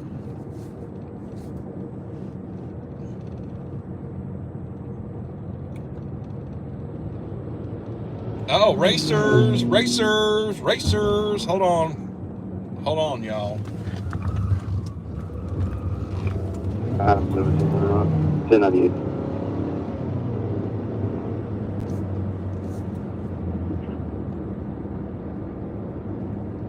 Hey, Glover, if you're listening to the live stream, come eastbound on Colonel Glenn from 430. Glover, if you're listening to the live stream, come eastbound on 430, or come on eastbound Colonel Glenn. Well, I said that. Don't do that now. They were going into the taboo. This is the 5 a.m. club right here. I'm going to get away from here because I don't want to get hit by a drunk driver. So, never mind. You just never know who might be listening. I don't ever know who's listening to these broadcasts. It could be no troopers listening. There could be a trooper in every county listening. I don't know. You never know. I know for a fact that there has been at least one trooper at some point that's listened to my live streams. I know, I've had it confirmed to me. So I do know that they do listen sometimes. And, you know, hey, it's like I said, if I see something, you know, I might mention it.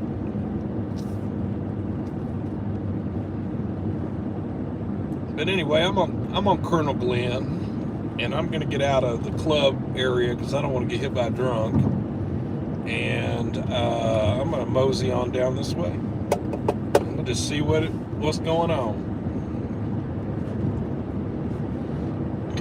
And then when we get done there, I'm going to go to baseline, like we talked about.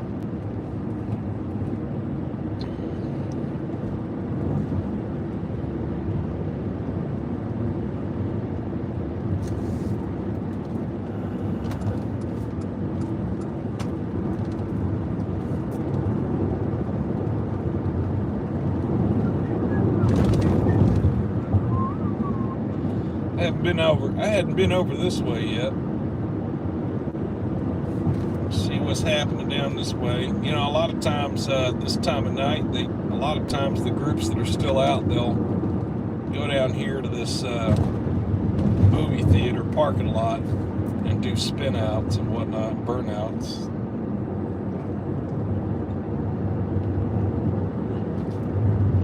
I've seen them let off fireworks in the middle of the road down here before, blocking the whole intersection before. I've seen that.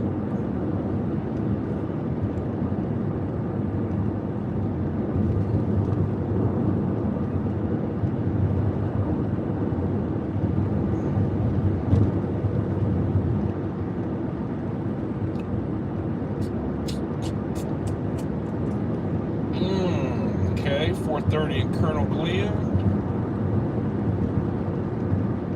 I see some Charger tail lights. Let's see who that might be. That might be our trooper there. Might be somebody else. Let's see. Who's that?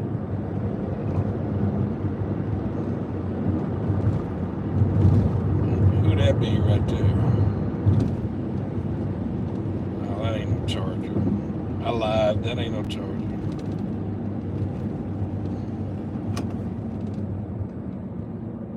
That ain't no Charger.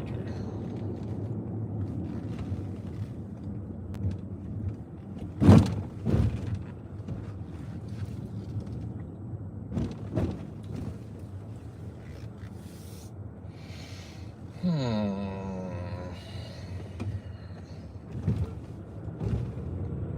I mentioned the rave. Let's go check out the Rave movie theater parking lot. You know, sometimes you can tell they're there because you can see the smoke from the tires like rising above the tree line. I've seen that before too. So the Rave movie theater, is it even called the Rave anymore? It says Cinemark. Has that changed? I guess it's changed.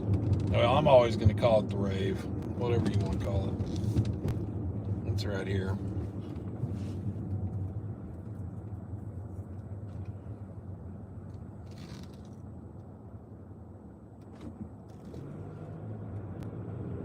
They have it posted, no loitering on Cinemark property. So, if you'll look here in the parking lot, you see all the spin outs, the tire marks. This is the spot. Be coming out here doing some crazy stuff through here. I've seen all kinds of stuff. 30 is 130. 130 something 9. It's going to be a dark color Chevy Impala Malibu. Hit the center cables. 1019. Okay, so Glover just got a call of an accident, 4:30 at the 9. A vehicle, a Chevy Impala, hit the cables. So that's between that's in the median there, between the lanes of the north and southbound interstate lanes there. So he was on I-30 at the he was on I-30 at the 130. That means he was down towards baseline. So actually, we are north of Hunter, or Trooper Glover. Let me call him by his real name. I'm sorry, I keep calling him Hunter. Trooper Glover. We are north of his location, but he's going to probably pass us running hot in just a minute.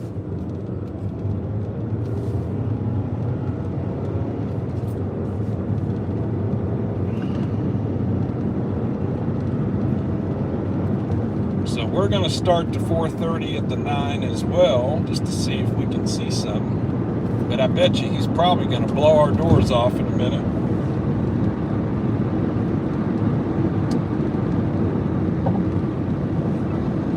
Let's see. We're not too far away. I'm at 4:30 at the 5. We're going to go to the 9 in 4 miles.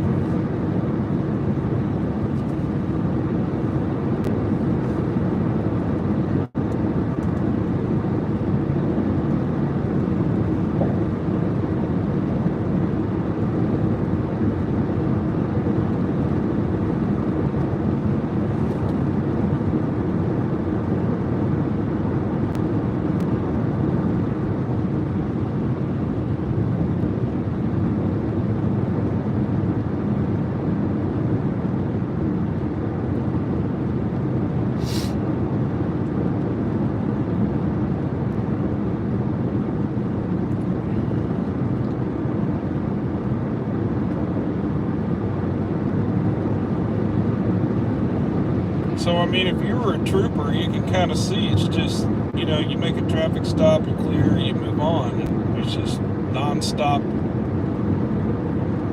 work, traffic stops, accidents, assisting other agencies. I mean, you're just busy. Stay busy. You definitely stay busy.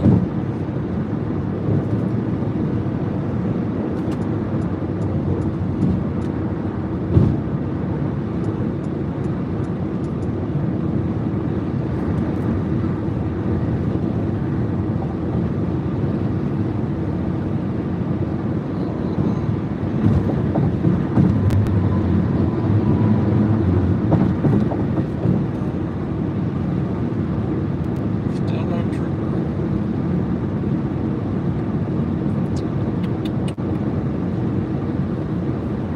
coming up on the 8. So the 9 is probably Pleasant Valley Overpass, somewhere in there, between Rodney Parham and Cantor.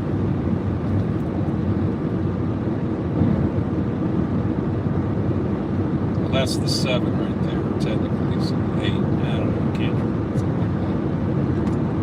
We'll see.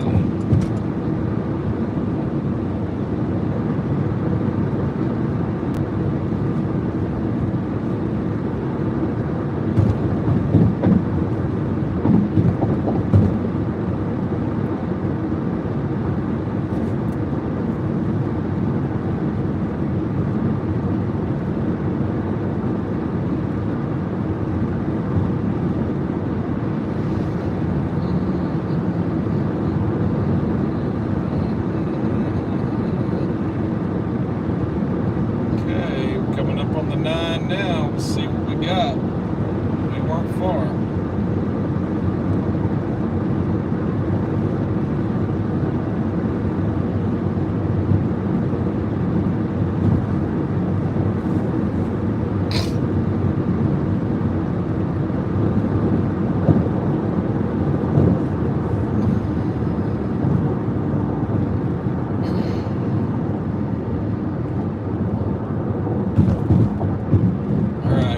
At the 9, we're here. Where's that?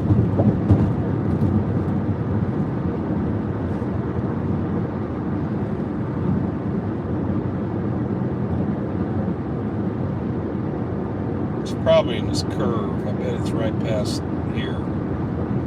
There's a lot of wrecks that happen through here, right here.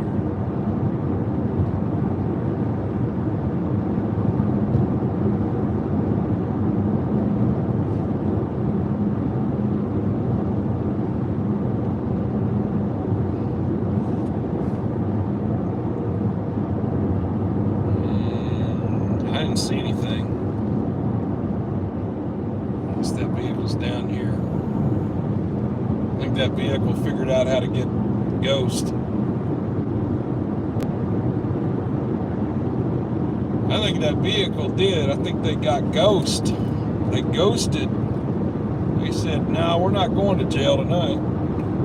Better figure out how to get it out of here. I don't see any wreck.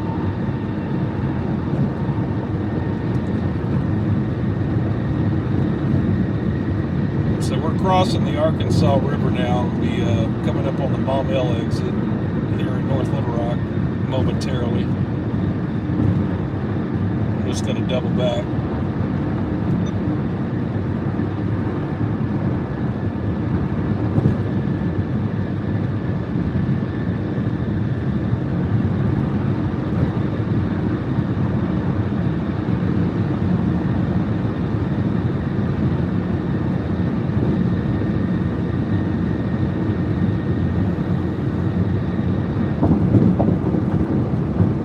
Right where I had my accident this year, right there.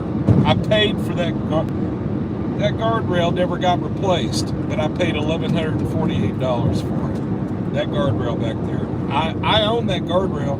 I paid for it. Literally. No comment. Alrighty then. Well, sucked.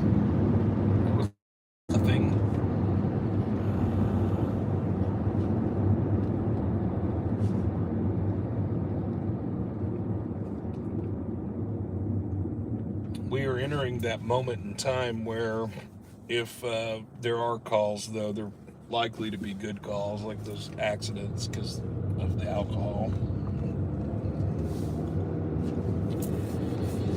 All right, let's double back. I sure didn't see anything.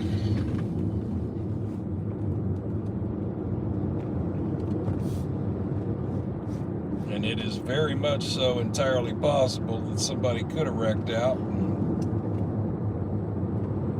figured out how to get gone before the police showed up.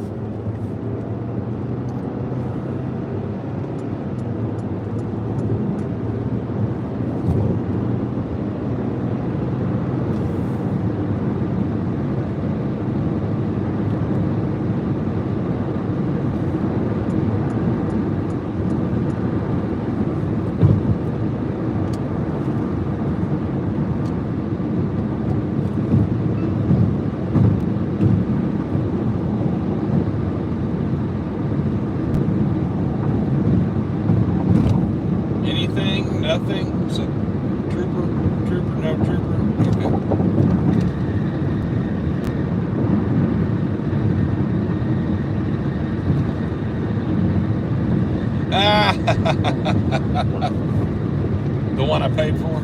Yeah. 324.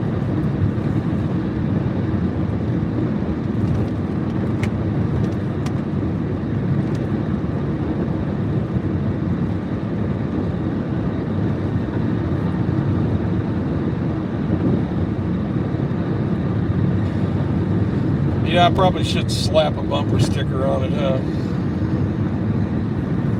That would be funny. We're going to go 13.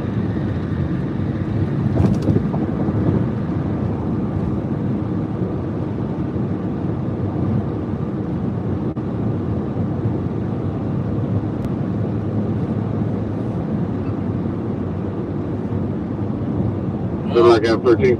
Yeah. Adam 13, where you at? He's been working that accident this whole time. Is that trooper right there? No. Okay. Hello, what you got? 40 East 135, passenger called in saying there was a white sedan that's on the right shoulder that was smoking 40 East 135. 40 East at the 135. I'll leave it that way. No, you need more calls. Yeah.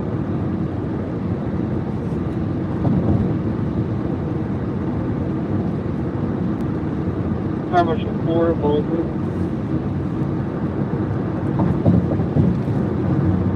After that, they take them offline. If it's not out of service, it's not functioning. Somebody bumped into one of the pull stations, and it's causing us to go off every 15, 20 minutes. So it's not actually anything. They said they're already on fire watch because it's just not functioning. Tell me how many trips that day in or no?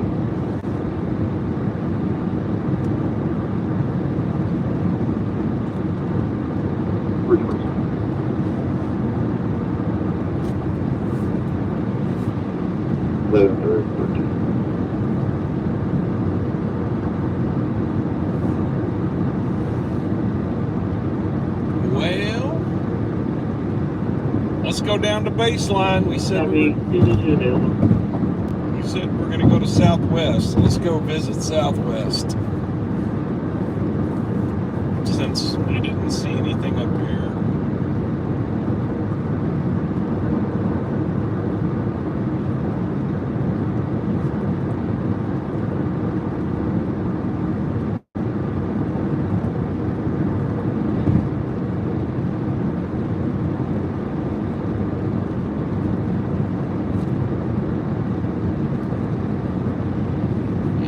Down here.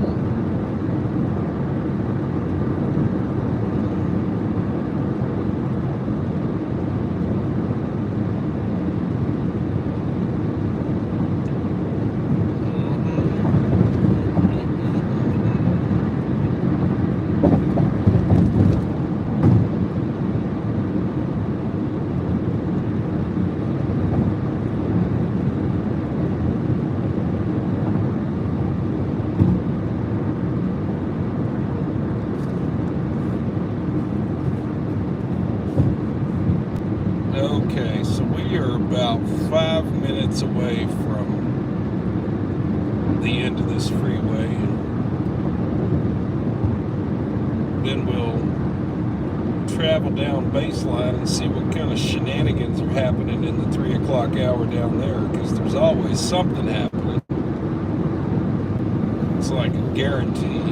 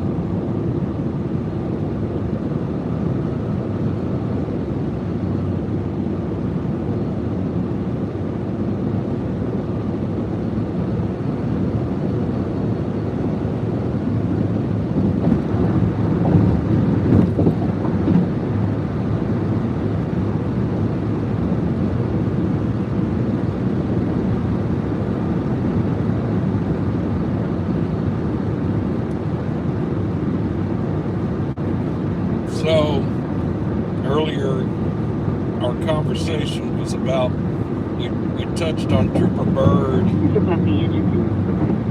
and, you know, where's he been at?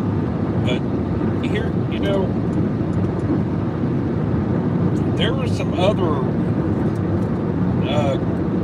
folks out there that,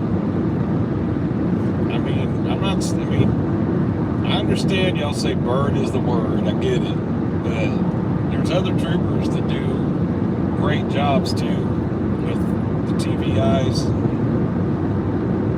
shutting things down, and Corporal Schwab up there in Troop L, man, God, that's just like,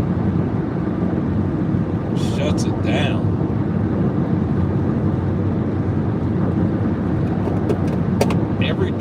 Every troop has at least one that is known for kind of like their no-nonsense approach to that. Just that I could do. D21, it's Darian Evans. He don't play.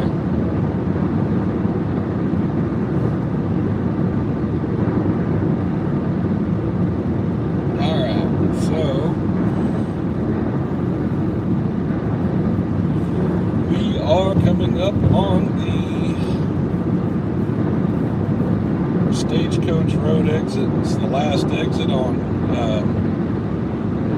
second to the last exit on 430. Getting ready to be down here. We can head to Baseline. See what's happening on Baseline.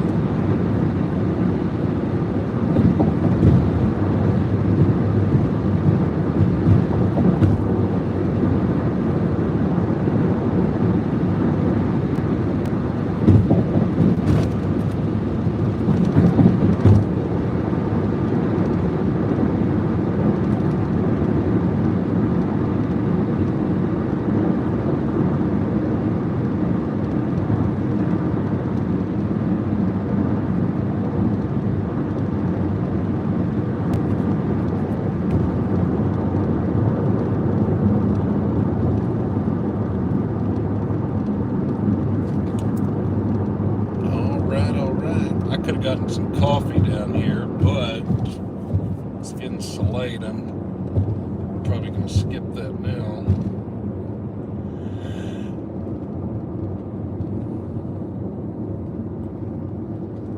All right, Southwest Little Rock, here we are.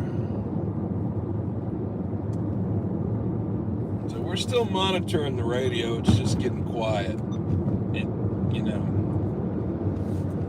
Remember, there's still a club going right now that's going to let out, oh, it's 333. That's 333. So I've seen 444, 1111, and now I've seen 333. I've been noticing these things. Anyway.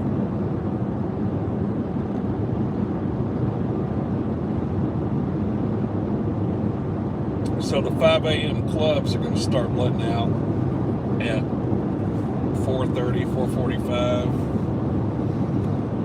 But I mean, there's still going to be people leaving those clubs before they close because they went from the 2 a.m. club. Now they're at the 5 a.m. club getting even more drunk. And some of them at this point are going to start puking because they can't hold their liquor and they got to go home. You already know. You know the deal. Come on. Yeah, just is what it is.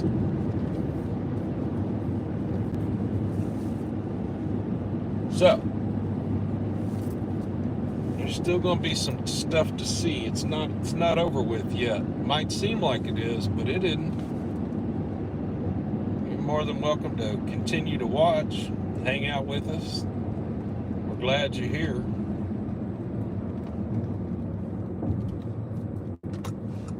I'm going to stay live as long as I can stand it.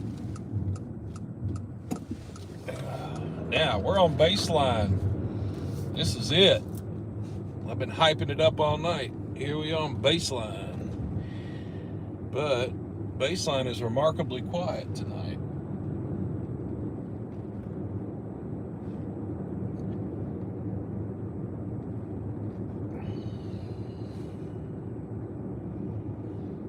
check your comments in a minute. I haven't checked your comments in a while as I've been driving on the freeway. Let me pull over and look at some of y'all's comments, because I don't want to neglect you, but it's hard for me, obviously, to look at your comments while I'm driving,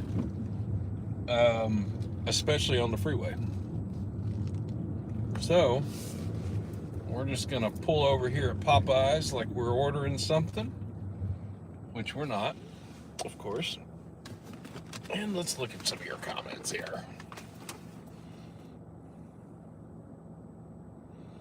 Monty S says, thank you, NST, for your videos and the love you give everyone. Well, thank you. Thank you, Monty. I do. And I appreciate you using that exact phrase, the love, because, you know, I put a lot of love into those videos. It's not just as cut and dry as many people think. You know, I had mentioned this before and actually had somebody comment about it. When you're reading all those GPS subtitles, the GPS coordinates, the date, the time, the mile an hour, that stuff, that's an extra step. I had mentioned that before. That's putting love into your video. Doing everything you can to make the video better. The way that I edit it, sometimes especially on multi-vehicle viewed incidents that involve 3 and 4 different troopers or officers, you know, there's a lot of effort that goes into making all those cuts so that when you watch these videos, it's cohesive and you understand what transpired. I mean, there is a lot to it. It's more than just, I get the video and I put the video out. There's surprisingly way more to it than that. Then there's also the research and development. So, and I like it. I'm not complaining. Hey, I love doing it. I truly do. But it is work. It is work. That's why I took this vacation, to get away from it for a little bit. I had to, for my own brain. So anyway, thank you for that. I really do appreciate your compliment there. And what else do we have here? See, I see some of y'all are... Frog says, always a lot of drunks on Stagecoach. Correct. You know why? Because they go to 13409 Stagecoach Road. What is it, 13409 Stagecoach Road? Anybody? Frog, do you know? 13409 Stagecoach? See? I told y'all, I know Little Rock pretty well. I used to be a dispatcher here. 13409 Stagecoach. I'm going to see what Frog comes up with there. What else we got?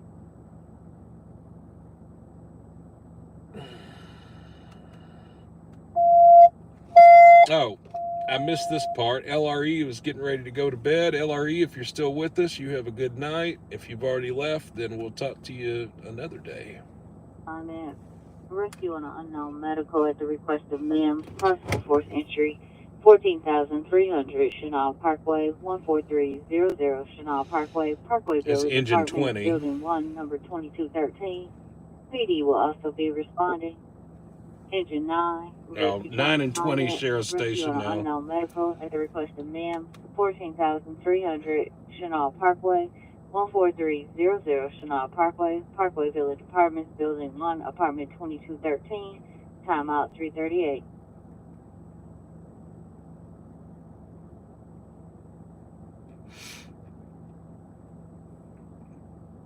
The great one says, from Canada, like your state when I visit. Cool. Well, come on and visit. Hey, Ramon. Hello. Hey, I'm glad y'all are still here. I'm glad we've got a little chat going on. I know it's late, but as long as you're willing to watch, I'll stay live for a little bit longer anyway. All right, so we are on the Baseline Road. Baseline Road. Down here in southwest Little Rock. What are they building here? What is that?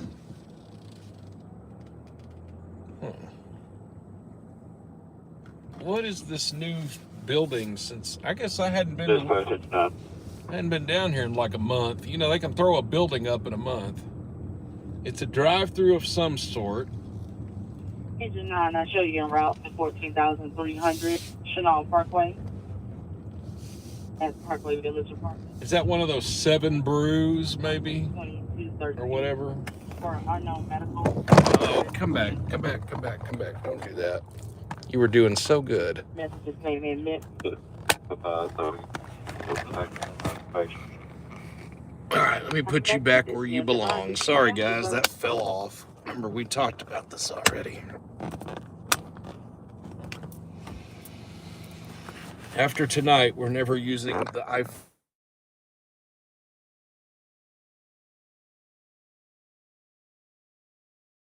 There we go. We're back. Sorry about that. Never again. We're getting a GoPro or something. All right. Or a dash cam that can stream something, anything. Something more than we got. All right. So I would say that is probably going to be a 7 brew, but I can't tell. Maybe. Huh.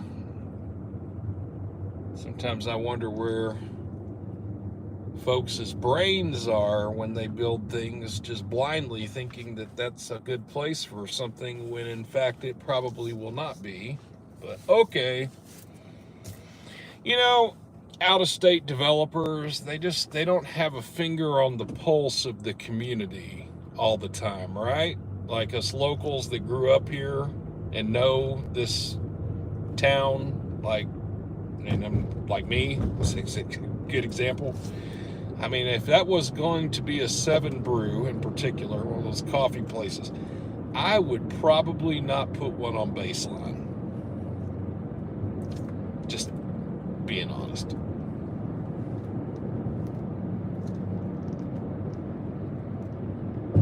And I'm not trying to hate on the area because I want Southwest Little Rock to do good. I don't want it to do bad, but I wouldn't put one here.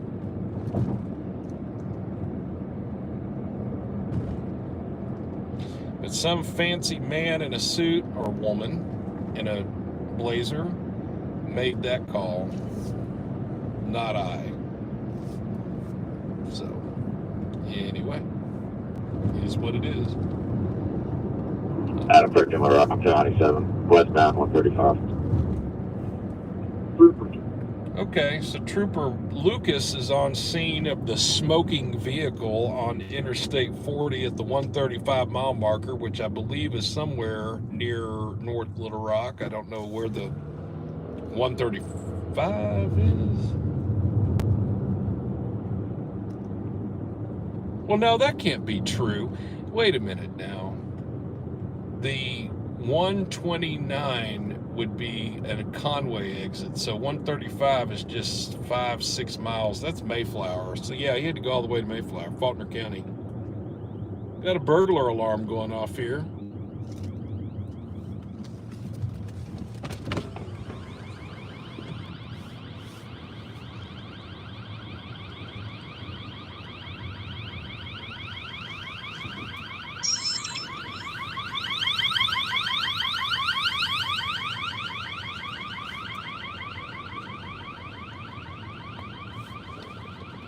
Okay, well, I used to actually work here and their alarm's going off. I used to have to answer the alarm at night.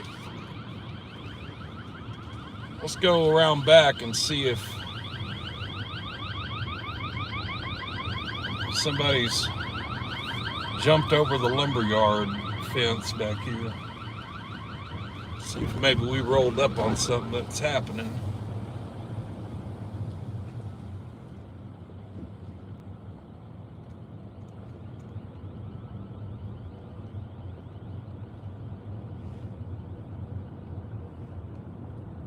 I don't see anything, but that doesn't mean anything. Let's make sure the fence isn't cut.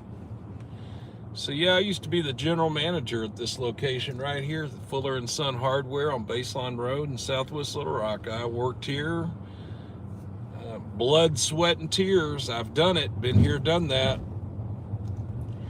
The Fuller and Son family, they're locally owned. They got 6 hardware stores in Central Arkansas, 5 in Little Rock, 1 in North Little Rock. Same family's owned them for 101 years. I think maybe it's probably 102 years now. Same family, the Fuller family, 4th generation owners. The 2 sons that run it now are my age, roughly. And it was a pleasure working here with them. And I sure did run this store right here, so we're just going to make sure everything's locked up and looks good to me. I don't see anybody running around out here.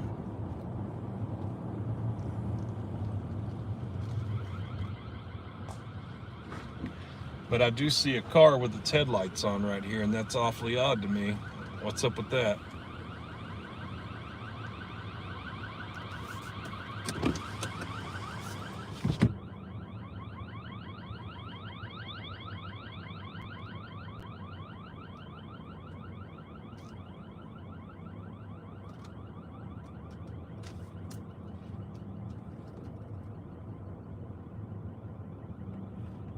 What's up with that? What's up with that? Adam Young Tom 16 John. Adam Young Tom 16 John. Adam Young Tom 16 John. That is odd. I'm gonna get away from it. 16, engine 23, start ground 1 assignment on a vehicle fire. 160 Pleasant Valley Drive, 160 Pleasant Valley Drive. Car Street is Shenandoah Valley Drive and Hidden Valley Drive. Engine 16, engine 23, fire ground 1 assignment on a vehicle fire. 160 Pleasant Valley Drive, 160 Pleasant Valley Drive, timeout 346.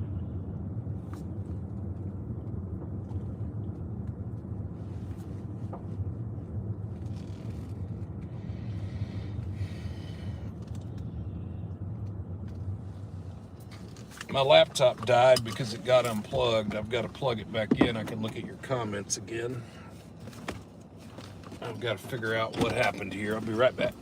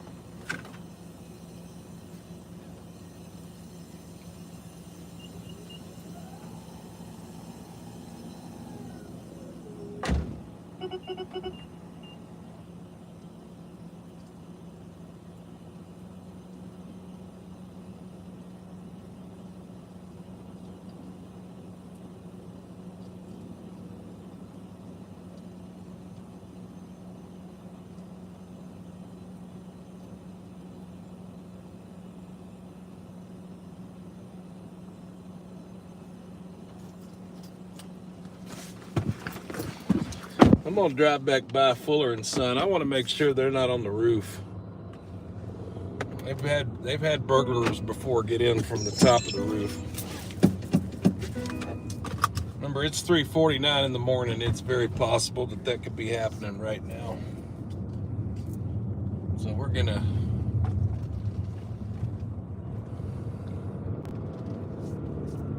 double back real quick.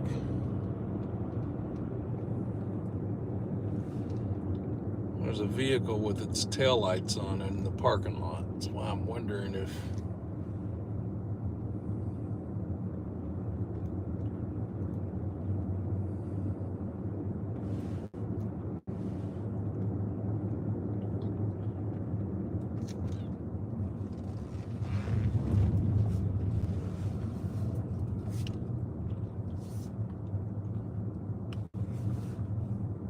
see, now he's got his headlights off. I want to know what's up with that.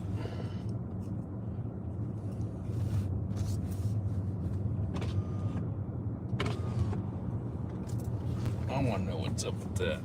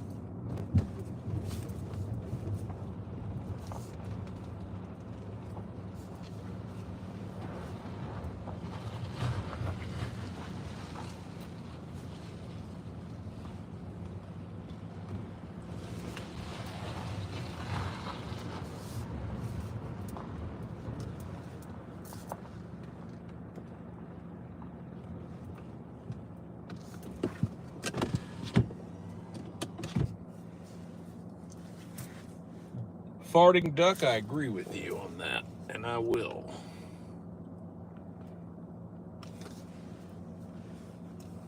We are going to sit here for a minute. The alarm has turned off, but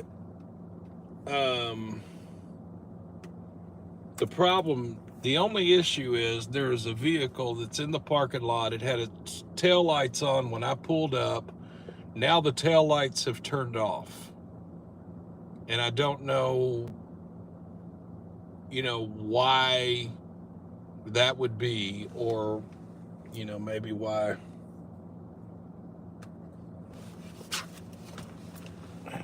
Hang on, I'll be right back. I got to reconnect my laptop. I'll be right back. Okay, we're back. Let's make sure we've got internet.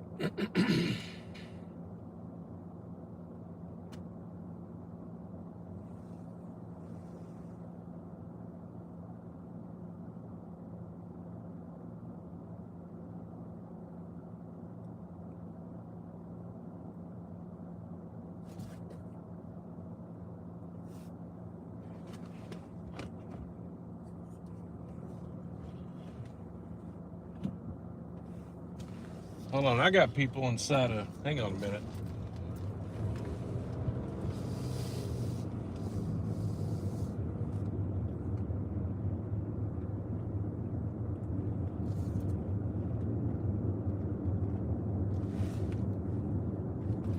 Hey, I'll call y'all. Hey, y'all gonna have to hang on a minute. I'll be right back with you.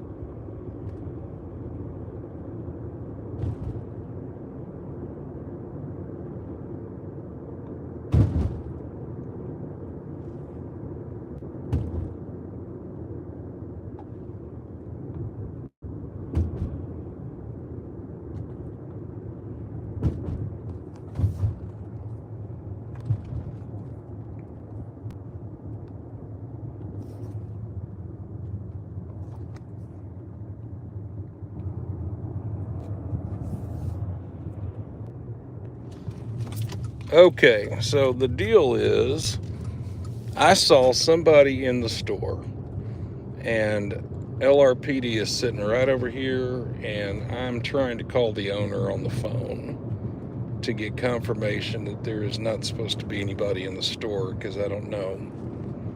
So that's kind of what's happening, and that's why I've had to put you on pause for a minute. This is kind of an in-progress situation, so y'all just need to hang on a minute.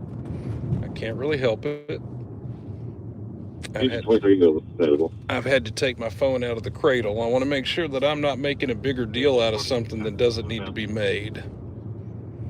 But also, I'm well aware that at 4 a.m. it's odd that I just saw the door open and somebody just shut it. So I'm double backing now. The car that I was looking at left, but I got its license plate number. So if this actually does turn out to be a burglary, then Communications District 16. Can you start me a firewalk to this location? then we were live together when it happened. Because I told you at 3:30 in the morning this weird stuff happens. I hope it's not what I think it is.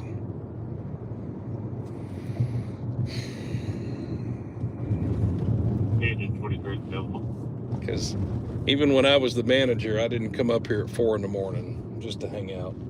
That's not really what I did.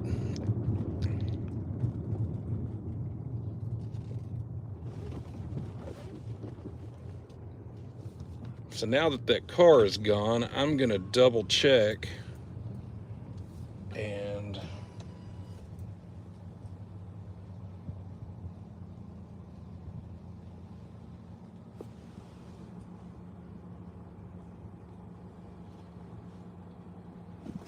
well, that's who I need to talk to right there. There you go.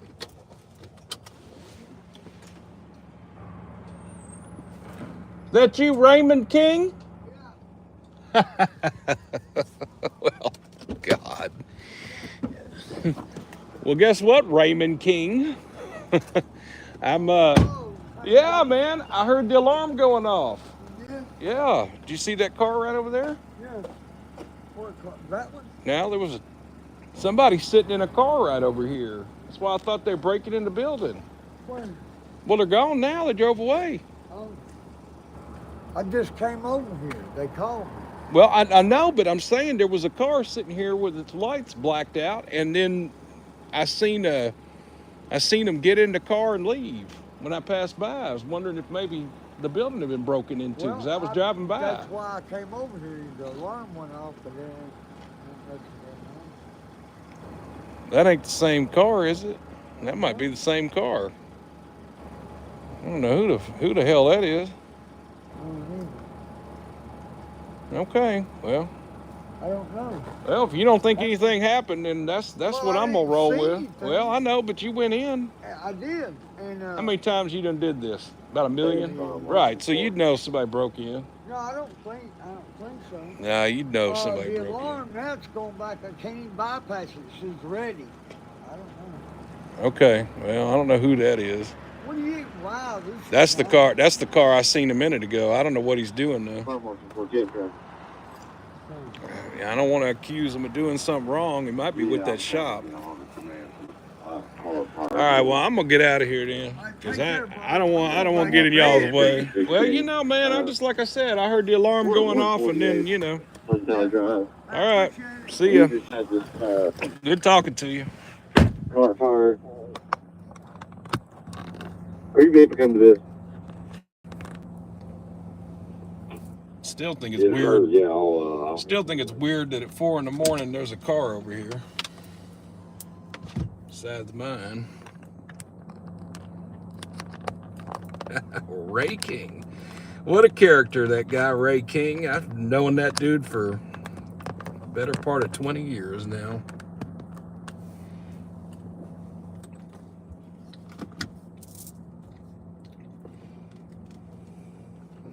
Okay.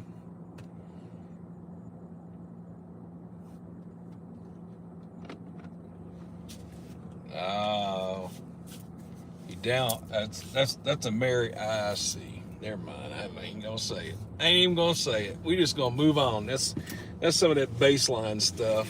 We gonna move on. We're just gonna move on down the road. Alrighty. Do-do-do. That's just the way it is. Some things will never change. Yes, I just sang to you because that's exactly what it is. Do-do-do. That's just the way it is. Okay. So we now know that was not a burglary, and the store representative, Mr. Ray King, went and checked it out. And like you heard me ask him, how many times you done did this? 100? See, I was on that call-out list as well when I was the manager here. So yes, I have absolutely had the 4 a.m. late night phone call when I was dead asleep in the bed. Been there, done that. And it sucks when you gotta wake up and come up here for that. Only to find out that a raccoon tripped the alarm in the lumberyard or something like that. It's always something stupid. And sometimes it's a legitimate deal. I'll just say that. Sometimes they bust the glass doors sometimes.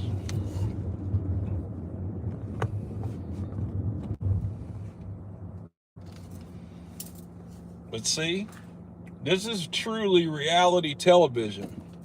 But actually, I mean, again, I'm not trying to be the police. I told you that. I've told you that a million times on these broadcasts. We're not actually out here trying to take any law enforcement action, but certainly what you're looking at is kind of what they have to go through. They patrol. I mean, that's when you hear an alarm go off and somebody's on the parking lot that you don't recognize, that's usually a good sign something's not right. You don't have to be a cop to know that. It's called 530 north, 8. It's called deductive reasoning. ARV09F, White Dodge Durango. All right, well, we'll continue on our southwest cruise. I mean, because it is 4 a.m. here Central Time in Little Rock, Arkansas. We're in southwest Little Rock. We're off Chico Road. Another little area that I used to live at. I've lived all over central Arkansas. Excuse me.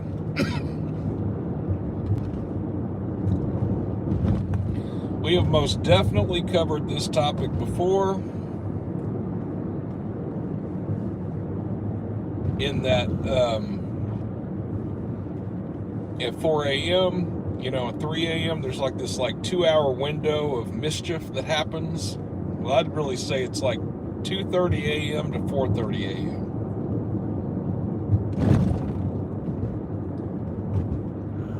Give or take 30 minutes, maybe even an hour. There's this time of the night where mischief occurs. Burglaries, you know, thefts from carports and vehicles, that kind of stuff.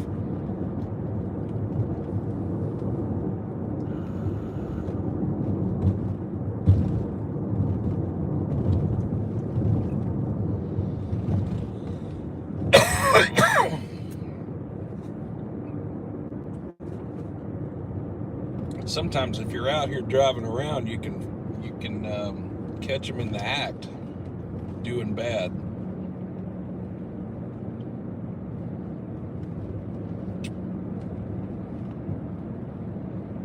So where are we at here?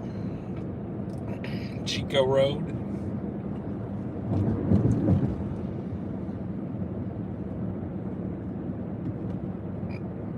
I'm going back by my old residence over here.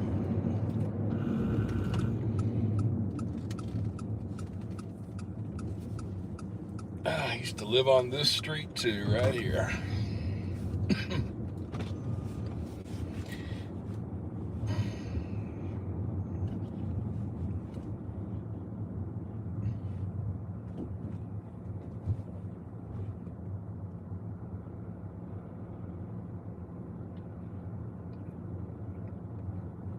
So we're down here off of Chico Road, and we're gonna just kind of cruise through and roll out. That's what we're gonna do. Oh, they've cleared some more of those woods. They've really made a. Good.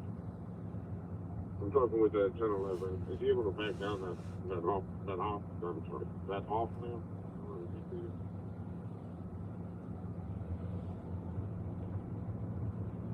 It'll actually be easier for him if he just takes the interstate westbound and comes up right here in front of the vehicle that's closer to the shoulder here. Yep.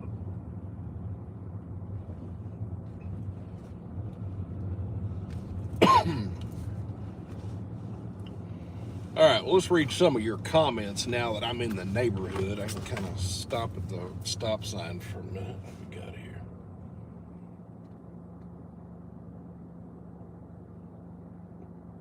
Lynn says, I'm a police radio listener. I love this channel. You rock. Well, thank you. And Lynn, I appreciate you because you've been posting in here for the better part of a year, if not longer.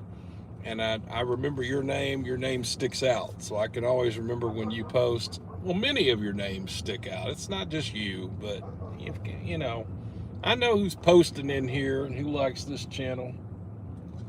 And I always appreciate that. Let's keep looking here. What else we got here?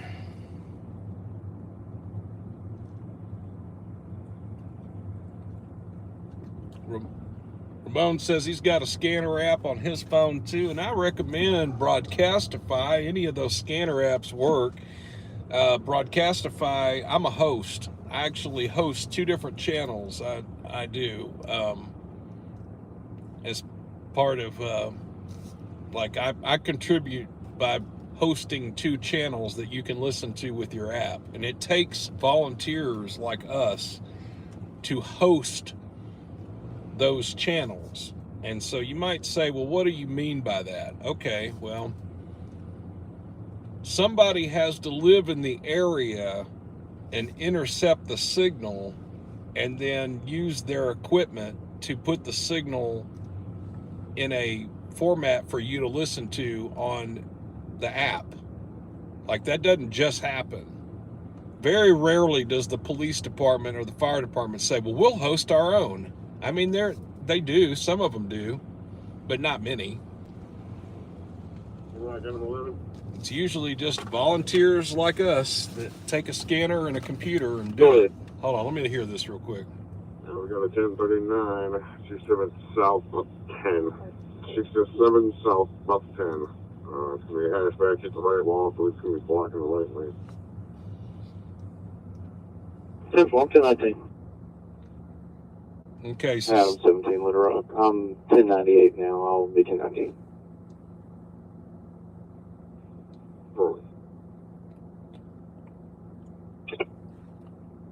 okay, so sounds like Sarge got an accident call up in Jacksonville of a car that hit the retaining wall, and then Glover got wrapped up on his traffic stop and took that off Sarge. So it sounds like Glover's responding up there to handle that.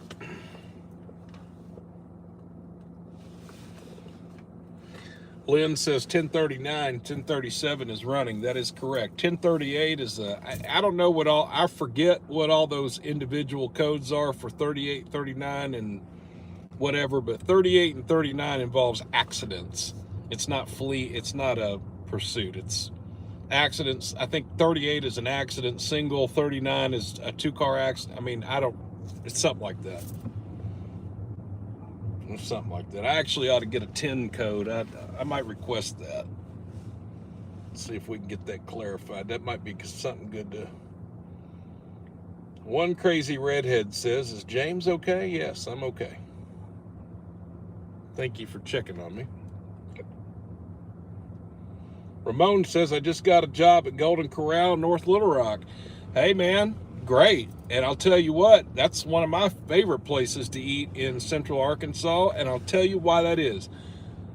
Now, I know some folks might hate a little bit on the buffet concept because they, or whatever reason, they don't think that's whatever. But actually, as it turns out, Golden Corral is the single largest grossing, revenue producing restaurant in Pulaski County, Arkansas, which is the capital county. Capital city is Little Rock, but capital, I mean, you know, it's a big county. I mean, it's got a lot of people. So to be able to claim that you're the restaurant that produces the most money in that county is rather significant, and Golden Corral is it. So the thing that I like about that particular Golden Corral is that it's fresh. They're constantly busy, and so there's nothing that's just sitting there for a while. Okay, I mean, it's a whole thing. and I'll tell you one other thing, that particular Golden Corral is the franchise owner, whoever runs that particular Golden Corral, is very veteran friendly. They advertise every veteran discount, Veterans Day, Memorial Day. I mean, they just take care of their veterans and first responders. They're always offering discounts, deals, and free meals, and they're a big part of the community, really. Actually, they do a lot of donations. I mean, it's quite a thing. So actually, I mean, you won't hear me rave on and on about corporate restaurants that much, but I have to say our Golden Corral here in Central Arkansas really rocks it out, and I like eating there. And let me tell you one other little hack. Okay, you ready for this one? You learned this from NST. See, you learn some stuff when you watch these broadcasts, I'm telling you. I don't just make this stuff up. All right, you ready for it? Okay. If you have a Sam's Club membership, of course, I don't know if you can do this internationally. We're only talking about North America, right? But if you have a Sam's Club membership, then you can go to Sam's and purchase the $50 gift card to Golden Corral. They break them up into two $25 gift cards for the price of $39.98. So that is a $10 savings on. So in other words, $50 for $40. Okay, so you already saved $10. Now, second hack. Apply this hack to the first hack for maximum Golden Corral goodness for cheap. Go, if you're say you're going to go do dinner, and you're hungry, and you're ready to eat, and it's like, you know, you probably want to eat about 5 or 6 at night. I don't know what time you eat, but let's just say you were willing to eat at like 3:50 p.m. If you go to Golden Corral before 4 p.m., they consider that lunch, which is significantly cheaper than dinner. And if you apply those gift cards, because you got them $10 cheaper than face value, on top of you got the lunch, that is the cheapest way you can eat Golden Corral. And you can really make your bucks stretch there, I'm telling you. So, hey, I'm not saying any of y'all are poor or cheap or anything.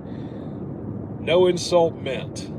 But there is nothing wrong with playing the system just like they play you. So, hey, they didn't like you're doing anything unethical. They're offering those gift cards $10 off, and you're getting lunch before dinner, right? So why wouldn't you? It's your money. You can do what you want to do with it. I don't like to waste money, okay? I'm sorry, I'm not a waster. There's something wrong with that. So we're back here on Baseline again. I'll Come and Go over here. They're getting ready to get rebranded. So the Come and Go is no longer going to be Come and Go. Who knows what it'll be. I think they said it wasn't going to be Casey's anymore. It was, I know what it was going to be called, Maverick. It's like to compete with Casey's. Now, as you can tell over here, we have let me move the camera up a little bit. There's the Come and Go right there, but it won't be Come and Go for long. But I'm really showing you something else over here, because I've mentioned this before. It's all in good humor, friends. It's all in good humor. What do you see on this pole right here? What is that? What? You mean that has been here for a year now? You are kidding me. You are kidding me. You mean there's been an NST sticker at Baseline and Chico for a year and it hasn't even been ripped off the sign yet? They be stealing everything down here except for NST stickers.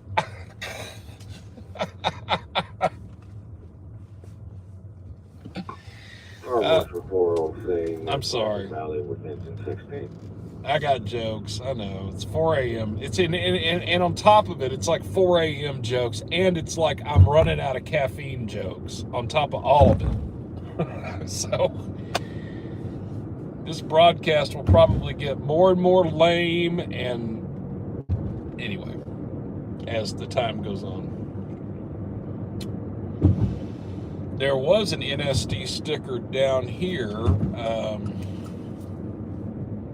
So there's the LRPD again. They're just sitting there at the post office chilling. Let's see, y'all. Do you see me? I saw you put your brake lights on. You coming after me? Come on. Come on, LRPD. Let's go do something. You can do more than nothing. I ain't hating on the LRPD. They got some that are great, and they've got some that are not so great. My sticker's gone. There was a sticker there. It's gone. It's been gone though. Okay. You have to understand why the LRPDs, they're not allowed to be great. So, still got some great ones that work for LRPD, but you've also got some not so great ones because their agency doesn't allow them to be great.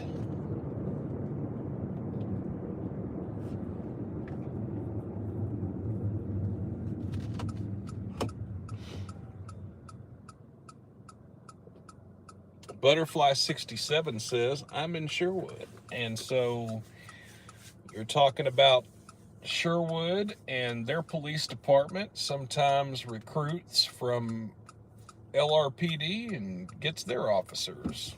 And so does North Little Rock. LRPD gets poached. It's like poaching. They poach the good ones. Again, if I'm hating on the LRPD because I know there may be a LRPD officer that's just sitting in a parking lot, I don't know why they'd be watching my broadcast, but maybe they are. I don't want to hate on your agency that much.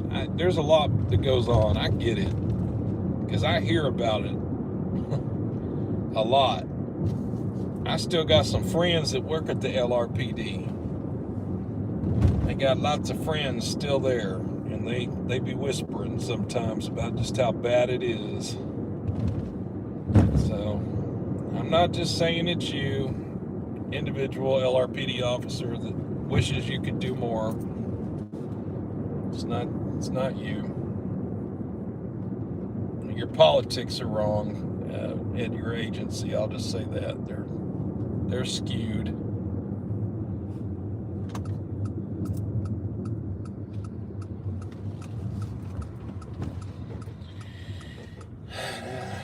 Singing that song like before. Do-do-do, do-do-do, do-do-do. That's just the way it is.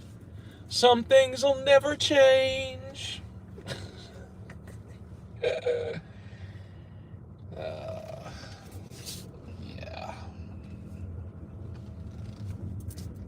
I'm not that good of a singer. I've never ever tried to be a singer. I'm never going to be a singer.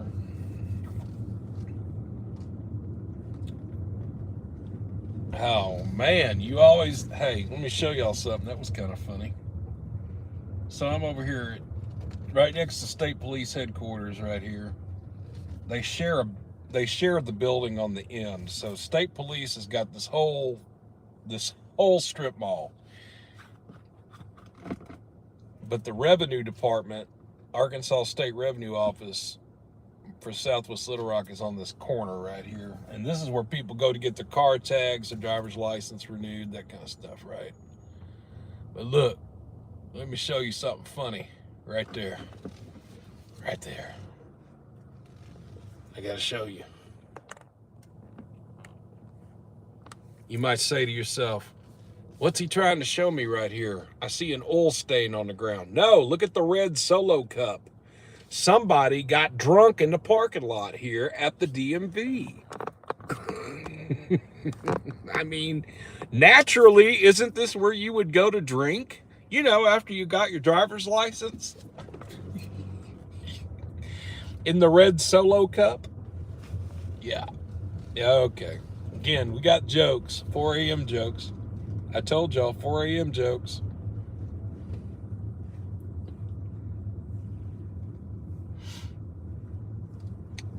So we're at the state police headquarters.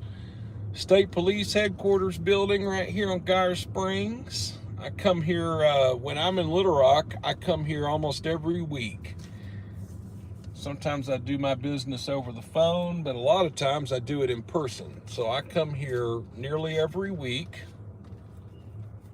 to the cashier's office here at the Arkansas State Police Headquarters building right here on Geyer Springs and Interstate 30. And they know me by first name here for sure, because, well, just like a regular customer, I spend a lot of money here. Man, I spend a lot of money here. Not that I'm bragging, but it's just, yeah, if you want the content, you got to pay for it. And so, yeah, there's that.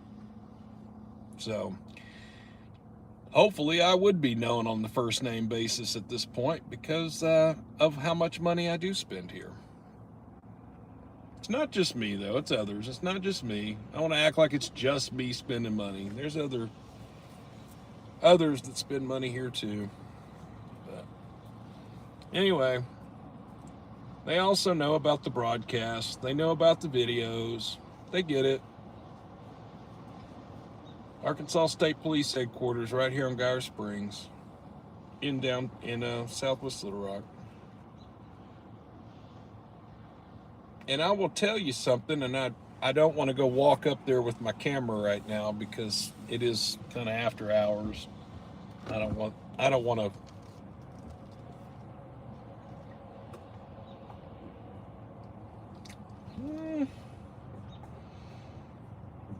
The dispatchers and Troop A know that I'm on this parking lot right now. Now, I don't know that the dispatchers and Troop A are watching this broadcast right now. They might be, because there's not a lot going on. They might be watching. I don't know. But I want to show you something if I can. I'd love to just get out and show you real quick, but I can actually point my camera this way. Hold on. I mentioned this once before on a live stream.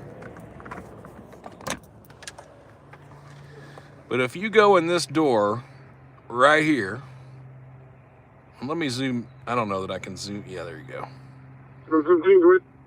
You see that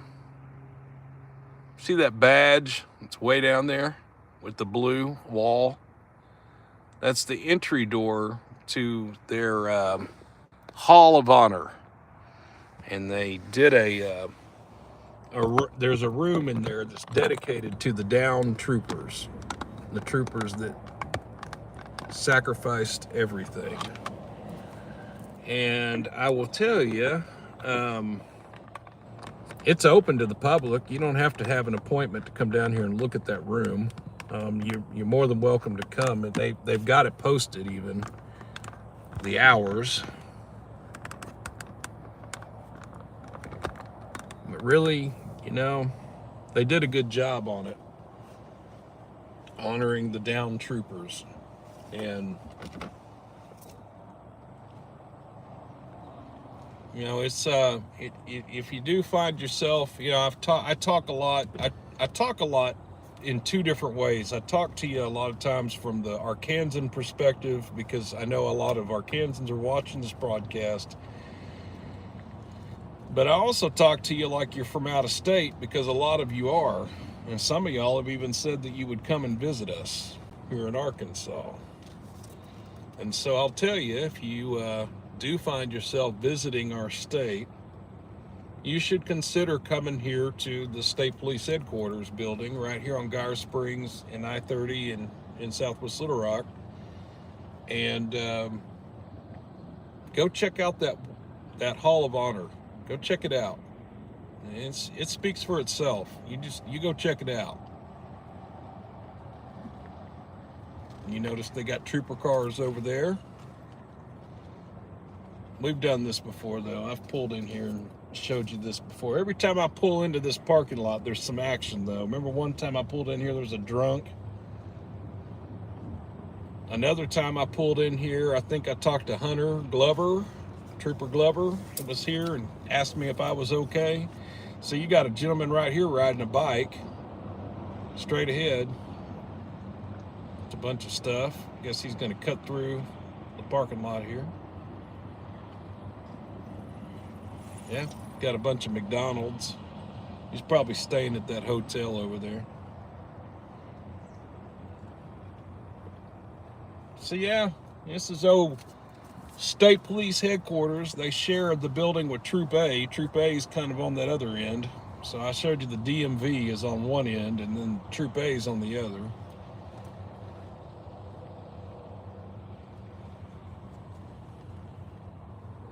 Spent a lot of time in that building. There's a car wash out back. I used to 97, number 1 lane block. Used to I had a take-home pickup truck, and I'd come in here to get a car wash. There's a car wash out back.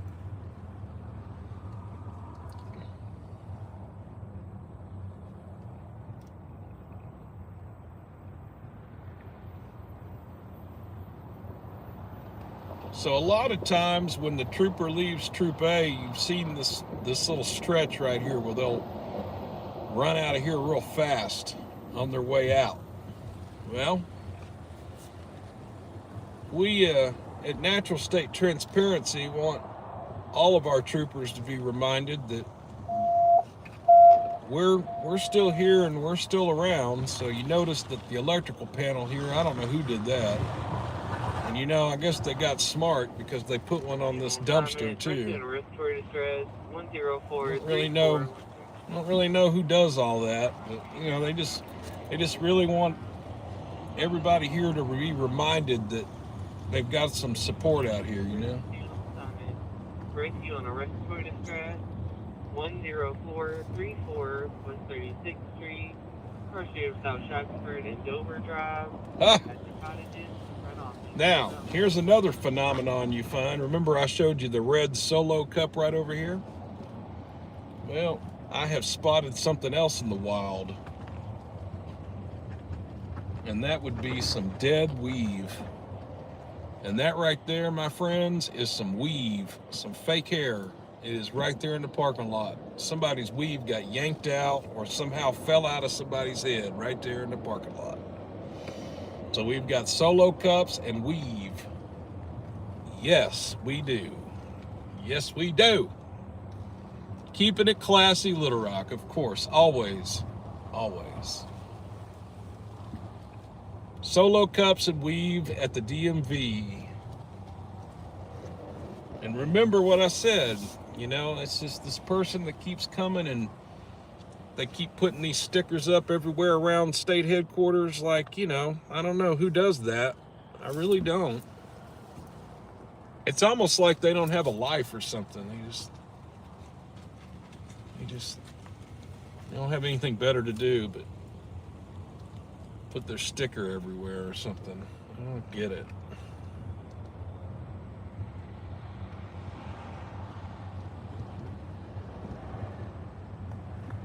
It's all in good fun, though. That's the worst thing that... Oh, look.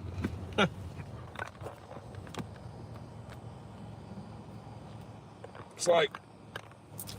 How does that keep happening? I don't get it.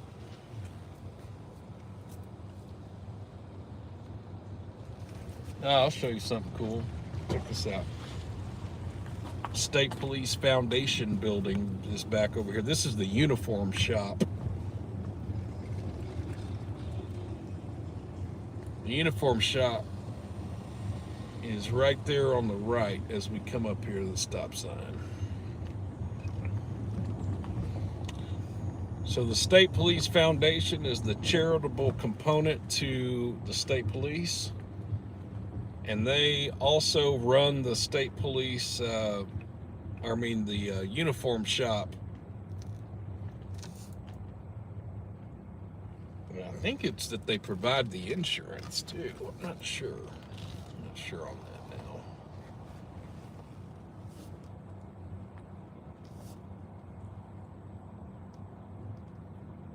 now. I think somebody's sitting in that truck. That's why I'm moving on. But anyway, uniform shop, blah, blah, blah. Okay, moving on. Nothing to see here. All right, let me check out my email. Let's see, before I hit the road again, let me check out what you said here.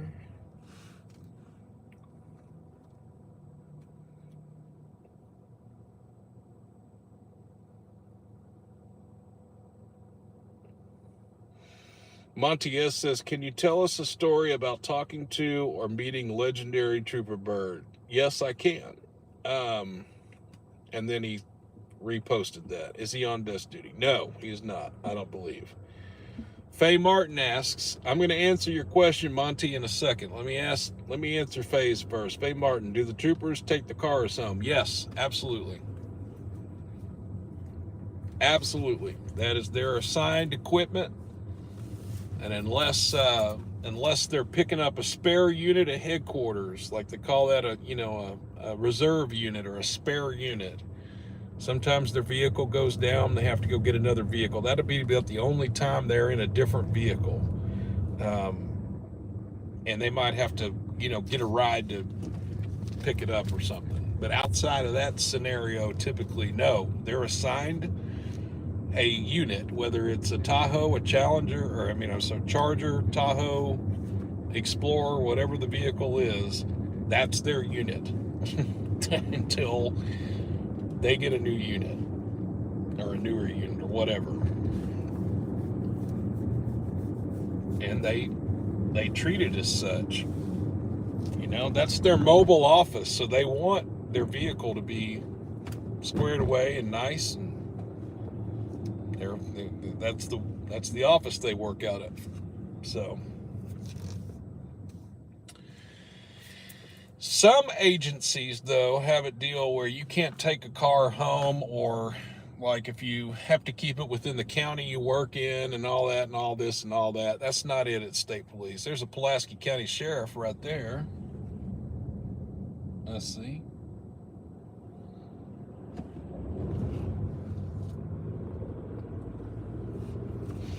Now, going back to the question about a Trooper Byrd story. Well, I haven't talked to Trooper Byrd much. And I do have a story, but there is one story I cannot share because I do not reveal, there's some things that I honor, there's just some things that I'm not going to reveal. And there's one story about Byrd and his family that I'm not going to reveal. So I'll just let you know that I'm aware of him and his family. I told you earlier that, his wife had a baby and he went to day shift. So I don't know if that was because he was planning his family and that kind of thing or what. But I have talked to,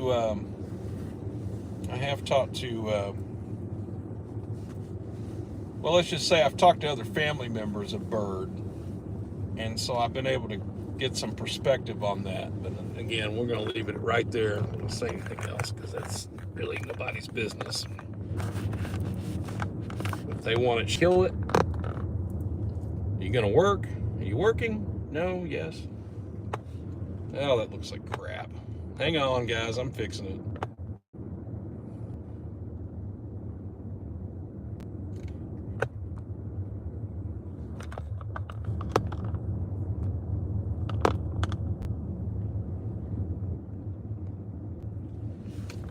Let's see if that did it. Okay, I think that got it. Which way do I want to go? Let me go this way. I should have turned in the turn lane. So I will say this though. The story that I have about Byrd is one day I pulled up. I've told this story before, but I pulled up at QT there in Southwest Little Rock near Otter Creek. And QT is like a truck stop gas station type deal. So I pulled up, and a trooper was pulling in, and I didn't realize who it was because I expected, Trooper Bird to be on night shift. And so when I saw a trooper pull up, it piqued my interest, of course. And it was Trooper Bird, and his car was Adam 46, A46.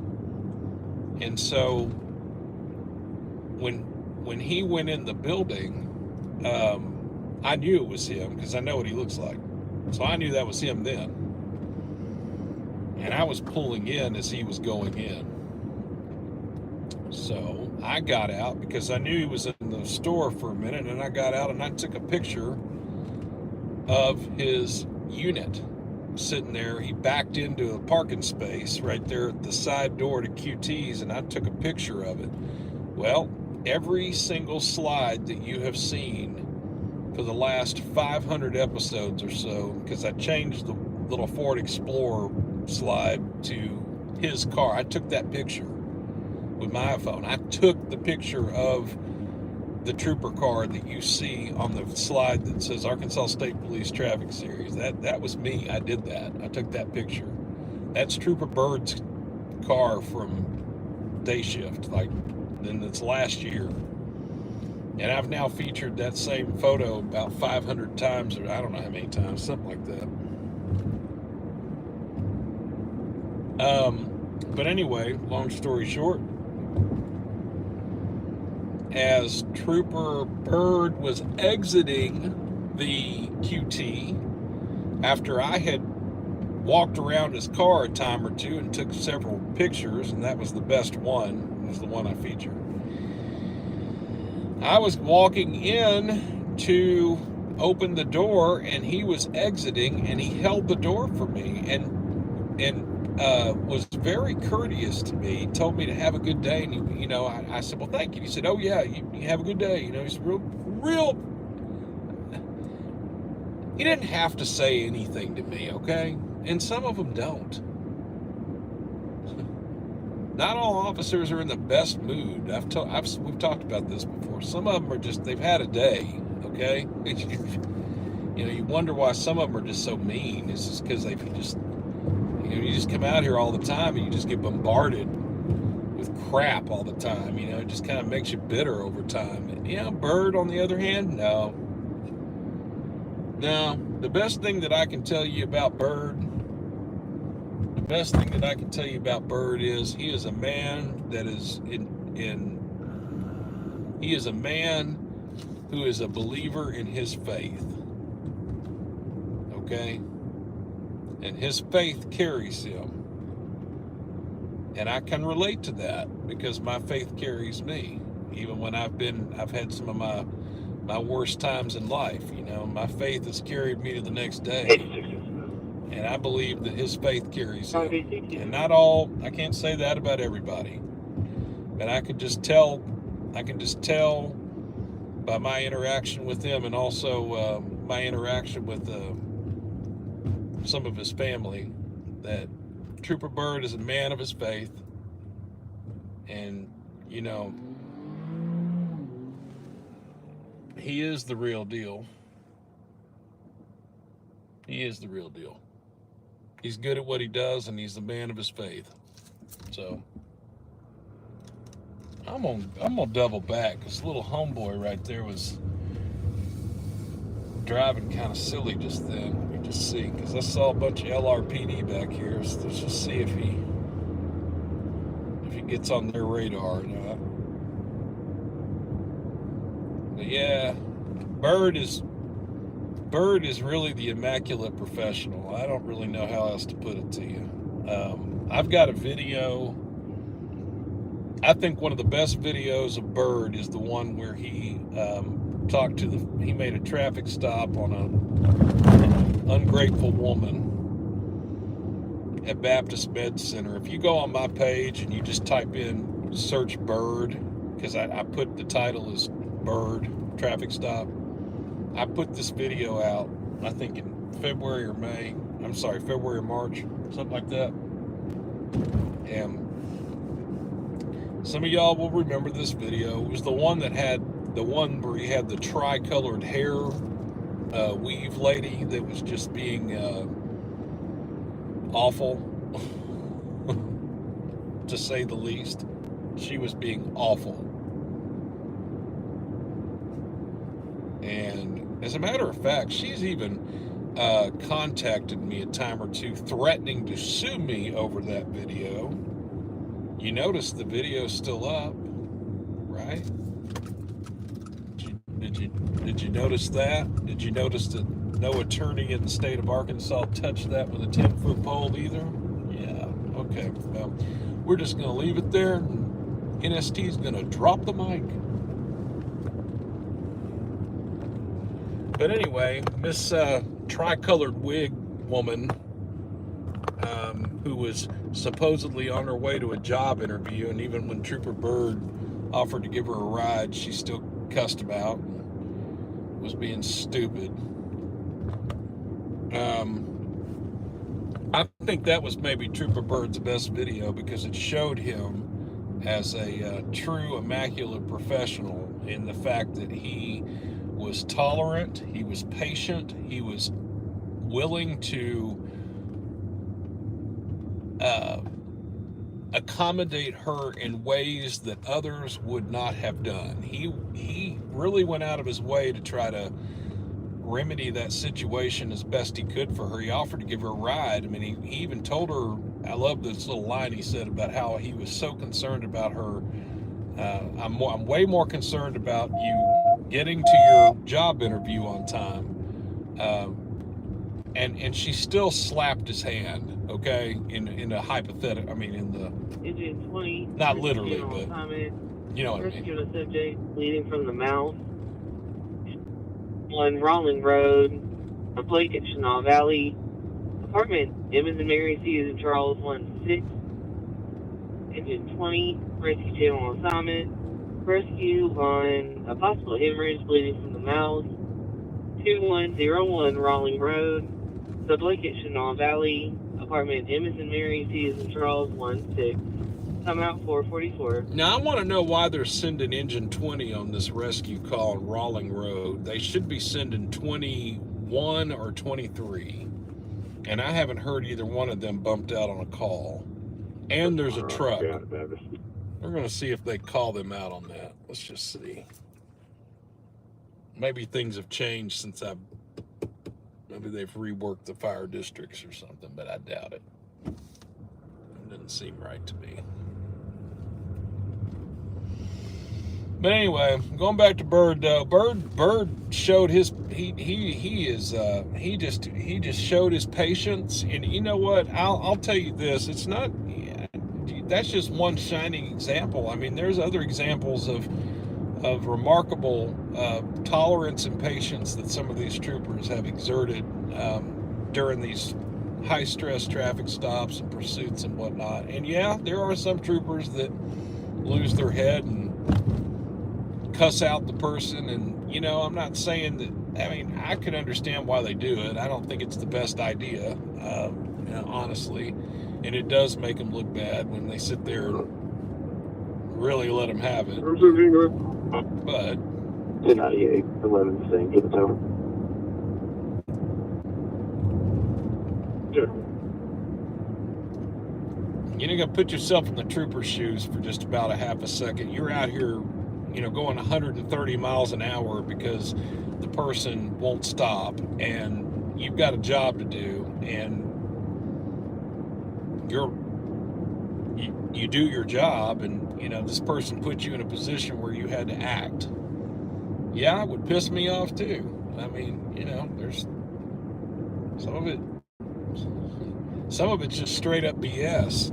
I mean, that these pursuits and things have to happen because drivers don't accept responsibility. They don't want to stop. They want to make every excuse in the book. You're responding to 2101 Rowling Road.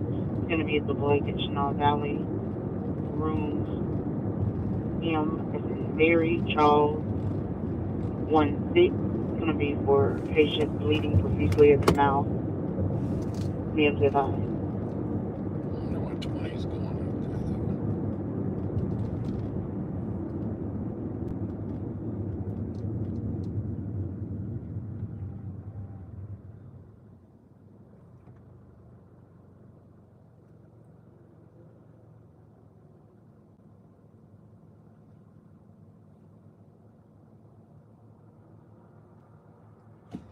Yep.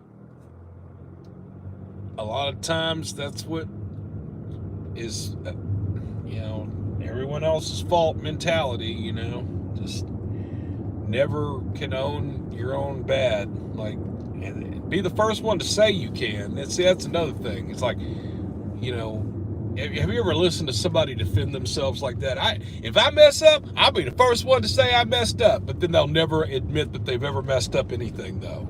But they'll be the first, they always say, but I'll be the first one to say, I know you wouldn't. You'll be the last one because you didn't. You never will. You don't. Just shut up. Just quit talking. Now I know, I totally understand now why some of these troopers literally, as soon as they get done with it, they're just like, quit talking. Don't speak. I don't want to hear it. Hush. Shut up. Because they don't want to hear the excuse. It's the same excuse over and over and over again. So anyway, I feel their pain a little bit because remember, even though I was not the police, I still worked in the jail, and I had the same excuse makers come to jail and then try to justify, oh man, you talk about some, man, I almost dropped the F-bomb just then. Look, let me tell you, you talk about some people that can't accept responsibility. You talk about some, they'll try to convince you that they're the parent of the year. Or, that they didn't do anything. I don't know why they got, in trouble. I just cannot, some folks are just, anyway. We could talk about this all night. No, we're not going to talk about it all night because you already know what we're talking about. And you have met this person before, I'm sure, at some point in your life. That person that never owns up to anything and blames everybody else but themselves. And then wonders why their life has gone to crap.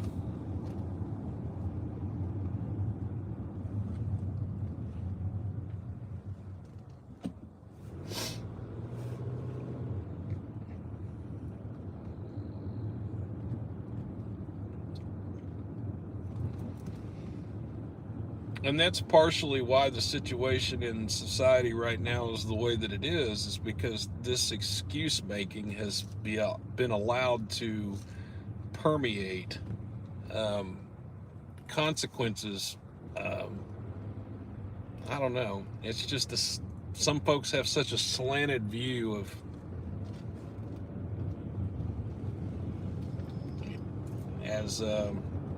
some of the officers even say to me, as I talk to them, they call it victim mentality. Always a victim. Always a victim. And yeah, I hear that too.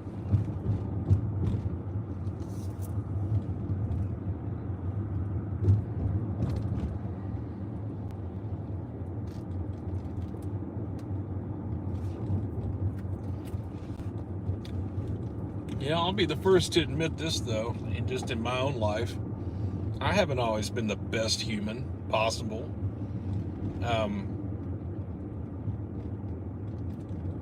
That comes with humility. That comes with learning and making mistakes so that you can grow from them. And that's the big key right there, is the growth.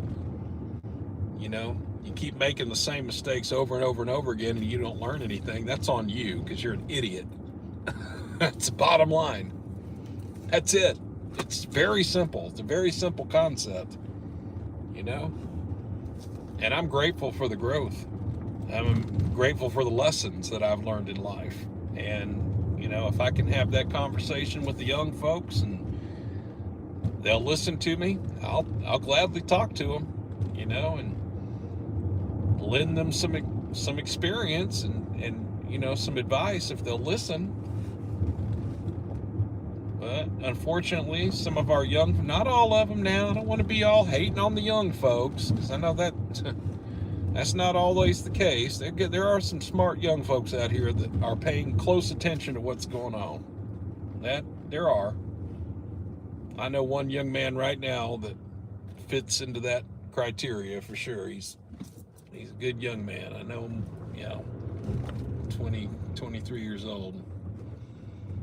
But there are just so many folks that are, remember that band from the early 80s called Asleep at the Wheel? Remember that? That band? Kind of like a, not really folk, kind of country folk music, sort of. Asleep at the Wheel. Well, there's some folks out here, they are asleep at the wheel, not paying attention, don't care, letting everybody else make all the shots.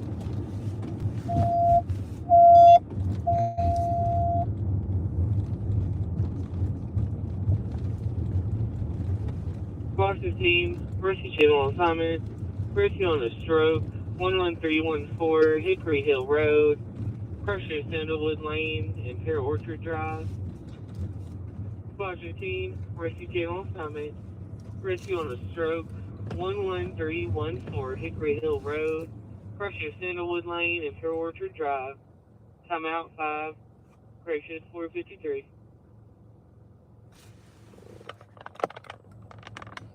So, what is that, North Little Rock fire now? Well, let me hear North Little Rock. Engine 4, 10831 Richmond Lane, 10,831 Richmond Lane, apartment 418 for unknown medical. So that's over in near Maumelle. So this particular church right here, let's talk about that. You know, sometimes on these broadcasts, I feel like I'm repetitive. I tell you the same stuff over and over again when I do Little Rock. But I don't think that I've ever shared with you this. You want to know a little bit about me and my life and my faith and my beliefs a little bit, if you care about them. This right here is the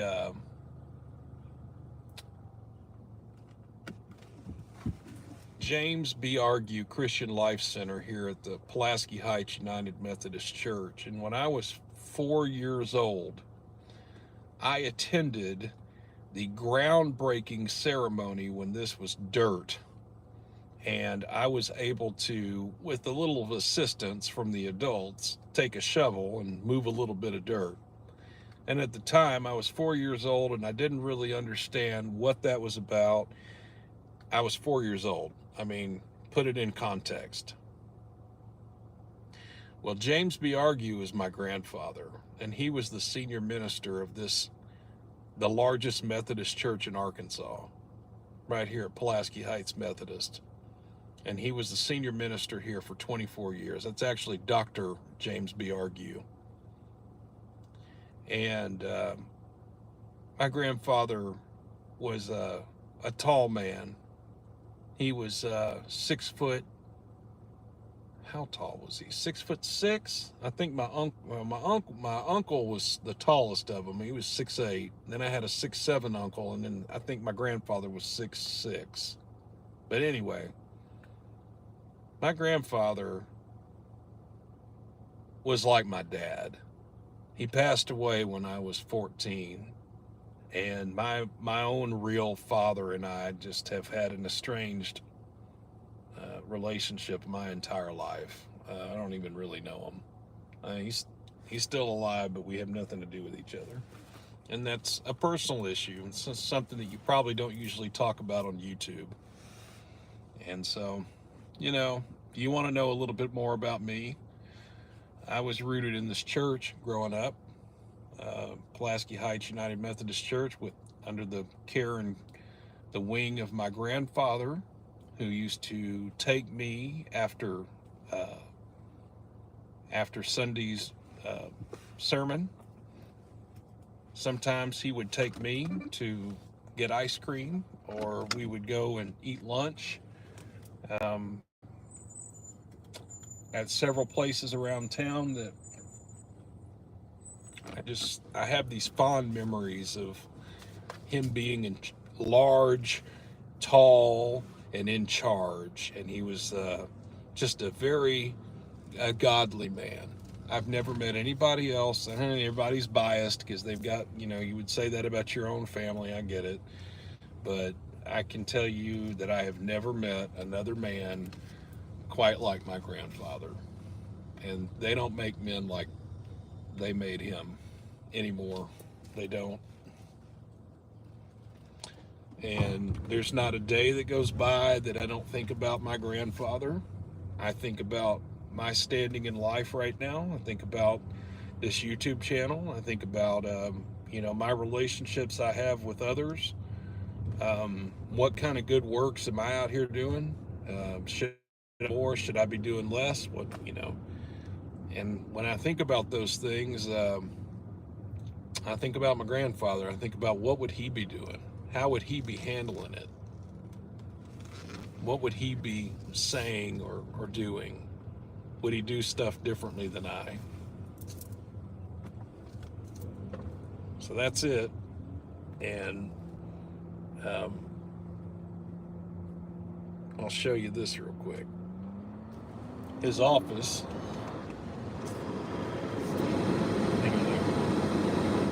I had to clear that window. It was fogging up a little bit.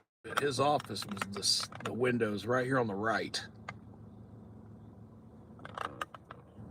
of this side door. That was his office. I used to look out those windows. I love those windows because they have a crank, and you would crank those windows open or shut. And so as a kid, that was something to do at 4 years old, 5 years old. So he was the senior minister here until I was 8 years old. And last but not least, let me show you this view.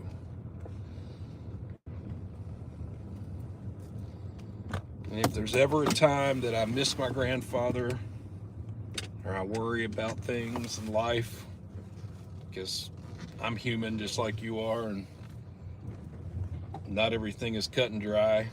Sometimes there's uncertainty in the world and angst, anxiety. We all have our issues.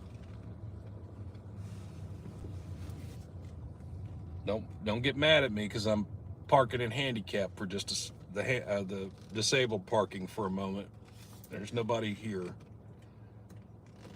can't stand it when people do that. So I'll show you this view. This is a famous view to me. One of which is a very personal view, because I can remember my grandfather standing right here to the right of your screen, shaking hands of parishioners that were leaving, and petting children on their heads, and hugging, just being a gentle giant. So when I think about my life, when I think about what have I accomplished as myself personally, and I know this is going a little off the deep end of what natural state transparency is. Talk about transparency. We're talking about my life now, really. But yeah, it's important to me because this is where I'm deeply rooted. This is where I learned it. I learned it right here on these steps with my grandfather. I used to stand next to him. I had a place at the table as he was impacting so many other lives. I tell you one other thing, if we're going to talk about good works in my family, my uncle, who was also a member of this church, his son, my uncle, was also a he received his honorary doctorate from Philander Smith College. But my uncle worked with the United Methodist Church and started, well, he didn't start it, he took over as the executive director of the United Methodist Foundation of Arkansas, and it was a very small charitable foundation for the Methodist Church Conference in Arkansas. At the time, I think they had a $3 million a year budget when he took over in 1981, because I was like 1 year old when he did that. Before that, he was a banker. He grew the United Methodist Foundation of Arkansas into the, I think the second or the top. Don't get me wrong, because I don't remember, but it was something like the number one or number two highest. I don't want to say grossing, because that's not the way to put it, but it just, in other words, he grew it to where the annuity, or the endowments rather, the donation, the not the donations, but the endowments, the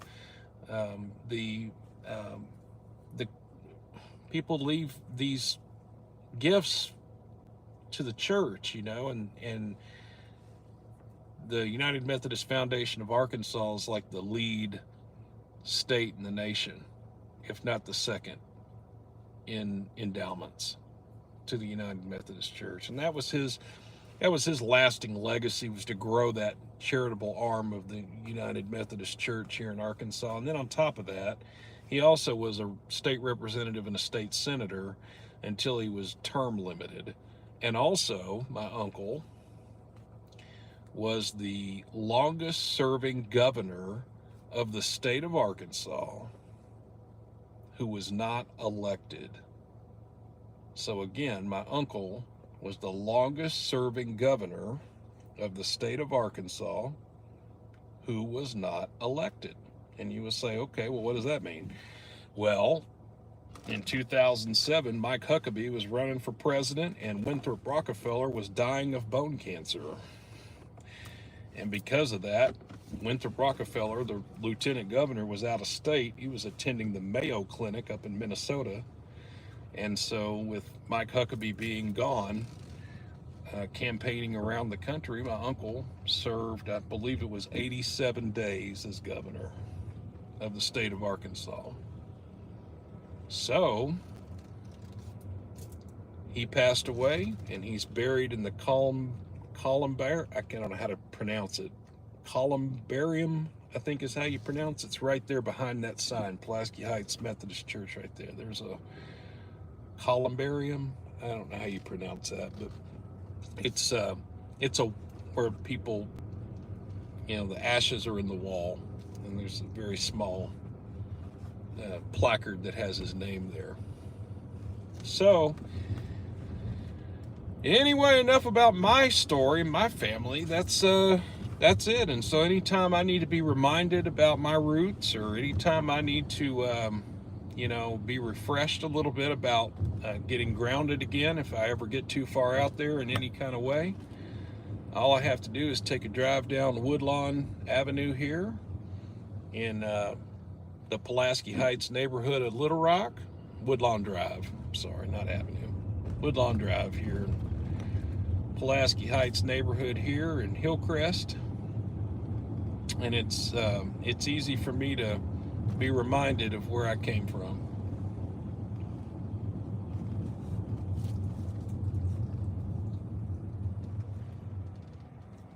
And I do miss them.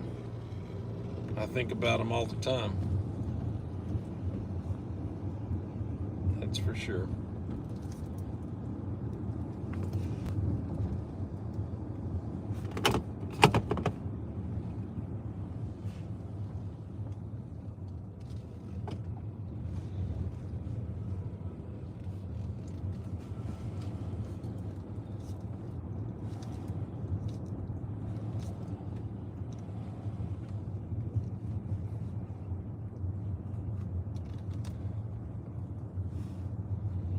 Lewis says he's going to work, folks.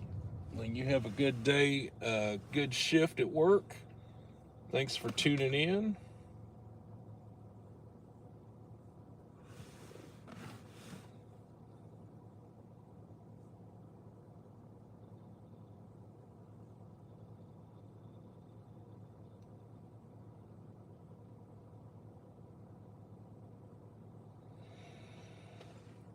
Faye says I've shown the church before. I think I remember doing that. And I sometimes forget what I say on these broadcasts. I forget sometimes, especially when I do them for 6 and 8 hours at a time. Probably always talk about the same stuff a lot, but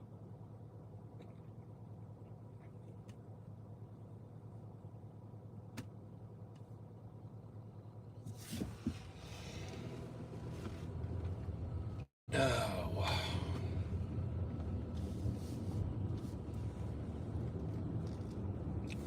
It's 5 a.m. now. There's starting to be people coming out to exercise. So as we have made it to the 5 o'clock hour, the remaining bars closed about 4:45 a.m.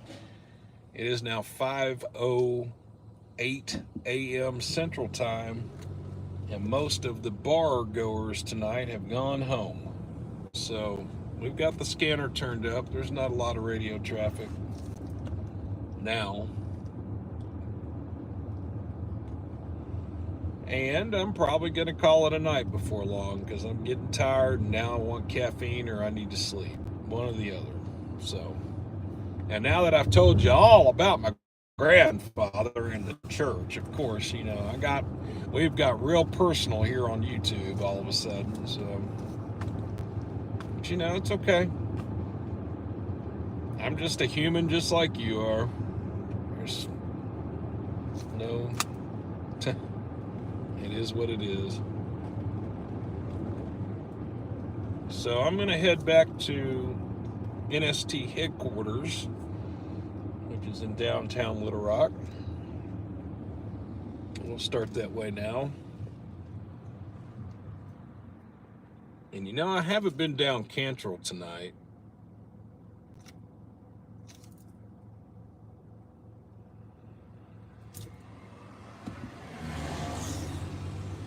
Guy doesn't know how to drive because he doesn't have a stop sign. Actually, let's go down Cantrell. This is the one place I haven't really been. I could go to the NST headquarters a couple of different ways. Let's go this way. I'll take you with me to NST headquarters and then I'll call it a night. Because I got some stuff I got to do real quick before I get too tired.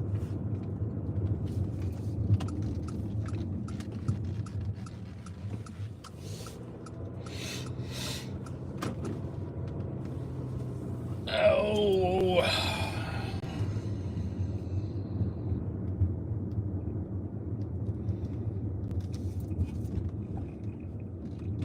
I don't have any more uncles. They all passed away now.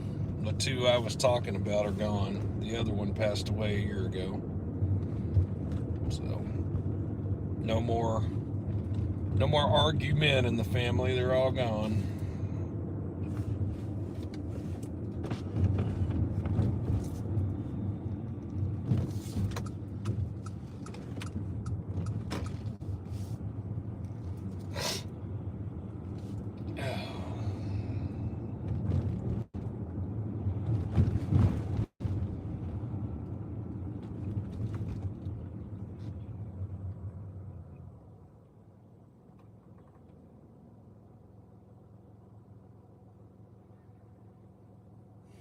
Good night, Loud Elvis. Cat Lover 9000 James, thank you for the sticker. Love the live streams. Thanks. You are welcome, and I'm glad you like the sticker. Cool. I like the sticker too. Cool purple writing. It's cursive. It's like mid-century modern font. It's like a 50s cursive style. I've always liked that. I fell in love with it the first time I ever saw that font. I was like, oh, I've got to do natural state transparency in that. It was like a natural thing. It came naturally.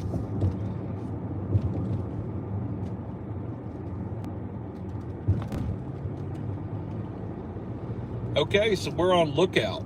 We're on Lookout Road, and this road will take me down to Cantrell. Cantrell is Highway 10. That'll take me to downtown, where I will go to the tower and wrap up what I got to wrap up real quick.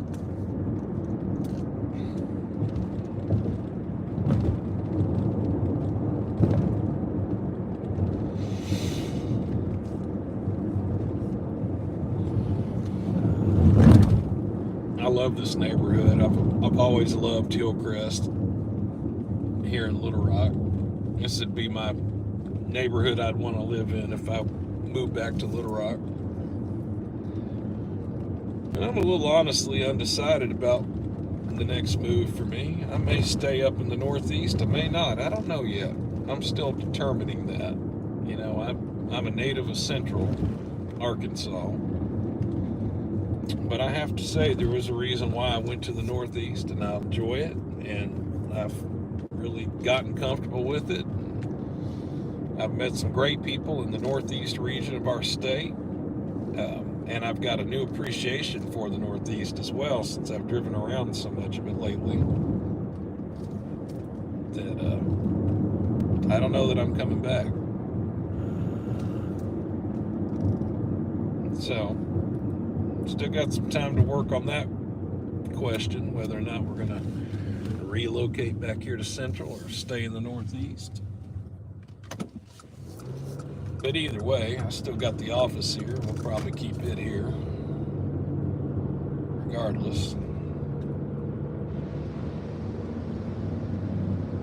Well, all right, so we are on Cantrell Road here, and we're going to just head on back downtown.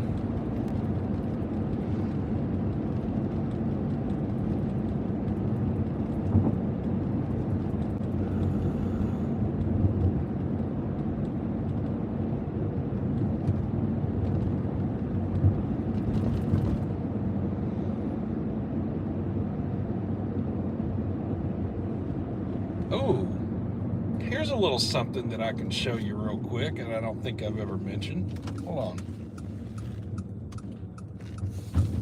I'm always looking for something new to talk about, because I feel like I talk about the same things over and over again. But you may not know about this, but you see this right here? Check this out. First of all, some of y'all don't even have a Sonic in your area, and I understand that.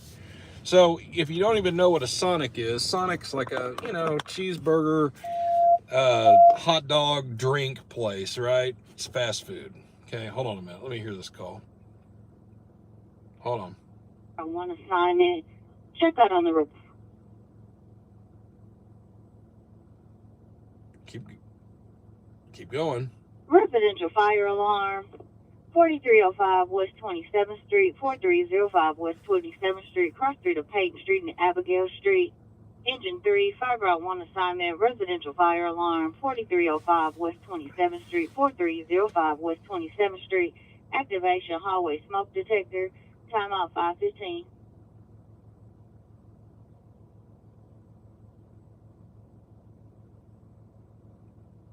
I'll answer your question in just a minute. Crew to real. So anyway, that's probably a false alarm. I'm not even going to bother going to that. So Sonic here, right? Let me finish my little point about this little fast food restaurant. Sonic. Most Sonics are drive up only. Like, they have a drive through and they have stalls where you can drive your vehicle up and get your order. And it used to be Sonic was famous for the roller skating people. They'd come with the roller skates on. Well, many Sonics don't look like this one. This is one that actually has an inside restaurant. Arkansas has, I don't know if there's another one. I think literally Little Rock has the one. I've never seen another Sonic that had an indoor restaurant. Fire alarm. The activation smoke detector hallway. And so how it works is you just sit down at your table and you pick up the phone and they answer inside and you place your order. I've gone in there before. It's a good place. I know this is going to sound bad, but look, sometimes when you're driving around in Little Rock, you have to use the bathroom. I mean, it happens, right? We're human. It's a good place for a quick bathroom break. Anyway, it's true. Well, like you don't go to the bathroom, sometimes you got to go. All right. So anyway, now the next person is this him patrolling? That was a question. No. And you may have joined this just now because we have an international audience in here right now, and you might not know. I'm not an officer, not trying to be an officer. I do have some previous law enforcement related experience as both a dispatcher and a jailer locally here in Arkansas for, the better part of 10 years. But nonetheless, no, we're not out here patrolling at all. And I'm just a guy that is live streaming, and we're scanner chasing calls. Kinda. Not really trying to get in the way. Just trying to show you a thing or two. Hope that answers your question.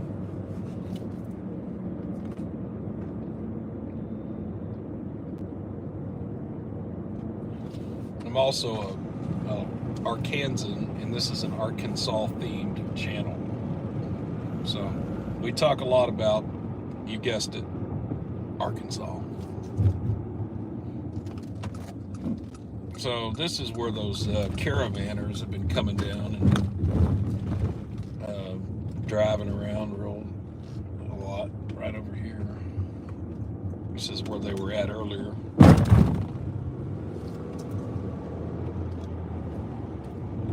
I don't think there'll be any police over here tonight.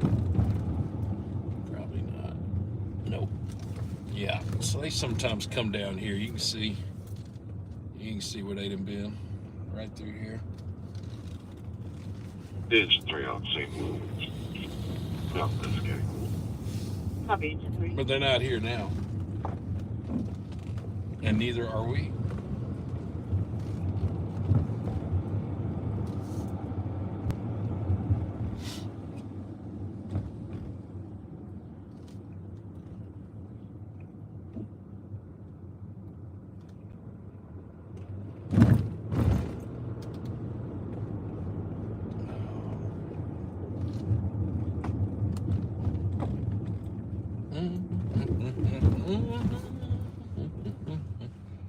There's still some people out, because I saw the Exxon back there had a lot of folks still hanging out in the parking lots. These are the folks that don't want to go home yet. And there's always, on Sunday morning, there's always that group of 5 a.m.ers where they don't necessarily want to go home yet, but then like all the joggers are coming out and starting to exercise, so it's a whole different group. It comes out. It's kind of funny. And right now, with it being 5:20 a.m. Central, if I wanted to go get a hot and fresh donut right now, they just opened up, so that could be a thing to go do. But donuts aren't exactly on my diet, so I try to avoid them.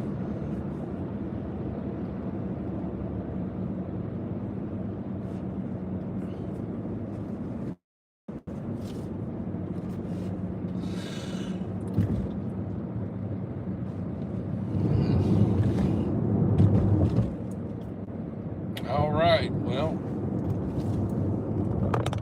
there's the Simmons Tower, the tallest of the one. It's NST headquarters. It's located in that building.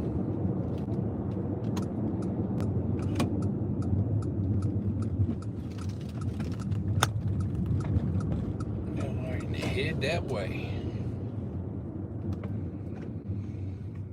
I guess I'll start my closing speech. Thank you again for tuning in to this live stream tonight.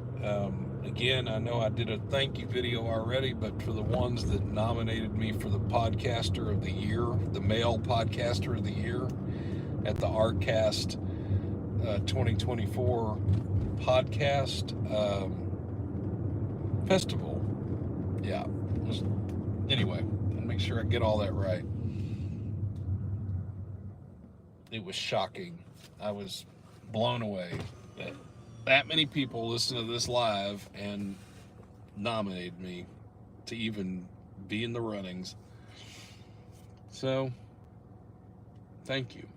And I'm glad that we got to hang out tonight. Glad that you tuned in. Hope I didn't bore you too much, bother you too much with my horrible camera issues that we had, but that's cool because this will be the last time. Remember I said that about 100,000 times already? Yeah, we're getting a Black Friday special like this week as soon as it happens. We can get that fixed. That was some straight up BS, and I hate to say that, but it's true. Having those kind of issues, I don't like that. It's not fun for you to have to watch me fix this camera every 5 minutes.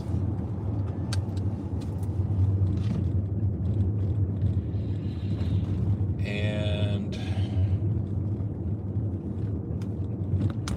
Pursuits will be coming out as soon as I wake up. And I've got plenty to do. So there's that. I'm going to release more than 3. So you're only going to get notified for 3.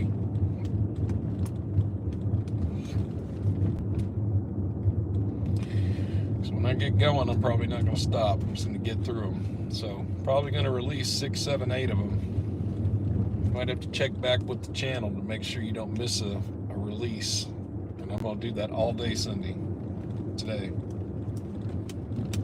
You gotta let me sleep first. Let me get a little sleep in and then I'll be all good. We'll get busy putting out content.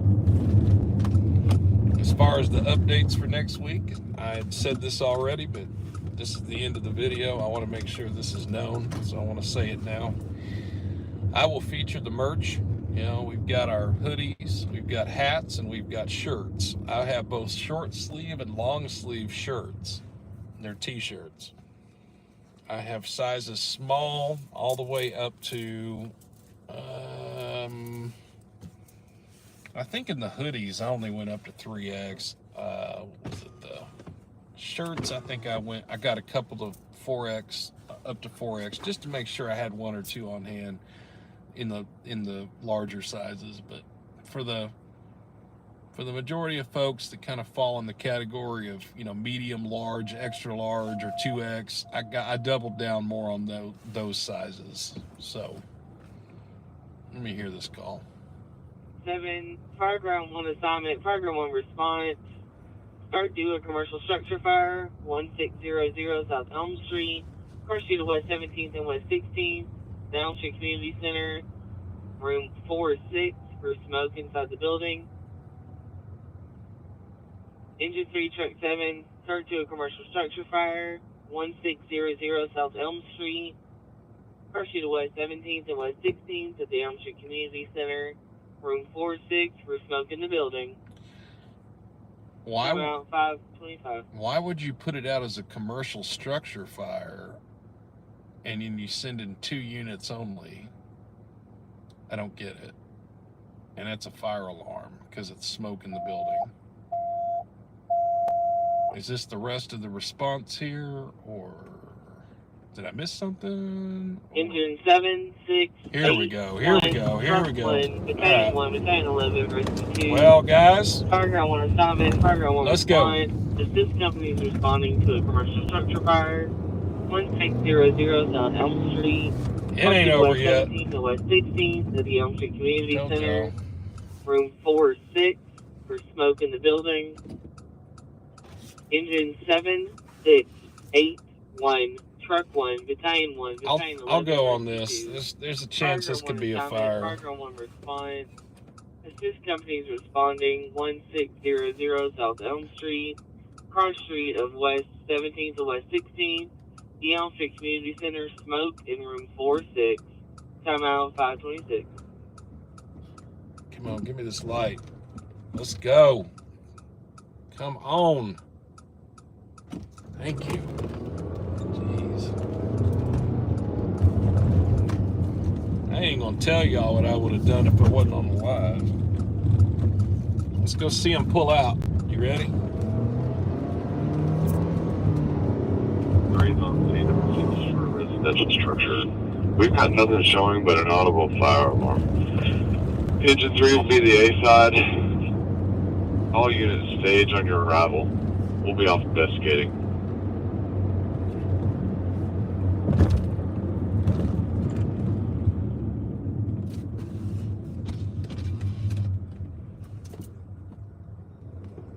I'm gonna pull over right here.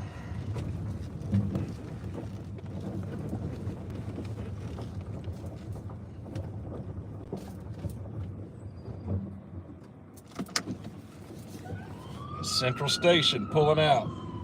This is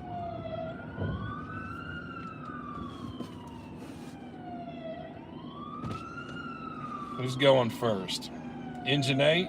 Funding to 1600 South Elm Street at the Elm Street Community Center for a commercial structure fire. Smoke is showing in room 46 and 45. They're receiving an activation for room 46 and hallway smoke detector.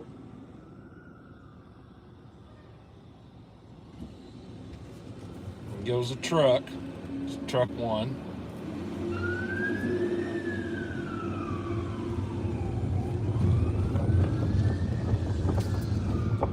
That's more impressive than the thing that I'm going on because there's nothing showing. They're probably going to let me listen to this. They're probably going to call everybody off. Hang on. We're going to need your van. All of the units you got available. They just called off everybody that was responding just there that you just saw pull out. They all had to get up and wake up and go just to be called off. But Engine 3 that's on the scene says they need a fan, so they do have something. Probably some burnt food. Honestly, that happens all the time. Keep in mind what they say, the Elm Street Community Center, 1600 Elm, that's like an assisted living place, kind of, for the elderly. So yeah, burnt food, probably the likely culprit. Uh-oh. Every time you hear that, that means they're bumping out another call for the Little Rock Fire Department. Let's see what it is. Engine 14, rescue channel assignment. Rescue on an unresponsive subject. 10 David O'Dodd. Car to Colonel Glenn Plaza Loop in Lawson Cutoff. Colonel Glenn Health and Rehab, room 209. Engine 14, rescue channel assignment. Rescue on an unresponsive subject. 13700 David O'Dodd Road. Car to Colonel Glenn Plaza Loop in Lawson Cutoff. Colonel Glenn Health and Rehab, room 209. Come out 5:30. Unresponsive subject at the nursing home. Sounds like they're probably passing on. Ain't available. Well, okay. That was a whole lot of nothing. Oh yeah, Lynn, I'm sorry. I just now noticed your comment. I'm sorry I had to look down. That is the Arkansas State Capitol building right there, actually, and I'll tell you, it's the only replica of the United States Capitol in the 50 states. Arkansas is the only one that actually took the U.S. Capitol and rebuilt it just like theirs, but just a smaller version. Rehab. It's going to be room 209 for unresponsive resident. Named advised. CPR is in progress.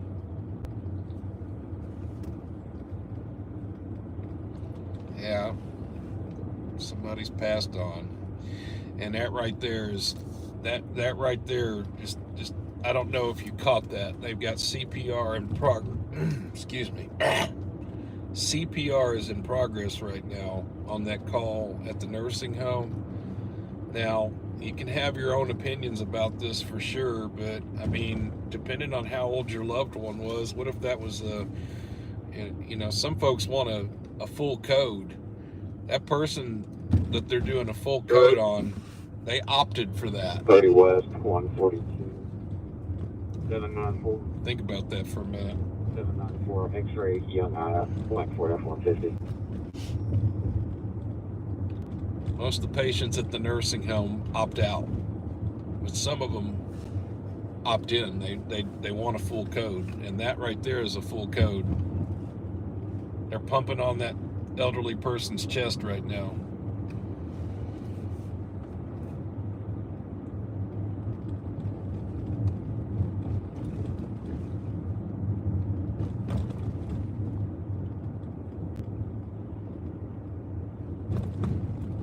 It's nice now. Sorry.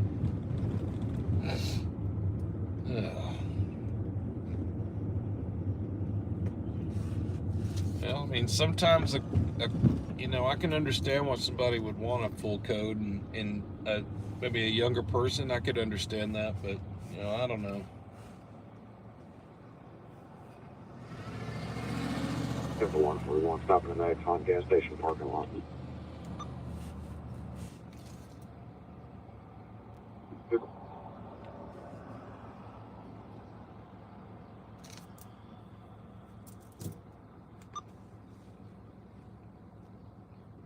Defending reckless driver. Passing 67 northbound at the 1, passing 67 northbound at the 1. White Mercedes-Benz, license plate Boy Robert Lincoln, Zebra Tom. That is Boy Robert Lincoln, Zebra Tom. Last seen 67 northbound at the 1. We've been on here so long that they've gone, the day shift dispatch. 06 Rebel Avenue for individuals that... The day shift dispatcher's now working Troop A right now, so we've been up all night.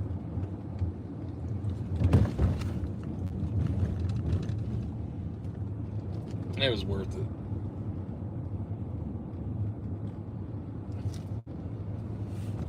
All right, well,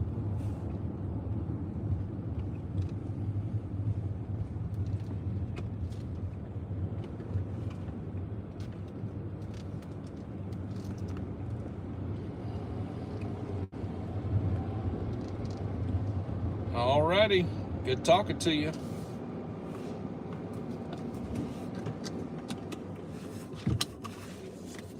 Go in here and do my work real quick, and I'll be done for the night. Folks, thank you for tuning in, and I will get some videos released very soon. And please, before you go, if you haven't already, if you'll like this, that would really help us out. Smash the like button. It helps with the algorithm. It helps trick the computer, whatever you want to call it. Thank you. All right, well, there's no more calls going out, so NST is out. Good night.